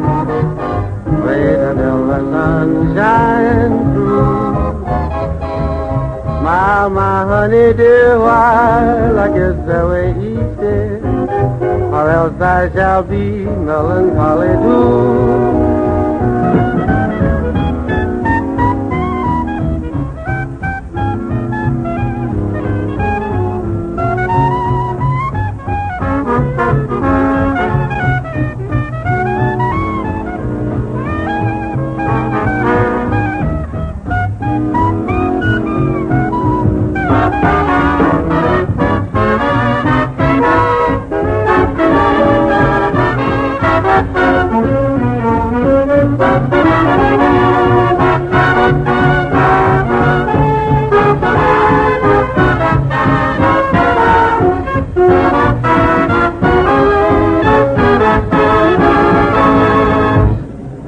Stepping up to our microphone, Phyllis Lane once again, and then...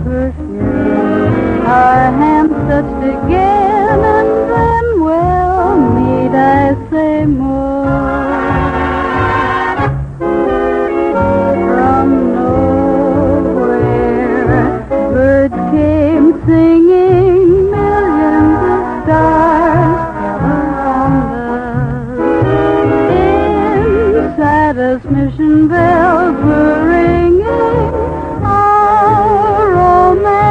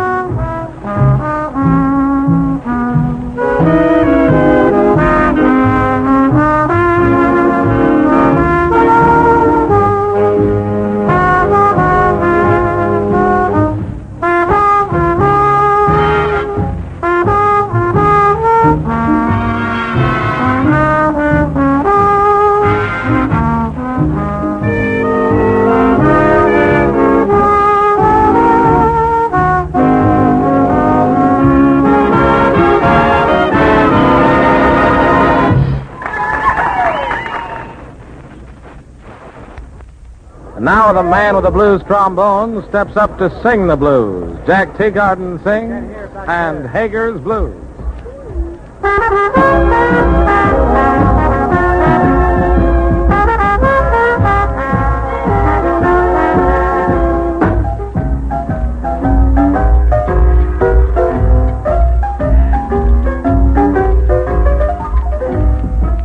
Old Deacon Slevin, his block was given the way of living right. Said he'd no winging, no ragtime singing tonight. Up jumped an Hager and shouted out with all her might. Oh, just hear Aunt Hager's children harmonizing to that old mournful tune. It's like a choir from on high broke loose.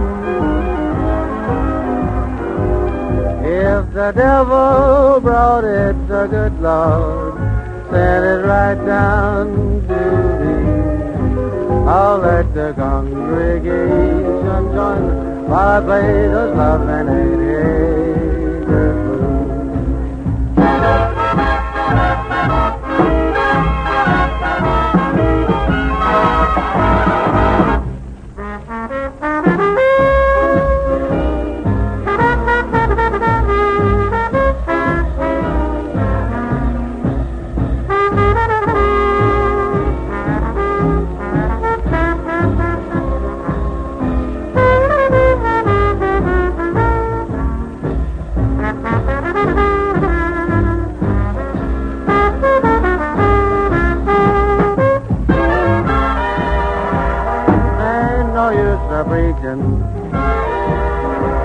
Ain't no use for teaching his modulation of syncopation.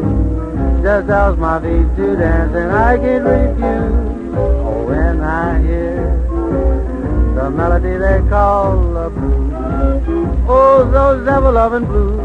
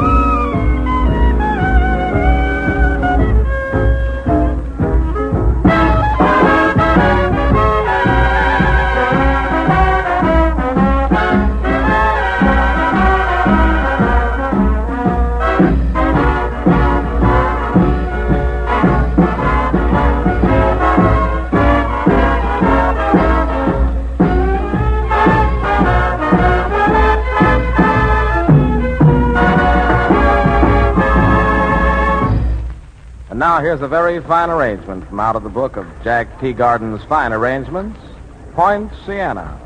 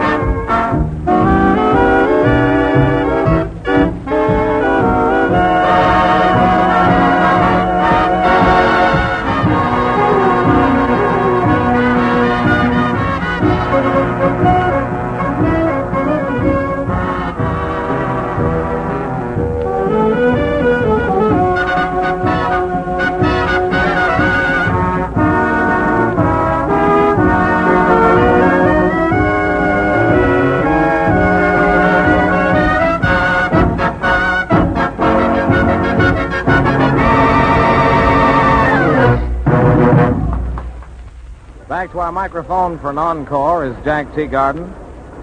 This time, Jack's selection. Jack, what's that next selection? Oh, yes, he addresses Baby and says, Baby, won't you please come home?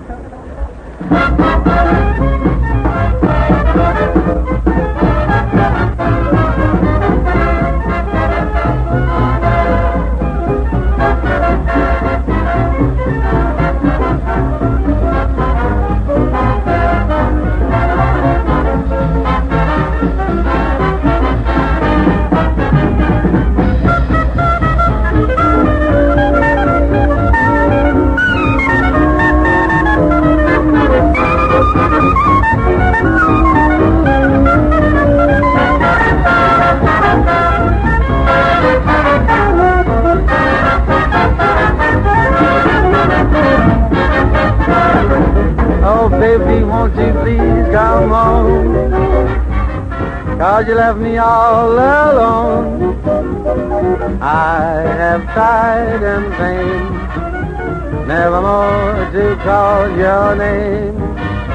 Oh, when you left, you broke my heart. I pray no more we'll ever part. Every hour of the day, you can hear me say, baby, won't you please come home? Come on home. Baby, won't you please come home?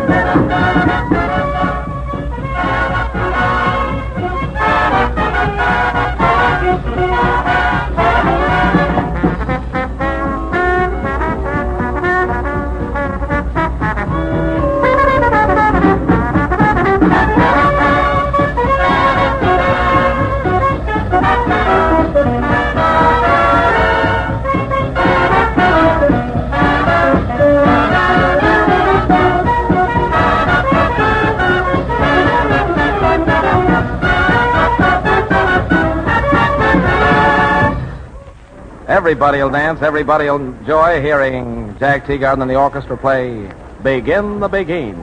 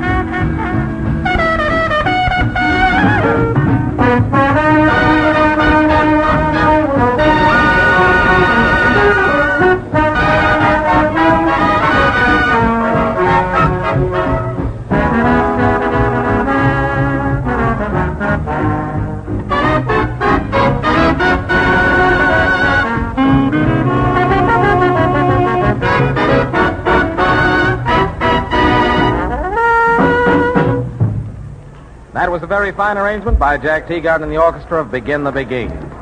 Not only is Jack Teagarden a very efficient band leader and a tall, dark, and handsome fellow, but he's also somewhat of a composer and songwriter. He leads his own band now in one of his own compositions, swinging on a tea garden gate. Let's go.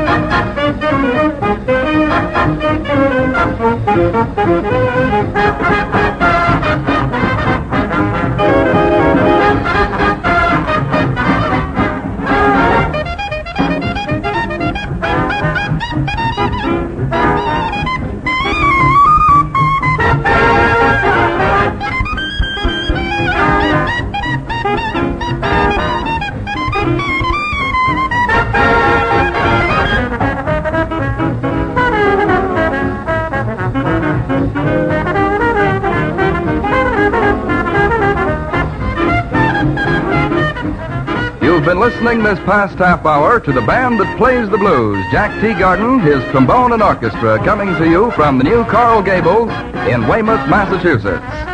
This is the Armed Forces Radio Service.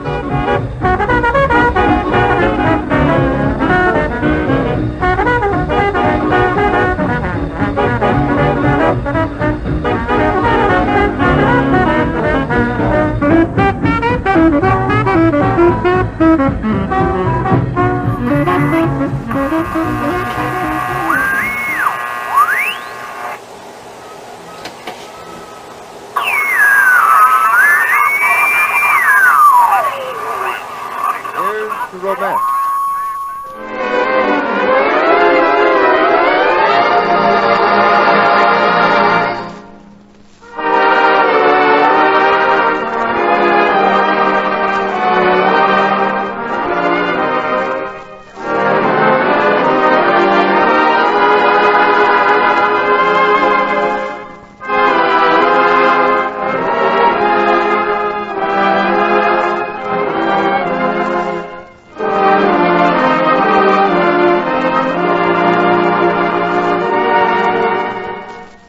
Here's a half hour of enjoyable music.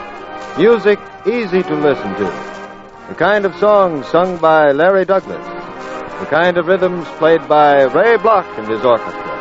And the grand old show tunes from Broadway and Hollywood as styled by the Ray Bloch Chorus. Yes, here's to romance.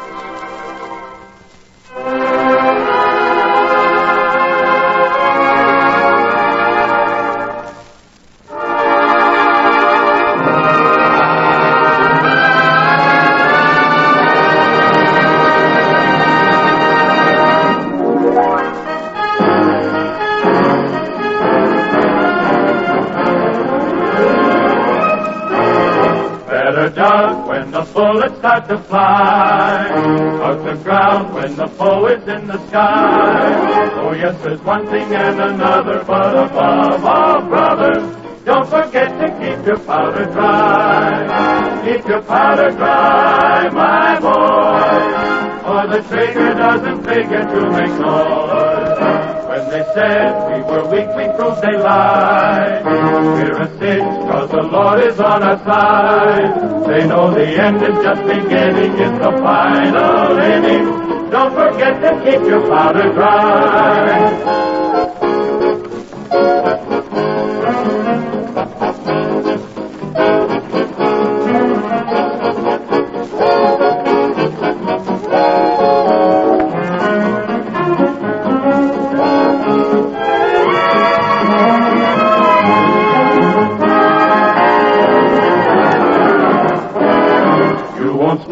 Underneath the apple tree, doesn't take the apple tree with me. And while I'm off to do some gunning to keep Hitler running, don't forget to keep your powder dry, dry. Don't forget to keep your powder dry.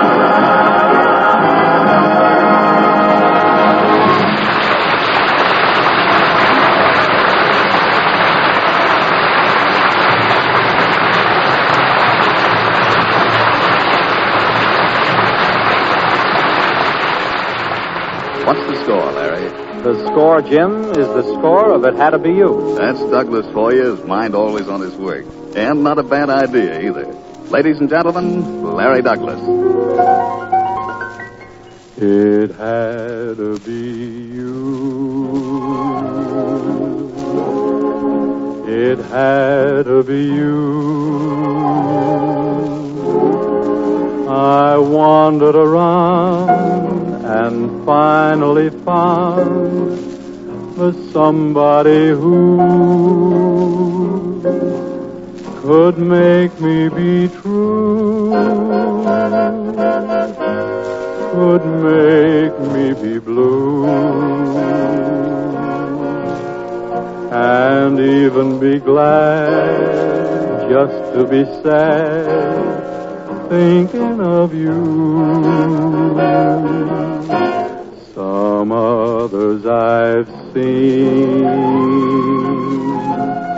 might never be me, might never be cross or try to be boss, but they wouldn't do, for nobody else gave me a thrill. With all your faults, I love you still. It had to be you, wonderful you, had to be you.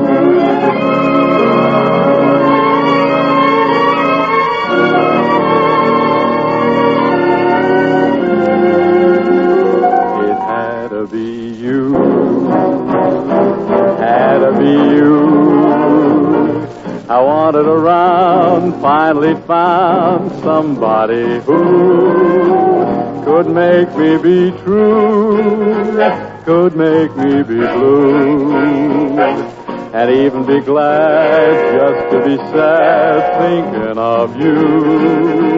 Some others I've seen might never be me, might never be cross or try to be boss, but they wouldn't do, for nobody else gave me a thrill. With all your faults, I love you still. It had to be you, wonderful you. Had to be you.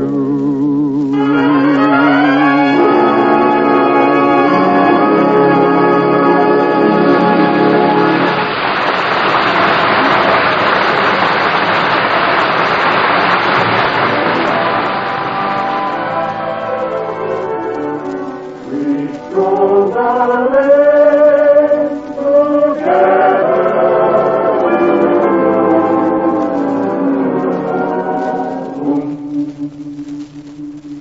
Hear now a song that has an intriguing quality about it. You'll find yourself singing or humming it long after you've heard it. Here it is with Ray Bloch, Betty Mulliner, and Jimmy Carroll together.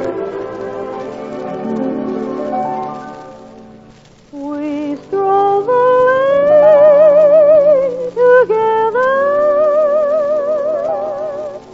Laugh at the rain together. Friends together, and we both pretend it would never end. one day we cried together, just lovers sighed together. You're gone from me, but in my memory, we always will be together.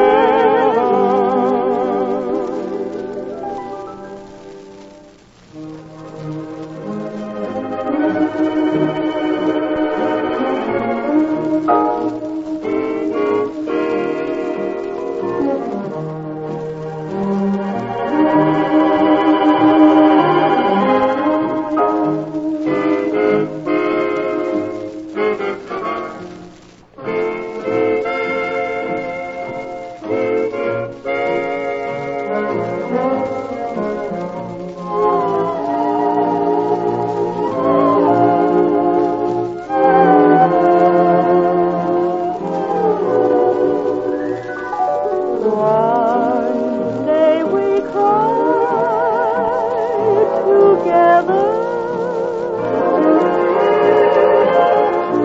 Cast love aside together.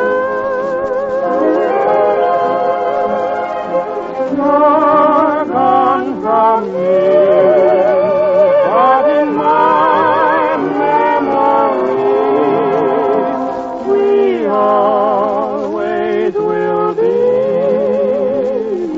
together.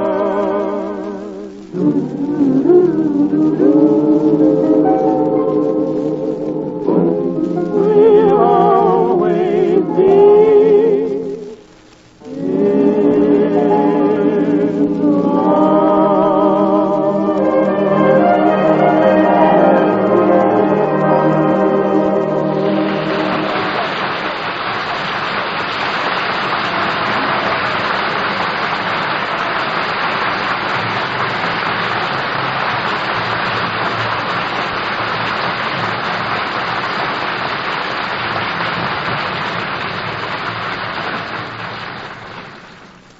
Among my chores tonight is the happy task of introducing Marion Hutton.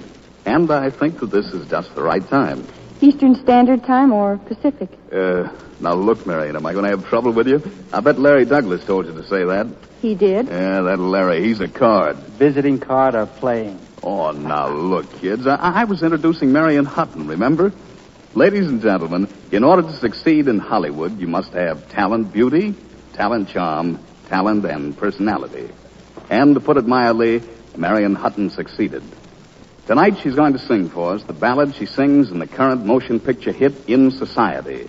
My dreams are getting better all the time.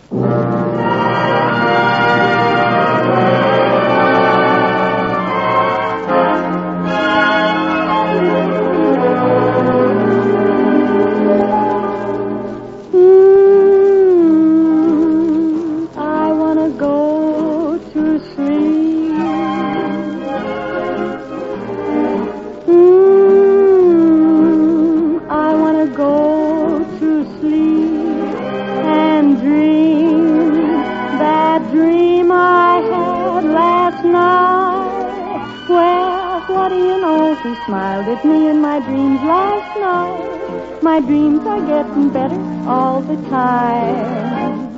And what do you know, he looked at me in a different light. My dreams are getting better all the time. To think that we were strangers a couple of nights ago. And though it's a dream, I never dreamed he'd ever say hello. Well, maybe tonight he'll hold me tight when the moonbeams shine. My dreams are getting better all the time. Music playing while we're swaying to a lovely strain. Lights are low and now I know soon we'll meet again. Well, what do you know? He smiled at me in my dreams last night. My dreams are getting better all the time. And what do you know? He looked at me in a different light. My dreams are getting better all the time. To think that we were strangers a couple of nights ago. And though it's a dream, I never dreamed he'd ever say hello. Well, maybe tonight he'll hold me tight when the moonbeams shine. My dreams are getting better, better all the time. Better and better and better all the time. I want to go to sleep.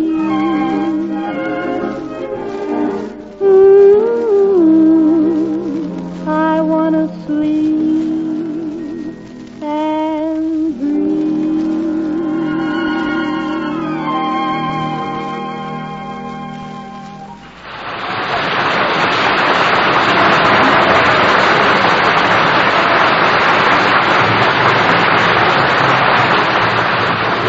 different in tempo and in Hutton.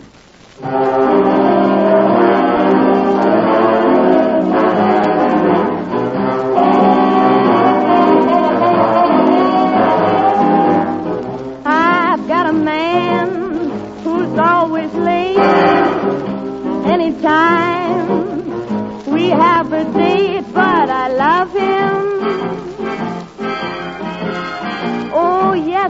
love him. I'm gonna walk right up to his gate and see if I can get it straight, 'cause I want him. I'm gonna ask him. Now, is you ain't my baby?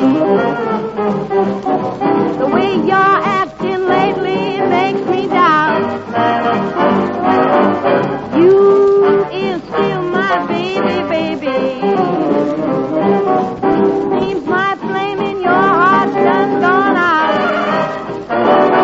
Now a man is just a creature that has always been strange. Just when you're sure of one you find, he's gone and made a change. Is you ain't my baby? Maybe baby's found somebody, someone who's making me blue. Or does my baby still believe this baby will do?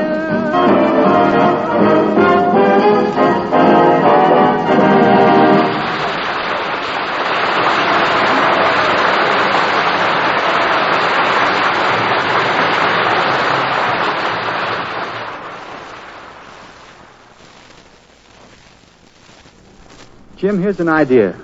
Why not say, to make a lovely melody even lovelier, Ray Bloch and his orchestra? Now, look, Larry, I'll handle my job, and you... Say, that's not bad. Ladies and gentlemen, to make a lovely melody even lovelier, Ray Bloch and his orchestra.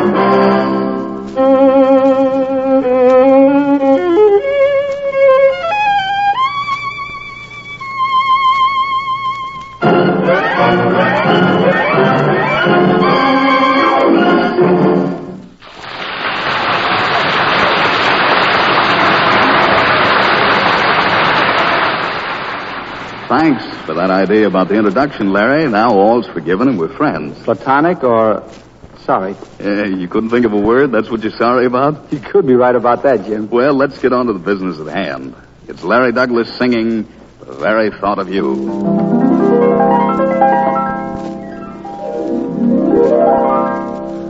The very thought of you,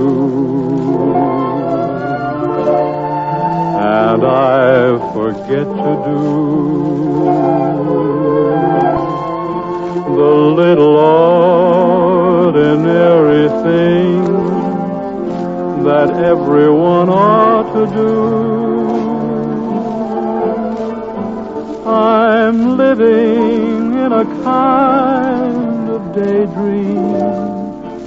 I'm happy as a king, and foolish though it may seem to me, that's everything.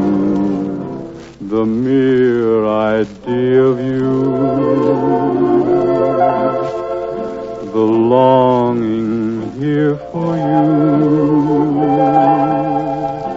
You'll never know how slow the moments go till I'm near to you.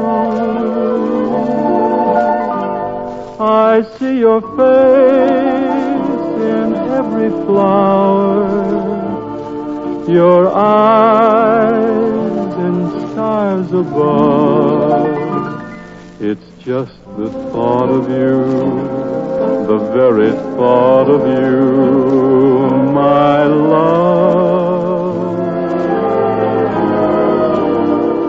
The very thought of you,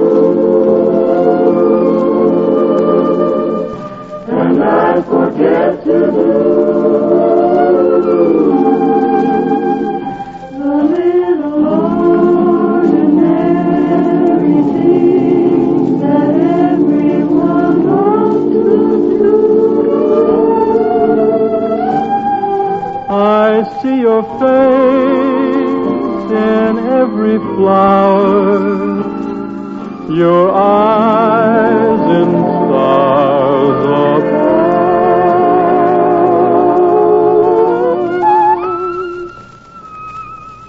It's just the thought of you, the very thought of you, my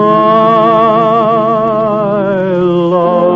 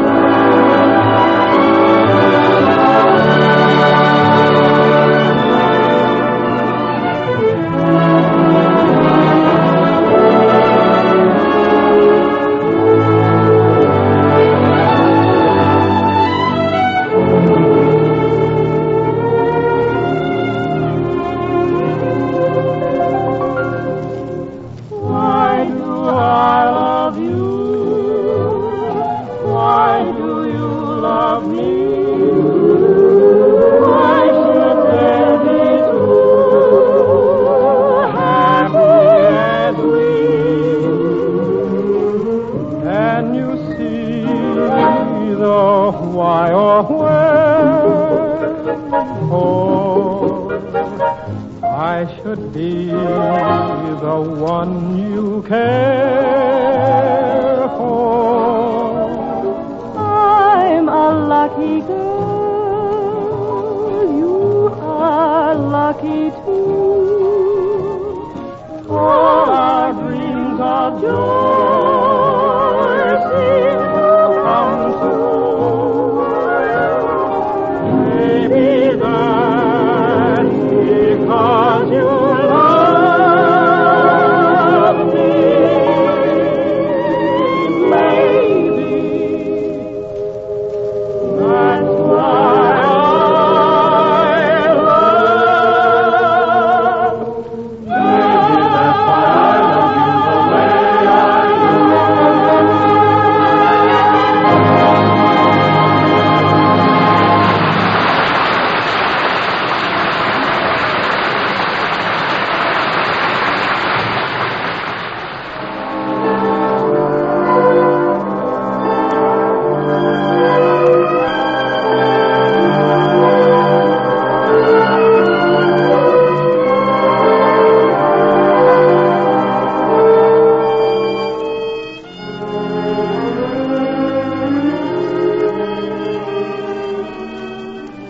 Nominations for the title of George Gershwin's best would probably be as numerous as George Gershwin's compositions. Our favorite happens to be Summertime. It's a new and novel interpretation by Ray Bloch, his orchestra and chorus, in which he features our pretty little harpist, Ruth Berman.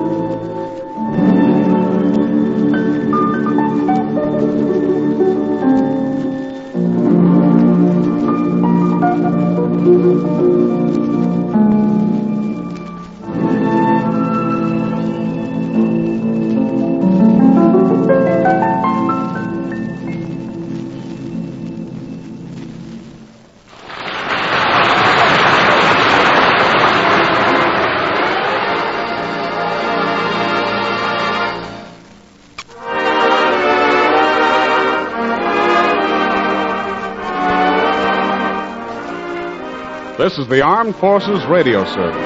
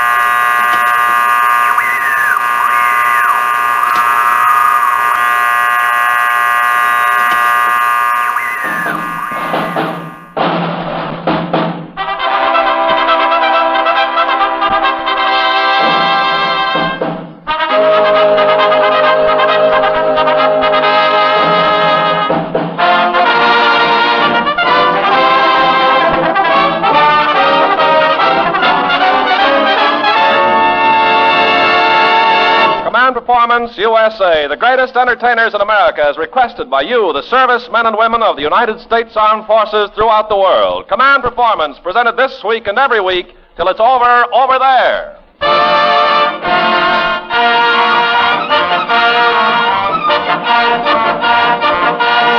Okay there, gang, it's time to nestle your frames neath the sound catcher and spend a half hour with your favorite people as per your requests to Command Performance, Armed Forces Radio, Los Angeles, USA. And here tonight at your command is one of your extra special glamour girls, a young lady we would refer to as our gal Sal, except for the fact that her name is Judy Garland.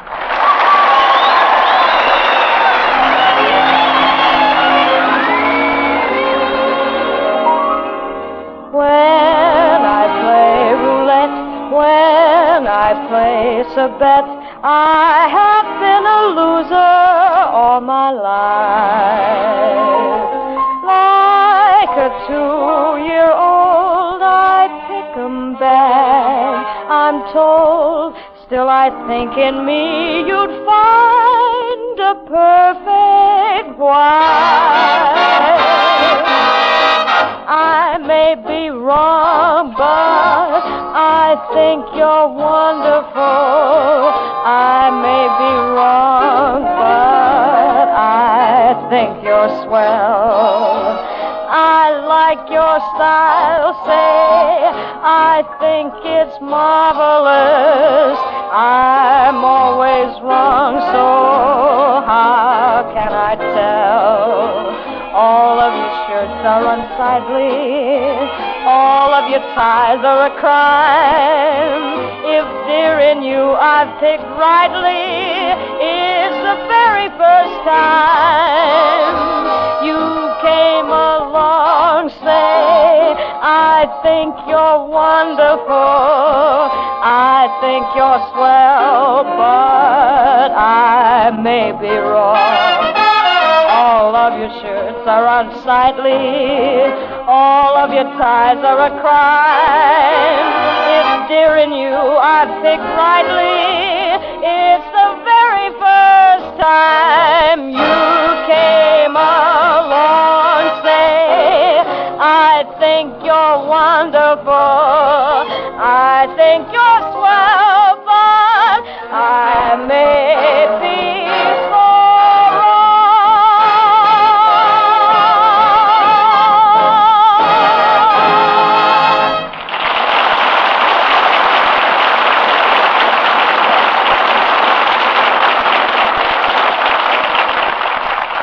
Not so many moons ago, a happy thunderbolt hit the picture business in the form of a bright new comedy star. His first picture was Up in Arms, and in show business talk, it was sensationally socko. A lot of you guys have probably seen it and probably, too, have heard a mail call that he knocked out your way because we have a neat stack of letters requesting Danny Kaye.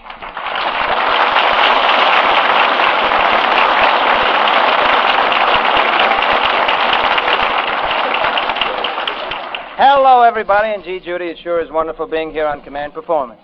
And it was so sweet of you to drive me to the studio.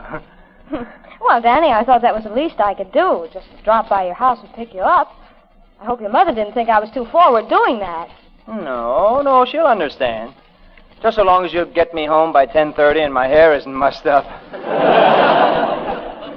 You will control yourself, won't you, Judy? I'll try. And this time, Judy, please, when we go home, let's not drive through the Hollywood Hills. Oh, but it's beautiful up there looking down on the lights of the city. That's all you girls ever think of, lights. Well, Danny, you don't have to be afraid of me. No? No, for goodness sake, on the way home, please ride inside the car, not out and back on the spare tire. Well, I get panicky when I drive with girls. I remember when I first arrived here in town, I went riding with a girl. What happened? I walked back from Santa Monica. Oh, well, Danny, it's only because you're so shy and retiring that all the girls want to put their arms around you and mother you. You know, I've been getting away with this pretty good so far. One thing I'm sure of, Danny, you're not the least bit bashful when you sing, so how about doing one of your famous numbers? Okay, Judy. May I have some soft Russian music, maestro, please?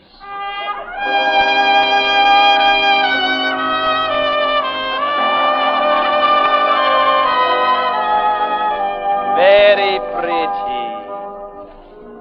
I should like to delve into the Slavic mood to do a song that my father wrote for me when he was 9 weeks old. He used to take me on his knee and say, Kolya, my little gypsy, it's time for you to become a man.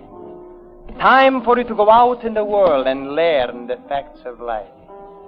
So I packed my little korzinka and I left. I wandered over hills and dales, small villages and pretty cities. And then I met my first woman.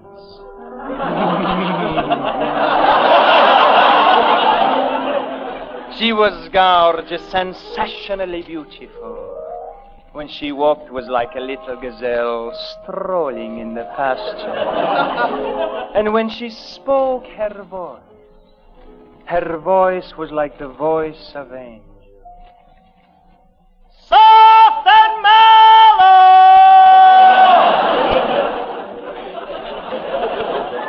She used to croon this plaintive gypsy melody.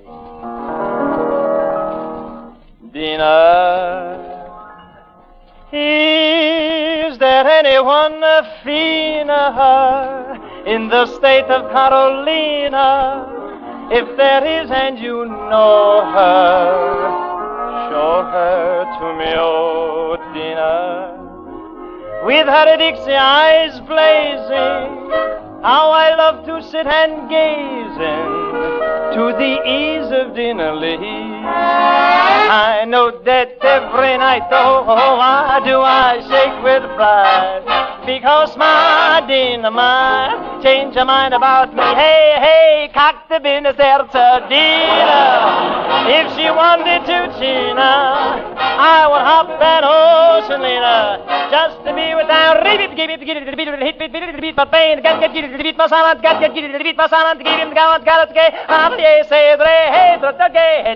Hey, Bob Welch.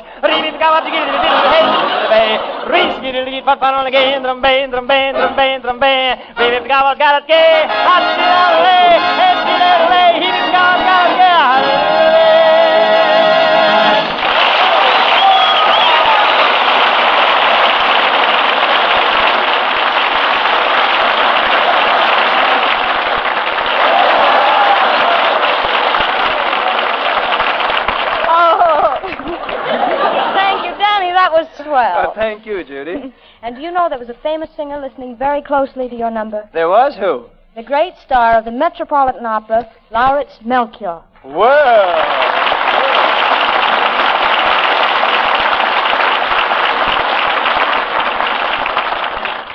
Hello, fellas.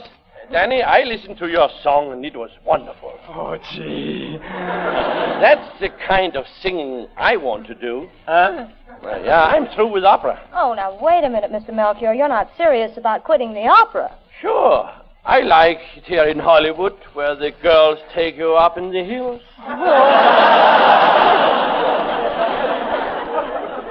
But, Larry, you're right at the zenith of your career. Why do you want to quit opera? Have you ever seen those leading ladies? Boy.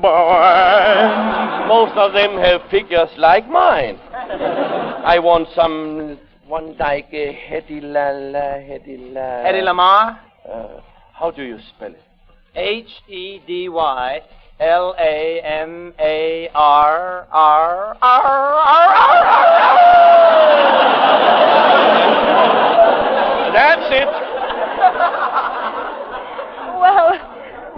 Melchior, it's true that a lot of women in the opera are rather buxom, but take Lily Pons. She's certainly on the petite side. Judy, there's always one little slim carrot in every pot of beef stew. Take my word for it, Judy. Most leading ladies in opera have beautiful voices, but you can paint beacons, fan, and storage on their chassis.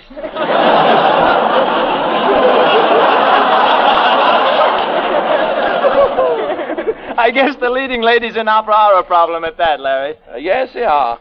Let us get back to Hedy La Mama.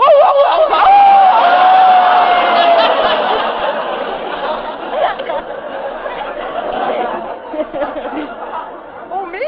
Oh, get a load of this Wagnerian wolf. I really fixed Mr. Melchior, before you throw away your evanescent tights to don a beret and sport jacket, won't you give us something that's right up the old Metropolitan alley?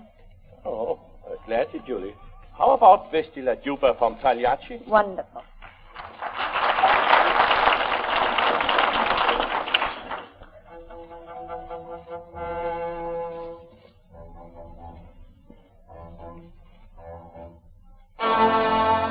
Recitor, mentre preso dal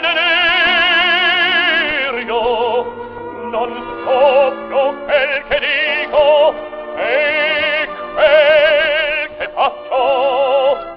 E pure d'uomo, forzati,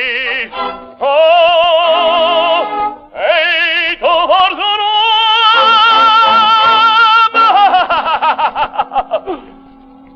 tu sei pagliaccio.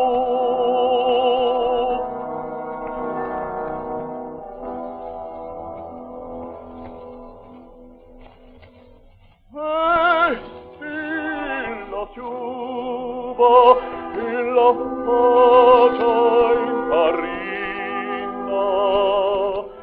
la gente paga e rider vuole e Arlechin in una colombina ridi pagliario e union applaudirà tramuta in la filosofo ed il canto in una smorgia il singhiozzo e il dolor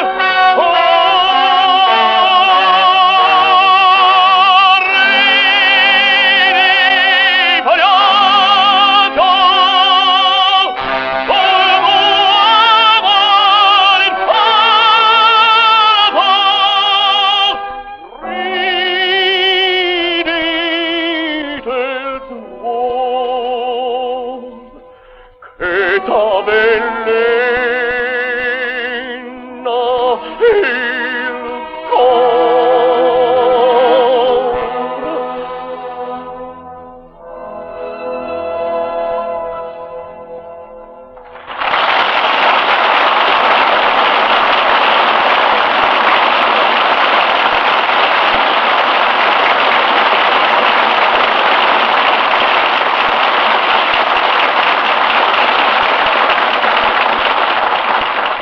Mr. Melchior, that was wonderful. Very beautiful, Larry. I love Pagliacci. It's so strong and stirring.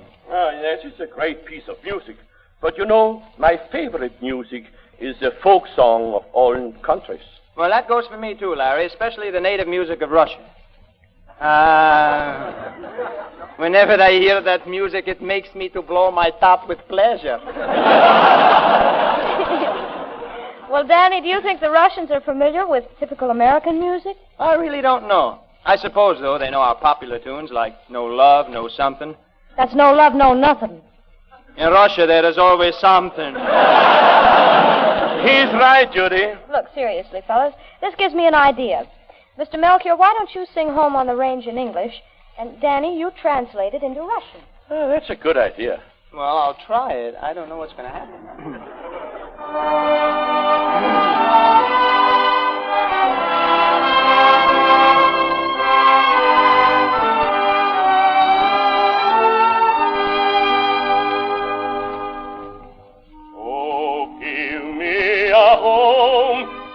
the buffalo roam, and the deer and the antelope play. Where seldom is heard a discouraging word, and the skies are not cloudy all day. Podajcie mnie dom, gdzie bezoni biegł, gdzie ich grają to lieni gazet, gdzie redko ciebie skażą słowo w upriach i bezoblaczno niebo westie. Dom na stepi, where the deer and the antelope play, where seldom is heard a discouraging word, i bezoblaczno niebo westie.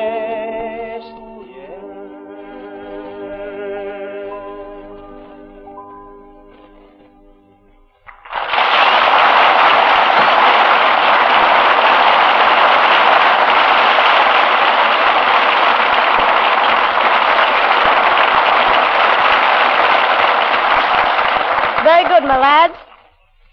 Say, men, here on Command Performance, we try not to take up too much of your time reading the really swell mail you send to us. We just try to answer your requests as quickly as we can and let it go at that. And speaking of requests, our vice president in charge of wetting the thumb and tabulating the results of the V-mail, postcards, and hammer mill bond in general, decided to pick the most requested girl of this particular week. And she's here with us now, Miss Helen Forrest.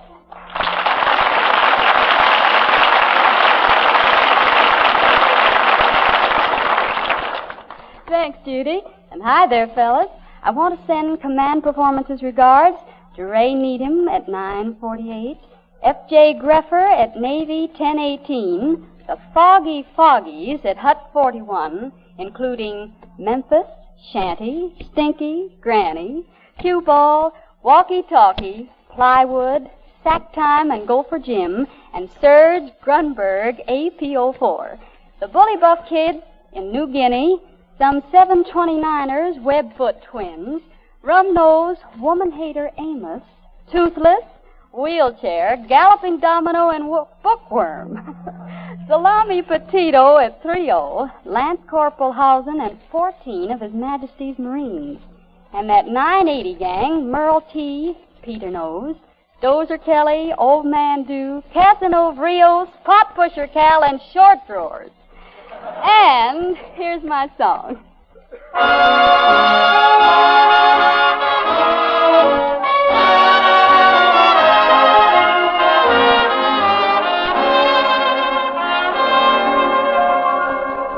I'm not much to look at, nothing to see, just glad I'm living and lucky to be. I got a man crazy for me. He's funny that way.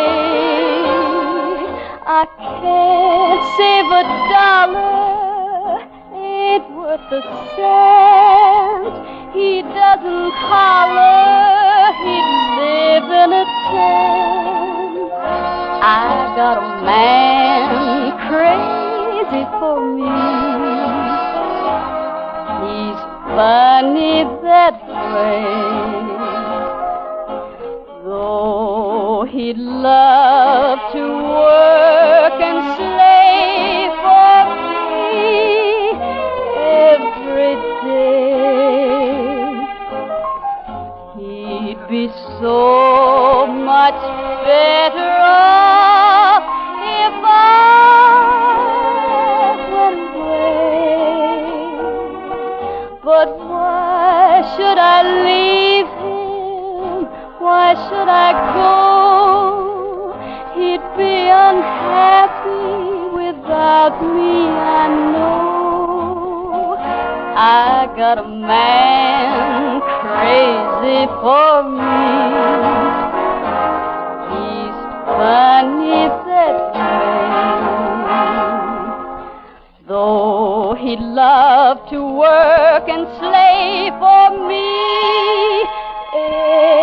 every day, he'd be so much better off if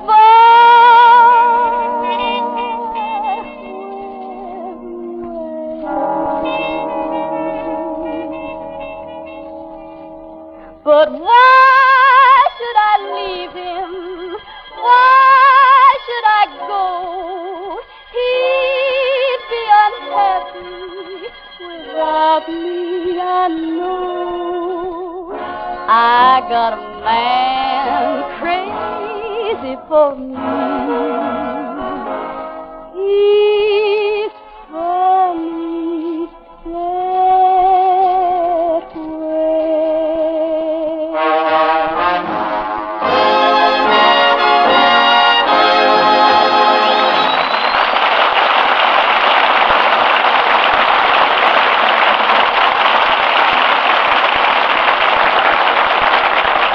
Thank you, Helen Forrest. That was really wonderful. And now, gentlemen of the AEF, in honor of the appearance on command performance of Mr. Lawrence Melchior, Judy Garland and Danny Kaye have written an original opera. This combination opera and clambake is called Modern Travel, or You Punched My Ticket Last Night, and I Got That Old Feeling.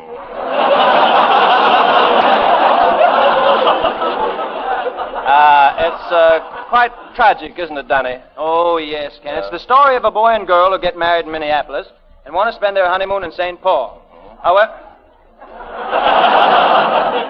However, like nearly everybody else today, they can't get reservations on a train, so these honeymooners have been sitting in the waiting room at the Minneapolis railroad station for days, but in vain. Oh, I see. They're wasting their passion in the Union Station, eh? Yes, it's very tragic, Ken, and as the scene opens, the boy and girl, sung by Judy and me, have just gotten up from the bench to go and plead again with the ticket man, played by Lawrence Melchior. On with the opera. Curtain Overture!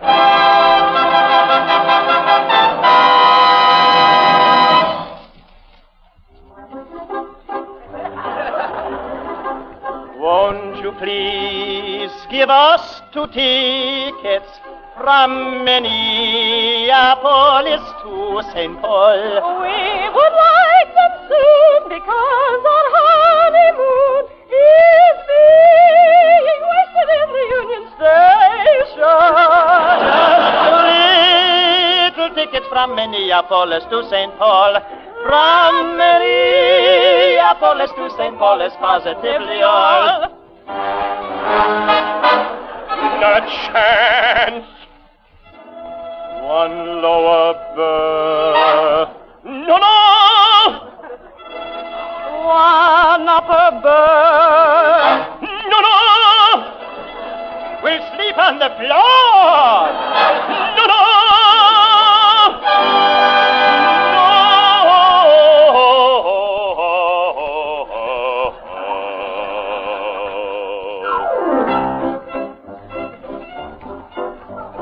Sorry, I can't help you. If you want to get to St. Paul this season, you'll have to get a priority, and a marriage ain't that good reason.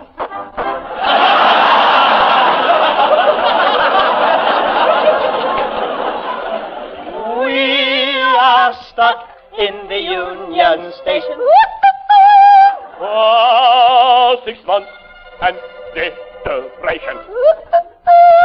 On blessed events I'll pass out cigars. We will name our children after Pullman cars. Oh, Pullman cars, they name their kids after Pullman cars. Pullman cars pass out cigars. We'll name our kids after Pullman cars. The adjutant has 2 tickets on the Cannonball Express. The Cannonball? running great, trying to make connections with the nickel plate. The nickel plate's running fine, trying to make connections with the old Sioux line, and the old Sioux line keeps to the rail, trying to make connections with the Royal Mail, and the Royal Mail trying to see the Atchison, Topeka, and the Santa Fe, and then the Santa Fe, nothing slow, trying to keep up with the B&O. The B&O runs like a fountain, trying to make connections with Iron Mountain. Then Iron Mountain is really terrific, trying to keep up with the Southern Pacific. The old SP running like well, trying to make connections with the M and St. L. The M and St. L, I must confess, is trying to keep up with the Hartford Express. The Hartford Express is going insane, trying to make connections with the Boston and Maine, and then the Boston and Maine beats them all, trying to make connections with the Cannonball. The Cannonball's running fine, trying to make connections with that old gal of mine.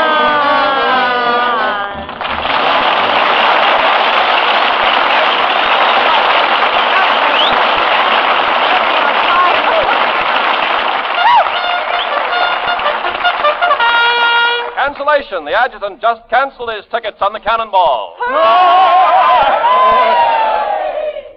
Oh, darling. At last we're getting on a train. Yes, darling, at last we're getting on a train. Just 1 minute, young man. A word of warning. Adjutant, I will please refrain from running over while the train is standing in the station. I love you. He loves us. Oh, darling, we're off to St. Paul.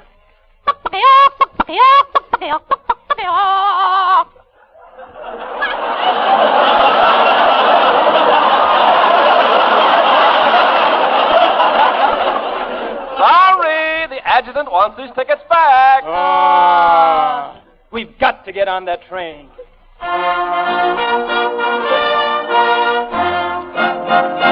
We will ride there hanging on a strap. On a strap.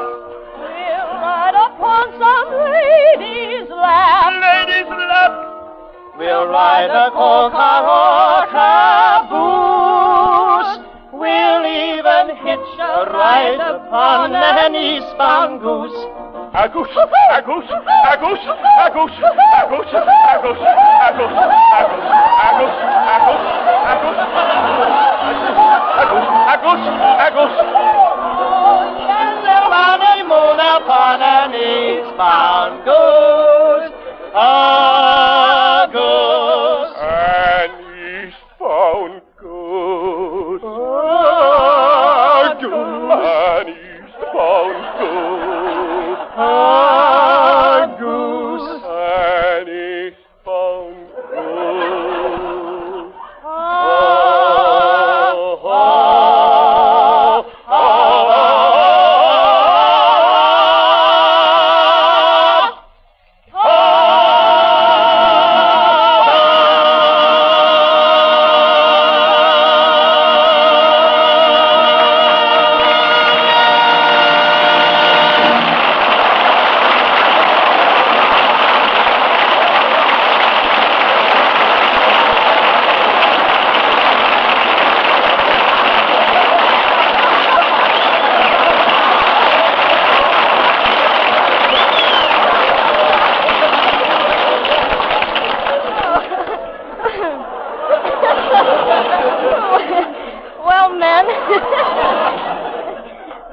The eastbound goose is off in a cloud of smoke, carrying with it Lauritz Melchior, Helen Forrest, Danny Kaye, and yours truly. So, till the next time that Command Performance is scheduled to pull in at your station, this is Judy Garland saying it's been good, clean fun, and I hope you're glad you came. Good night.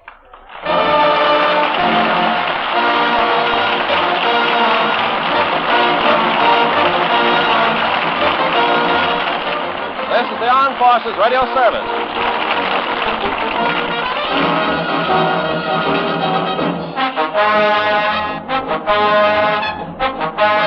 Thank you.